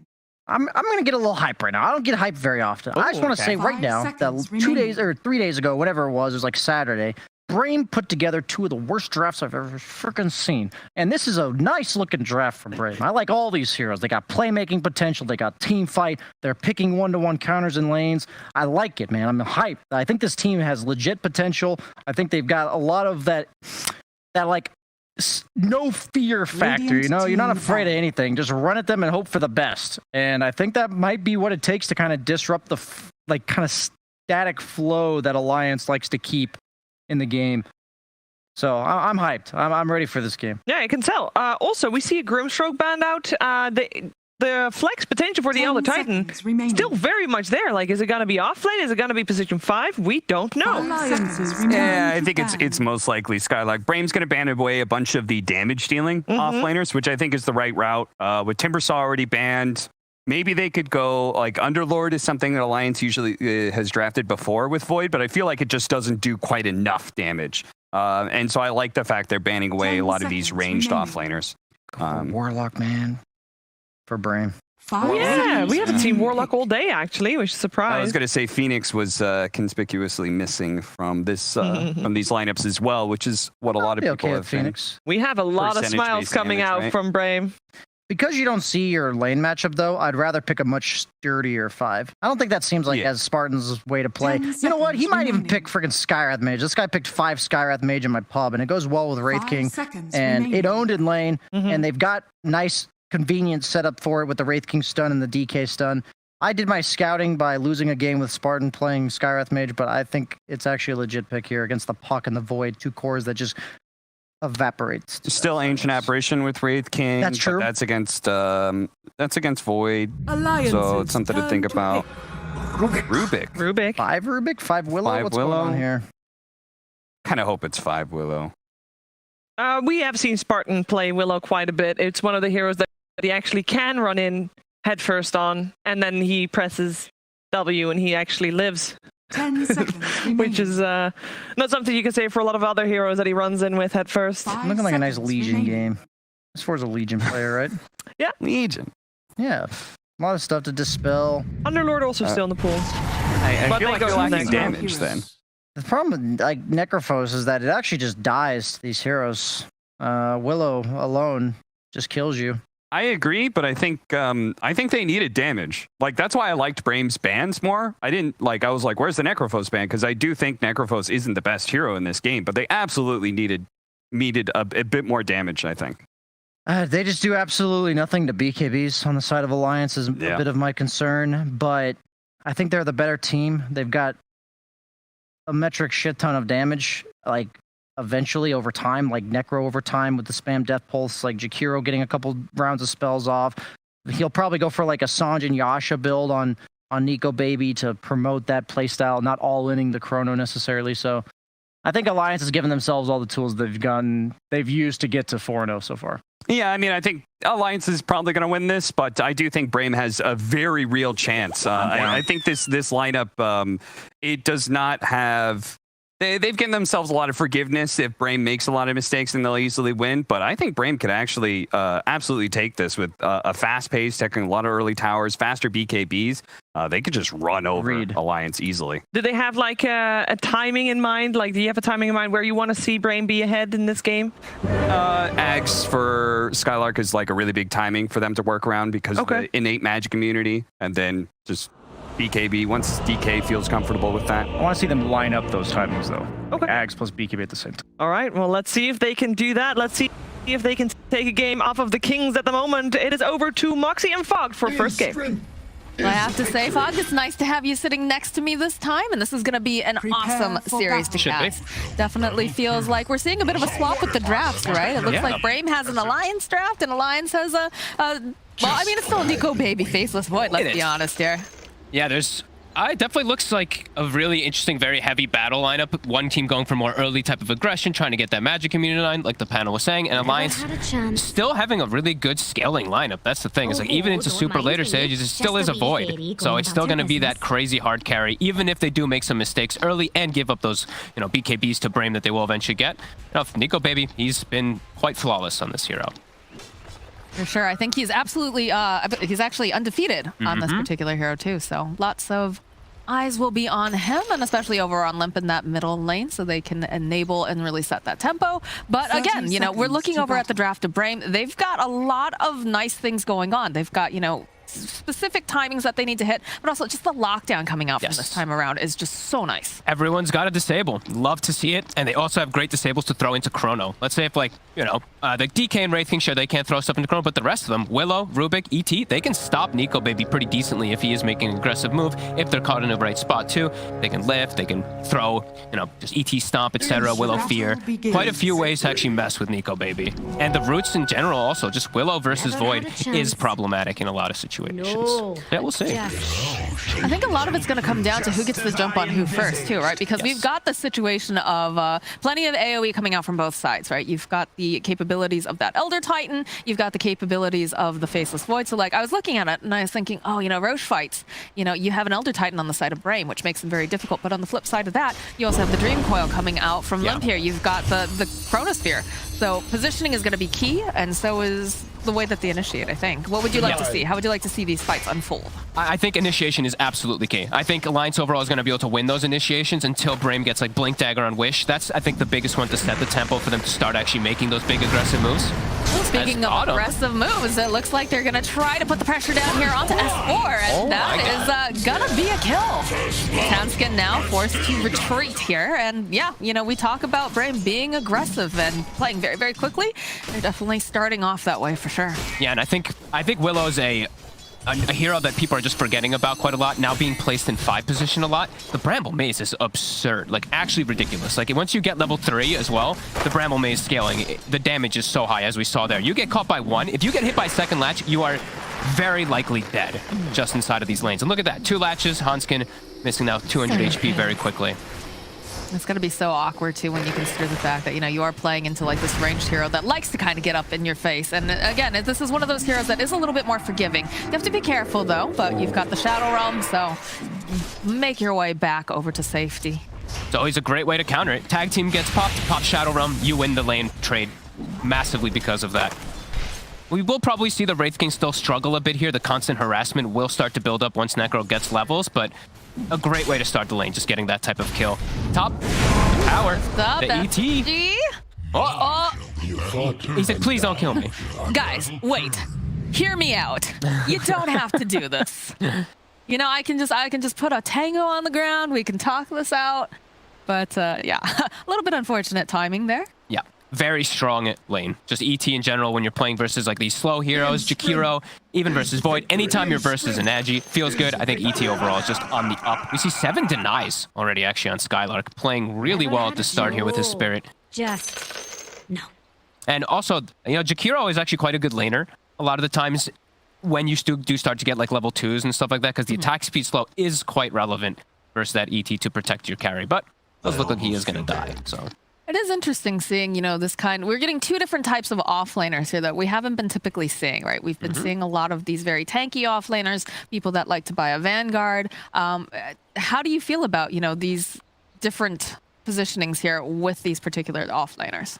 I mean, yes. I mean, I know you're the Elder Titan, but also, you know, the fact that S4 is, of course, playing that Necrophos. He's really, in my opinion, he's more of a flashy player. He's a player that, you know, likes to dodge in and out, get these, like, you know, multi-stuns with the hoof stomps and whatnot. And Necro is not the flashiest. No, I think Necro can fit in a similar, not exactly the same because it's nowhere near as strong, but a similar routine as like Timbersaw. You go to a lane, you get too tanky, eventually they might just get bullied out, especially these, like, kind of squishy melee heroes like Wraith King, who just suffers versus the Heartstopper. You can push them out of lane. And you are going to be that heavy sustained beast that your team does rally around, just like Timbersaw kind of is sometimes too. So I'm all right with it. I do like seeing S4 playing more so on that Centaur, especially lately. He's been so good, especially in mid-game, but I do think they did need damage. You know, you see the 3 tanky bruisers. They definitely wanted something to be able to deal with that. Definitely makes sense here as this mid lane. Oh, looks like we're gonna get started up again. All right. Yeah. Yep. We expected that though. Yeah. And the other thing about like Necro in this game, because they have Faceless Void and Puck, they didn't need an initiator in the offlane, right? So they already have 2 forms of being able to start the fight, so he can actually play more of just this rally around me kind of guys. We do see him start bullying quite a lot onto Focus, starting to catch up in last hits. See Hanskin just navigating around this bramble maze, being very, very irritating, but Focus sitting a little bit low here. Does have a couple of those wand charges. I also like the fact, too, we've been seeing a lot of the supports, you know, usually they have a save, right? We've been seeing a lot of Oracle or whatnot, the Warlock as well. But, you know, like you said, they already have this joke Spartan. It's going to go into that Shadow Realm again. They're trying to get the body blocks in, hot on his heels. Oh, he's going to survive this. They'll turn it back around, throw out a couple more pokes. S4 actually got in front of Hanskin there. Maybe they could get like a 1-2 right click with the tag team, but no, Spartan's able to reset, salve himself up, just try to stack the camp, but Hanskin will not allow that as he's right there. And just continue to look at these denies from Skylark. Look at this, 14-9 to 9-3. And now he's level 3, so the lane is actually just going to get harder and harder here for Nico Baby now that he has this. You can just see Skylark right over here, starts punching away over here. Nico Baby forces out that time lock. We'll just punch FNG. And look at the zoning that he's able to do here. It's really difficult. Dual breath. Push them back just a little bit, but again, fairly tanky. Yeah, and he brushed the boots immediately. No other items, just a stick into boots so that he can do these type of rundown plays. You don't need items that easy. You just need move speed to be able to get on top of these heroes once you get Spirit. Spirit's back up, round 2. But they do have too many creeps. And like we said, the attack speed slow is starting to be a bit annoying. Liquid Fire and Dual Breath. Bottom lane. Coming to play bottom. Ooh. I'll be able to get healed up again. A lot of skirmishing going back and forth, though, down here in this bottom lane. Yeah, stick charges aplenty. Focus is sitting on 17 wand charges if they ever do try to make an aggressive play. So his sustain, you know, his farm down here should just be actually quite solid. They're not going to be able to put much pressure on him. Not able to utilize the tag team onto him a couple times now. Like Spartan, you said, Willow. good. Yeah, Spartan's doing a great job, honestly, of securing this start here for Focus. Getting closer and closer to those level 6 over here on both of these mids. I guess the thing that I'm a little concerned about is, you know, if... Because Limp most likely will probably try to make something happen, right? Once he gets his 6th Dream Coil. But do you try to turn it back around again? Instead of having Limp leave, do you try to rotate one of these supports? Or do they need to kind of stay here to kind of babysit a little bit?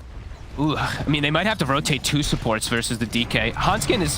Tag team is really good versus the DK anyway, though. Even if you have that built-in massive amount of armor with Puck, if he's under tower, you could bait it. So it'll probably be checking to see who gets around that like 6-minute rune. I'm just concerned that if Limp leaves that lane, that there's just going to be too much pressure coming out from the DK on the tower. And that tower is so incredibly important. He might call for the rotation. Wish actually insta-pop the ulti. That's usually the indication of where you're like, okay, I'm either going to like go heal or I'm going to ask for one of my supports to TP mid and fill my bottle and counter gank. But it looks like Limp, he is going to go back because he doesn't have the opportunity to get refilled. FNG not going to be going mid just yet. But could definitely see that rotation. Spartan, he's looking to play around mid though. I like this move. Leaving the Wraith King down bottom, you know, hurts his farm a little bit probably because he's going to get bullied away, but he's going to be able to set up for that, you know, eventual tower push. They're pinging it though. Look, Limp just pinged Wish. He's like, yo, this guy used DK form. It's less than half duration. Hasn't even hit the tower yet. Yeah. So. Might not even need a rotation to stop the push from the DK. Spartan still will drop down the sentry ward over on the side, make sure that they don't have any vision here. Do a little bit of recon. Ooh, I like it. He puts the ward behind the tower too, so he can see if any early rotations come in to be able to protect that DK. Skylark, the bashes. Yeah, he's taking a lot of damage, and the creep's actually blocking him. I think he's actually gonna... Oh, it's a good save here for Stomanen, though. He might end up... Yeah, he's gonna end up surviving there, as Stomanen takes one of those liquid fires to the face, but Nico Baby wants to just focus up and hit creeps. Heal up as well. Wish actually did not even hit the tower once. Limp actually went back to base, came back, and Wish never hit the tower with DK form. That's a bit weird. His bottom. Hanskin, he's sticking down. He's got the shards, though. Like they were going to teleport down, but he's stuck. Fist bump. Fist bump. And they do cancel the TP, I believe, from Wish, which was going down there with the haste rune. So Limp, yeah, 0 damage on the mid tower from first DK form, and Limp literally wasn't there to defend it. So not bad for the Puck. Yeah, pretty happy about that. You know, your tower just does not get touched at all. And because they moved that Willow to mid, we did see how aggressive they were playing bottom. S4 and Hanskin trying to dive focus. Do lose Hanskin, but at least trying to take advantage of the fact that Willow had left. Pretty quiet otherwise, though. It's about a 3K net worth here for the Dragon Knight, 3K over on the Puck. So very evenly matched up here. Yeah, Limp trying to steal some farm away too, take the small camp. Nico Baby's actually gone for first item Morbid Mask. I actually think this is pretty cool versus the ET. You can actually fight back. FNG, however, cannot fight back. I mean, he could try, but he's still going to die either way. Well, he is in struggle city now. Has no boots on Jakiro, one of the slowest supports in the game, 290. Skylark has phase boots. That's pretty scary. He's going to get run down quite a bit in that lane if he's not careful. And he's level 5 too, so level 3 spirit. But Nico Baby's gotten, I mean, I want to say okay farm in the situation, you know, considering he's 2300, so he's quite far behind his counterpart of the Wraith King, but not dying. FNG has soaked the pressure. A little bit of a dive here over on the tower. Hanskin perhaps going just a bit too far as they land. The Wraith fired last, and he's got to navigate around these brambles. Doesn't manage to make it out, though. Tower is under attack. Playing versus those roots. That's why they snap picked that Willow right after we did see the Tusk. It is a very annoying thing. Same thing for Limp. You know, the puck can fall victim to them as well, as we are seeing Limp make this rotation. Wish, he knows it though. Immediately pops his DK form, starts hitting tower. So Limp, he's got to make the decision quick. You immediately see him turn back around here, and he's just decided. You have to keep in mind too, Skylark playing a little bit further back too. Yep. So perhaps he figured, you know, I'm not going to be able to get this. It's better to protect my tower here than spend too much time top. Yeah, they're making the rotation. Here comes Hanskin. Do they have a TP available from FNG? They don't, but they're gonna bring the Necro. Yeah, they've got the Gene Crown. They've set him up. There's gonna be the shards. Toss back here. Can they get off enough damage to take down Wish? He's very, very tanky. Over the back lines though, they've got the sight down. We'll go Wish. Nice TP from S4. Very needed, as we said. He's probably gonna be the biggest damage that is coming out from the team in the early game. So nice move as they do shut down DK, and he's dead for a decent amount of time. 35 seconds. And I believe that was an Arcane Rune Coil too, so when he's back up, Coil's back up. So pretty sweet there for that timing that's going to be for Alliance. Yeah, I like that decision to rotate and try to get him off of the tower for sure. A lot of sense, and Nico Baby gets a little bit of breathing room up here for some farming, which feels nice, as he is, you know, a little bit behind here in terms of the net worth compared to the... Yeah, oh, he gets a bash on the catapult though and gets the last hit because of it. The dream, I love it. And, you know, that whole decision by Limp, it is really good because top Nico Baby had the lane kind of forcing him to him too. And like you said, the ET was kind of backing up. So it's just like, it was perfect read from him to make the move. But now Spartan's 6 pretty early here on this Willow. He wants to make a nice aggressive move up here. I can see Skylark with those phase boots just chasing down FNG. Nice ice path though. We'll connect over onto 2. Boom. And the turn back around. The hunt is on as they get the kill on FNG. Can they get the kill on Spartan though is the question. No, Nico Baby just wants to back off as S4 places some of that pressure on that bottom tower.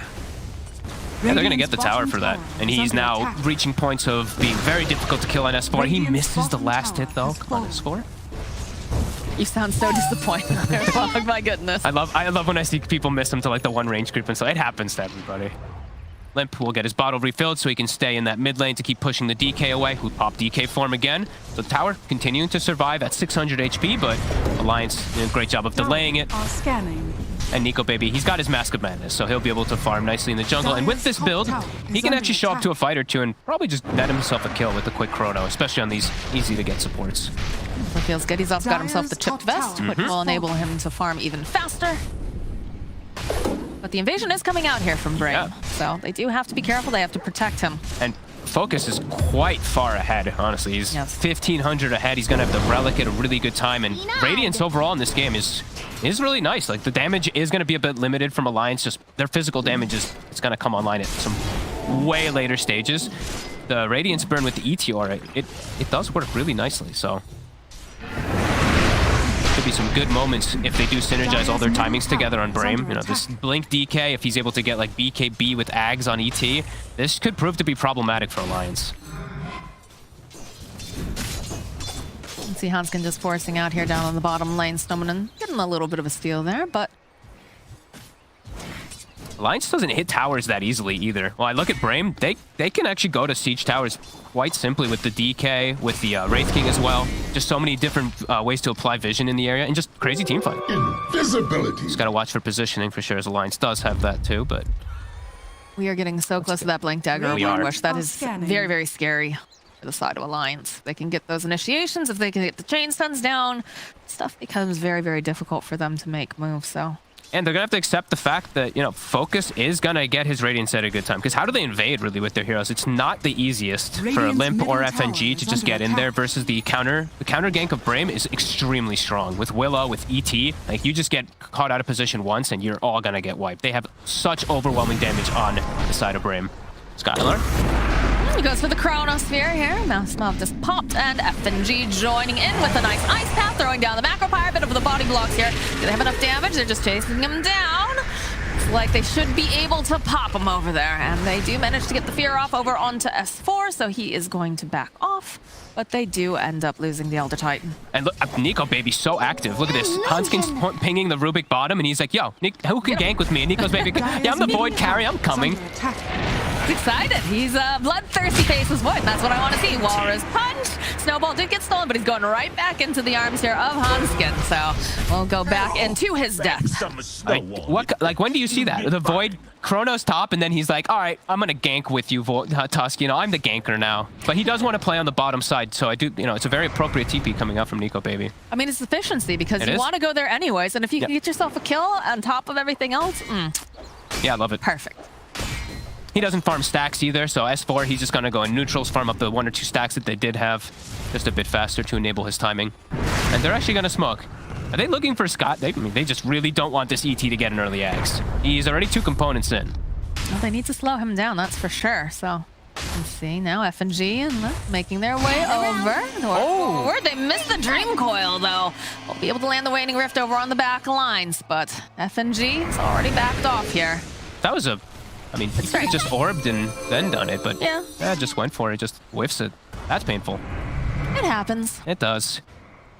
Stominen, let's see what he's able to steal. We haven't really talked too much about the Rubik this game, but he has some phenomenal spells that he can get. This is why it's always a little risky to pick Jakiro because of the, you know, counter pick of that Rubik coming into play. And versus Puck, I mean, he's got so many. There's the Blink DK. That is the Blink with the Bedlam, with the Cursed Crown. They already used the Brambles, and a good snowball save, though, coming out for a little bit longer. So going to end up killing S4, and Hanskin will also fall there, so... Oops, maybe should have just accepted the fact that the Necro is dead. Ends up giving 2, and now maybe even a 3rd wish. Gets the connection. He wants the Jakiro, but he's not going to dive. Turn his attention now over to the tower. The rest of the team is here. Macropyre does get tossed out with the Ice Path. Just want to burn down these creeps if they can, but I'm not sure if they can go into all this right now. No, they know Coil is down because it was used up top and whiffed, so the tower is going to drop, and that is almost the Radiance. Oh my god. Nico Baby's definitely going to need quite a lot of time to catch back up in this one, as he is going to go for the Maelstrom build, so he's going to be very susceptible to dying. Just like a lift of Root, Fear, etc. Like, he could just explode on the Faceless Void for sure. Especially with the amp up, it's always going to be there, that ET. So what's the best play here for Alliance? How do they slow this down a little bit? Because like we said before, when Brame starts putting on that pressure, they don't like to let up. It's really not that easy because they can't just take buildings in the same manner. They don't have the best tower hitters. Like FNG, if he went max Liquid Fire, sure, but he's actually max Dual Breath, which I don't see very often. I usually see like 2 points in Dual Breath for lane and then you max Ice Path. This is a dead Hanskin. Oh, you thought you were winning? Don't think he was expecting Wish to be there, and they just used the whole kit. Dark Willow over there for the most part.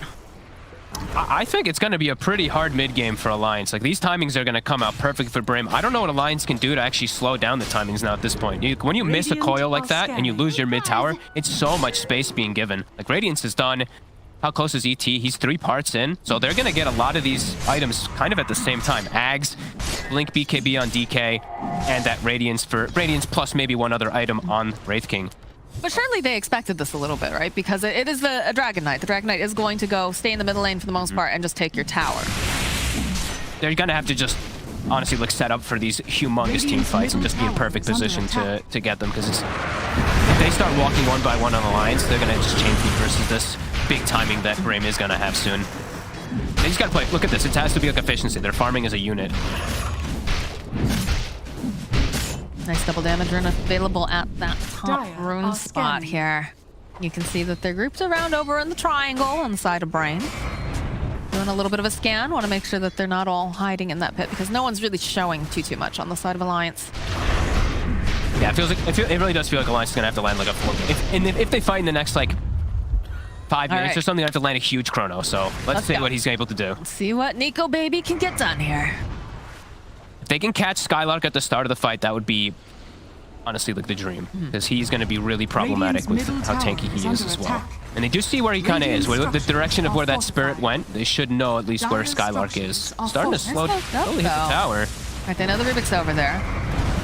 Positioning. Dire's top tower is They're setting up for top. Like, they don't want to lose tier 2. Like, Brame pushes way faster, and they will grab focus under tower. Yep, Dream Coil comes out with the snap. The rest of the team is hot on his heels, although they do kind of whip a little bit over here. They'll be able to go. They're on the dual breath. That's going to be the reincarnation. S4 getting ready. Terrorize getting wound up, though.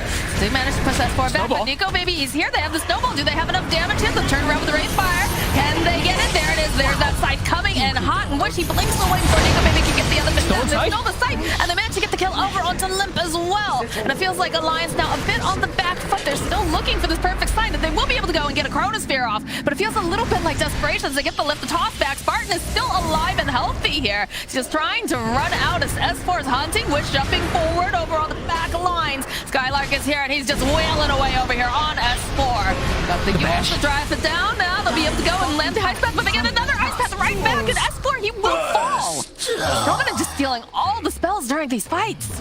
I'm glad we mentioned right about him just before this, because he gets like the most perfect steal. He gets Reaper and he gets it on. Look how long this puck is dead. He's still out for 30 more seconds. Phenomenal spell usage by Brame. Even though Focus gets caught so far away, they're still keen to fight. And now that's the Aghanix for ET. So next fight should be even more difficult for Alliance, as that Chronosphere nets them nothing. And there you go. You see the initiation coming out here from Limp. They drop down the Macropyre, Ice Path, and, you know, they get the reincarnation.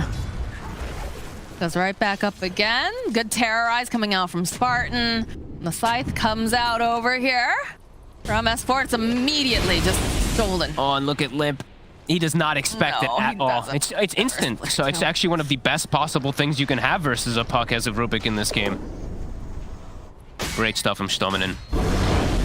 And yeah, the Chronosphere just hits 2, but they don't have anything else. They're actually out of mana on the Jakiro, so he doesn't have enough to throw out the Ice Path, and they don't get another kill.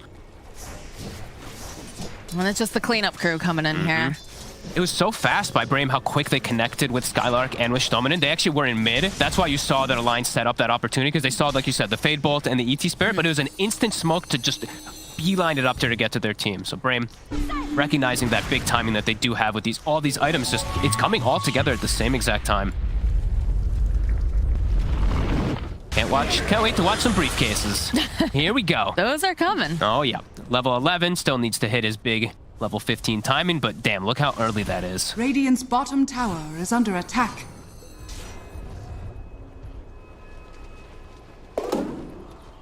All right, well, we got the BKB being worked on now for the Dragon Knight. MG kind of hiding off in this tree line here, hoping that they don't take a closer look. Could possibly go and try to, you know, cut that wave a little bit. Yeah, he's very far forward. Stominen's still hanging on to Ice Path, so next fight he will always have that to be able to lock down puck, and yeah, he is. The entire time he's been trying to see if he can figure out, you know, is there anybody in this tree line? Some pressure placed over here on the mid tower, but like you said, fuck, they don't have the greatest sieging. Don't have the best pushing. They have to push through winning fights with a Chronosphere and with puck. But they try to go for mid. Stominen TP's tier 2, so you see this Rubik, he already set up. He said, just in case, we're getting top tower, but I'm ready, and I'm leaving front tower TPs quick. So my team can back me up if there is a move aggressive from Alliance. So Brame is really on point with this early game. 11 to 4, very few mistakes coming out. Regeneration. Man, it's actually wild to think about, because, like, remember at the very beginning of, you know, season 2, we were told to, you know, try to make our predictions, and a lot of us put Brame very, very low here, but look at them, the way that they're showing up. Yep. They've been looking a lot better than I thought they would. Hey, to be honest, so was Alliance. I did put them at a pretty bad rating. But no, I mean, I'm glad that we're seeing, you know, this this pleasant surprise coming out from both of these teams. And I like how we said, it's like the role reversal. Yeah. It's like this is kind of like an Alliance draft that Brame is playing with and making it look quite good. 4K advantage. Nico Baby, I think Nico Baby knows he just has to kind of farm it up. Like they don't want to fight into this huge timing. Like BKB's about to be done for Wish, so everything is, yeah, just all synergizing great. Focus almost has actually a full SNY on top of everything too. Oh boy. Well, smoke is up over here on the side of Alliance. They're hoping maybe they can get a pick off, find someone. You do have Limp leading the charge here. The Spirit, though, it scouts them. It just flies right through them. They know they're smoked. Skylark is just spam pinging it. He's like, yep, they're running through the mid lane. Everyone just go play together. Yes, they can't team fight us. No, because it's just beelining it like away from that middle lane now. And you always know as soon as that is the smoke is when the Spirit returns to you. You're golden. You know immediately. So double blinks was picked up from Alliance. That's why they tried to look for this play with Hanskin and Limp, but unable to achieve it. Brame continuing to just play this flawless map. Nico Baby doing the best that he can here. He is moving around the map, trying to find that farm. Does have the Songe completed, and he has the Maelstrom as well. So he's got some damage going on. He's got a little bit of status resistance, which is nice too, but still, it's gonna take some time before he is ready to go in and fight. Yeah, they don't have these same timings. Like honestly, it's all 3 items at the same exact time. From even a Spartan Solar Crest to boot on top of everything else too. Like Brame is extremely ready to fight. They want this battle. On the low ground, open up with the Brambles. Focus, looking for this opening. Immediately, S4 is just getting nuked out by the Bedlam. He's not allowed to do anything in this fight. Stepping over onto the back line here, you can see Wish and Focus looking to just get as much damage as they can over onto Hanskin. It's a good ice path, buys him a bit more time. Hanskin running for his life. Spartan, of course, does see him. Winds up here with the Shadow Realm. It's still going to be Skylark who punches him with the briefcase. And now FNG is stuck over on the side, just trying to man fight. Drops all of his spells, hoping, but no, it's not going to be enough. FNG will fall to Focus, and Nico Baby just continues to farm as fast as he possibly can. Straight into Roche. They can just get... They didn't really have to use too much there. They just had to use a DK form. They lost their Rubik. The Puck and the Void actually just went straight for him, but S4 just gets absolutely slaughtered from just kind of the Willow. It was all the magic damage. The Bedlam So just, much. it's so good against this hero. And he is level 12. Like, it is a pretty high level 5 position Willow.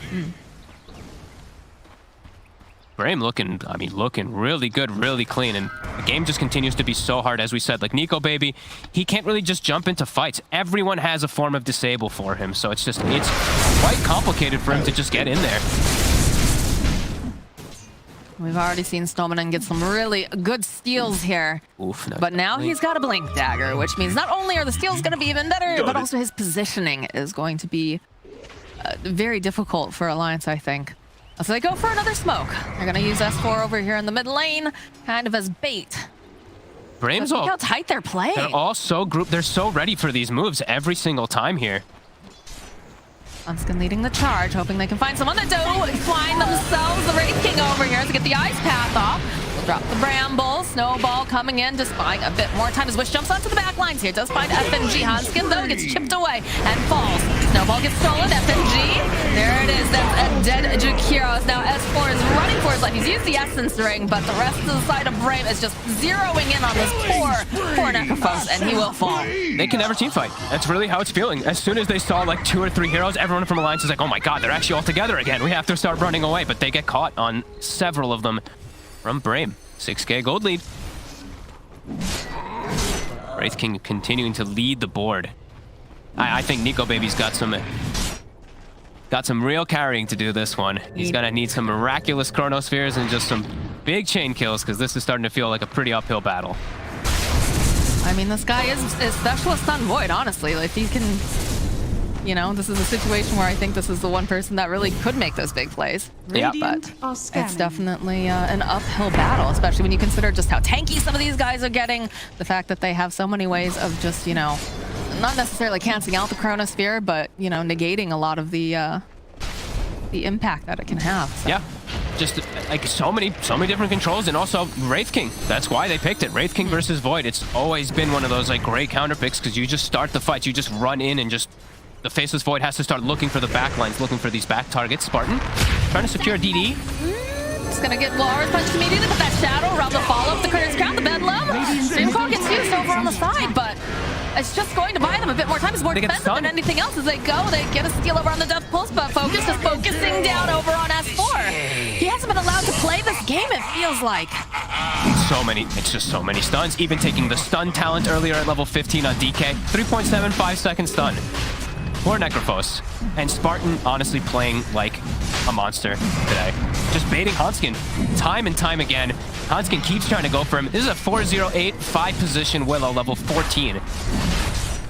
some phenomenal stuff coming out from Spartan. I mean, like you said, they kind of had the number of this Tusk during the laning phase, right? The fact that, you know, Spartan just consistently throwing down the brambles, making sure that, you know, okay, yeah, tag team happens, but you just move your way through. You remaneuver and... Ooh, they were hunting for Limp there. One's out. Oh, he goes for it anyway, though. Of course, it's Spartan. Yes. He would finish the cast here, yeah. But he doesn't do things half-assed here. No, this man goes in. I think we might honestly see a rise more of Willow as 5 position and stuff too. I've seen it mostly just played as 4, but I'm definitely seeing the potential of what it does have, and now we've seen it a couple of times now today, at least, as this 5. It's gonna make Shiver sad because that means more people are gonna pick it or ban it on her. That's her girl, like Lina and Willow, man. That's what happens when a hero does get absurdly buffed. You know, Brambles got buffed in damage, cast range, Shadow Realm got buffed in cooldown, Cursed Crown got buffed. Like every single one of this hero's abilities got buffed except for the ultimate, the Fear, at least the cast range. I feel like it's a good hero for Spartan too because he definitely wants to be the one leading the charge most of the time. So this gives him a little bit more room to work with, so to speak, because of the Shadow Realm giving you that extra capability, range, and then of course having that Terrorize. But you know, he's been very effective this game. Yeah, he's also just been a killer. Yeah. It's usually something you just don't see as these 4-0-8, man. Nice. Really doing great. Even takes the greedy talent himself, the Bedlam damage, which is it makes Bedlam so much more powerful. Like if you Necrophos pops Ghost Ride, S4 is just gonna die to Spartan by himself. I was about to ask, is it really that greedy when you consider the fact that he has just been jumping all over this Necrophos all the time? He is basically the one slaying him most of the time too. Yeah, I mean, why not? Why would you not get it? If you are playing for no, for sure. And he has the ET aura too, so it just gets amped up even more. And he's not going for, he's not going for the shard this game. He doesn't need to, it seems like, for his team. So go for the damage as they are set up. Level 18 on Wish. He finds Jump. Oh boy, they find themselves at base. Boy, the fear, the jump in, the burst is there, and that's a dead Nico Baby. Even going for that Earth Splitter too. Oof. And now we get these other big levels. Skylark, he did 15 just earlier too, so Astral Spirit hero damage. Brame is fully online in Alliance. How the hell do they defend versus this? I don't know. They don't have Nico Baby for another 50-something seconds. He doesn't have buyback, and they have this tower push like we talked about. They've got the siege. And where's the damage coming from Alliance? Like these BKBs, all this magic resistance, like they don't have any types of physical. 40 seconds, no void. Limp has bought a Lincoln's to protect himself, but again, no extra damage. S4 is trying to put out some damage, trying to be efficient because they know they can't fight into this without this void, but just come forward, give a couple pokes immediately, get stunned up by Focus. They'll pop the reincarnation. Still have that Aegis online though. Good stomp over onto the back line. The Brambles getting dropped, just gonna hold them in place. Like they're gonna respect it though. They'll back off a little bit. He's about to finish. He's 80 gold from Assault Cuirass, so just gonna pick that AC up on the Wraith King, and now they have another big, huge window. DK form also down for 40 seconds, and he's picking up a Halberd.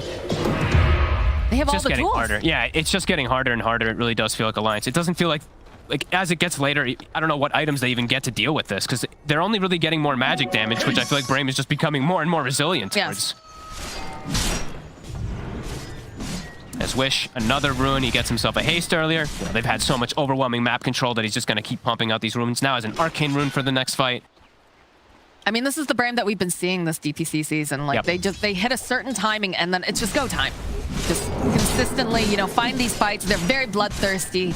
And they're always able to really take an objective off of it, which is, that is the kind of efficient, clean Dota that we like to see.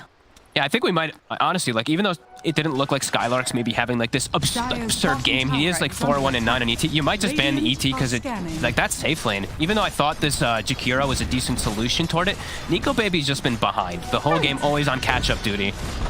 Radiant's top tower is under attack. Radiant structures are fortified. Brame just continuing to stick together as a unit, now going for this next high ground. They've got all the next tools, as we said. They picked up all these different items. Yeah, Lim keeps going in with a little bit of a poke. Go drop the brambles around, but this is the problem. And the thing I'm most concerned about is Nico Baby can land the Chronosphere of his life. It's still, I'm worried about the damage that he can output. These guys are tanky, Which jumping forward, Lim following up though. Ice Path does get dropped. And look at FNG just has to throw dual breaths because he can't let Ice Path get stolen. If Ice Path gets stolen, the fights are just completely lost. Positioning, he's sitting so far back here. Nico Baby, though, is still, again, trying to just split push a little bit. Just trying to buy some time. He's got status resist, but we've seen that's not enough. It's too many disables. He needs BKB so this team can actually have a fighting chance in these next few moments, because this is just really out of hand here. Nobody else able to really farm except for Nico Baby now. Brame, they're swooping. Swooping across the map, picking up, as we said, a lot more items. Aegis is getting reclaimed, but they've already done so much structural damage. I don't even think they needed the Aegis, honestly. I feel like focus is just so massive already at this time point. Like, you've got everything you need coming out from your team. You've got the Assault Cuirass finished. You've got a Halberd online. You've got all sorts of things. All right, they do get the BKB completed, though, for Nico Baby, so perhaps they can take an advantageous fight here. They're smoked up. They're looking for blood. Let's see what Alliance can do. Got to get the big jump on the backline. Find the Skylark, find the Rubik. Need to get the ET and the Rubik out of these team fights. But maybe even also Spartan. He's been really problematic for you. Just need to get through those two bruisers, the DK and the Wraith King. About who gets the jump on who and who can hit that BKB fast. The base is going to start getting sieged, so they're going to know that this smoke is happening pretty much immediately. Is under attack. Stominen, he continues to do this, so TP's to tier 3. He didn't even see that they're setting up or anything, but Rubik, I'm loving the way that he is setting up for the just-in-case defenses and leaving early those fast TPs in the front towers for his team to come in. Force everybody back home, so. They're being safe. They're being very safe. Nico Baby working on that Scotty as his next item. He does have to be very careful, though, because Brame, they're doing the sweep. We've talked about this. Yep. They realize, okay, we forced, how many TPs home? We're going to start moving over to the other side of the map, and perhaps we'll catch some stragglers. BKB completed now for the Wraith King. Well, this is looking scary. He's when so mad. The Ags is going to be for the Dragon Knight. Oh, my word. Okay, yeah. And I mean, Ags almost finished on Rubik, too, so frequency of spouse. You know what? Nico Baby says, screw it. We're not having fights happen anyway. I need to just get more gold, otherwise we lose this game. 711 for the Rubik kill. That's how far behind they really are. A little bit of a fight over here on the side. Dream Coil coming out here from Lepurtrap. Just proc over onto several. There's a beautiful ice path into the macro fire. Holy moly. They'll go back in again. Hanskin, the Walrus Punch comes out, but he already falls. Scythe gets tossed out as well. This is looking like a dead S4. Oh, and Skylark just happens to find FNG. Just what I was and now there's no chrono for 2 minutes. They can go take probably the entire base of Alliance. Yeah, they're going right on in. Still got that dragon form up for a little bit. We even have creeps in this base right now. They're just going right on in. More buybacks coming out.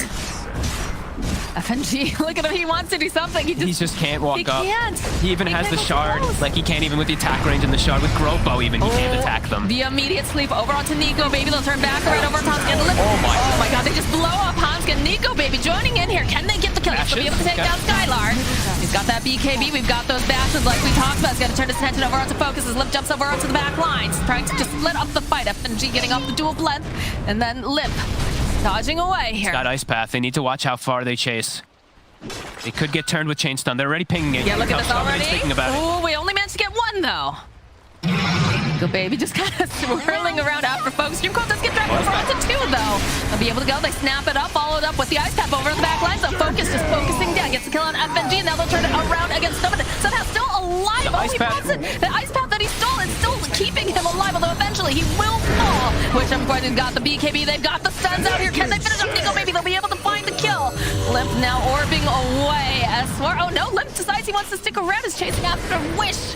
Ghost Shroud does come out here from S4, trying to heal up. Focus, he's got those big boy crits, though. He's chasing after S4. Jumps over on that line. He wants Limp. Limp, he's so elusive, though. He's got to get his hands on him. He doesn't quite have it. A Spartan joining back in. He's looking, hoping that he can possibly drop down the brambles or some sort of route. Focus, though, running right back here into the base. Starts chonking away. He's going to be able to take down the racks, and he's going to make his way over here to S4. Spinning up in the air. We've got that bedlam damage, but no. Back off a little bit. They'll give a little more respect. 55 seconds, though. No void. But that did cost a buyback his Wish. He's thinking about jumping in. Also love this. Didn't point this out, but he went for Halberd, so he has a way to break the Lincolns on the pop, so he did see that stun coming into play. Focus. I think he's fine with this. He's got the reincarnation. He's got Wish behind him with this dragon form. They're poking away at him, but he just jumps right back in. Smacks S4 in the teeth. And Alliance can't chase out. Void still not back up. They do live for a little bit longer. This last set of racks is surviving with the tower up top. But man, the damage is really being done as we see they don't have damage. Like the damage issues are clearly there. These tanky bruisers, you know, that is why Alliance do love to play this DK, this Wraith King and stuff like this. It's looking like Brame just taking a page out of their book and making it look real good. 25 now on Wraith King as well. The Aghanim's has been completed for Wish. Oh my. So it's a lot of, you know, we talk about Alliance struggling with damage. There's a lot of damage coming out from Brame now. And he's now even more resilient to magical damage with that Black Dragon. So damage issues for Alliance continue to grow. A Leveler, a Timeless Relic. Ooh, are some good neutral items. Yep. I feel like the Flicker, though. The Flicker could come in handy on the side of Alliance there. Just gotta hope that you don't get completely chain stunned, right? They have too many stuns, honestly. And the Swift Blink. Yeah. Oof. Nico, right. baby. Nico. Oh, Nico. Spidey sense is tingling, though. Gonna back off Spartan. Leading the charge again, hoping that he can get his hands on him. The Solar Crest over onto Nico. I don't think they're still aware. Focus. Such a clumped fight. The jump forward immediately over onto the Jakiro. They're just going to try to raid him, and they will find it. Punch over on the back lines. You can see that Wish is going to get held into place over here, but they will hold down S4. He will fall. Buyback coming out now from Necroforce. You can see Nico, baby. He's waiting patiently. He's waiting for a Crota or something, but he's losing his teammate left and right. His lip also will fall. They can't do anything. Too much lockdown. Yeah, I mean, they can't hurt anybody. Like, the only heroes they can kill is, like, Rubik and Willow at this point in the game, unless they catch, like, some crazy Chrono. That you can't kill the DK. I mean, he's trying, definitely. He's got the BKB up, so he doesn't get forced out of his own Chronosphere, but it's just, where's your damage? Where's your damage? I'm not seeing it. The snowball coming through, and they just eradicate Handskin.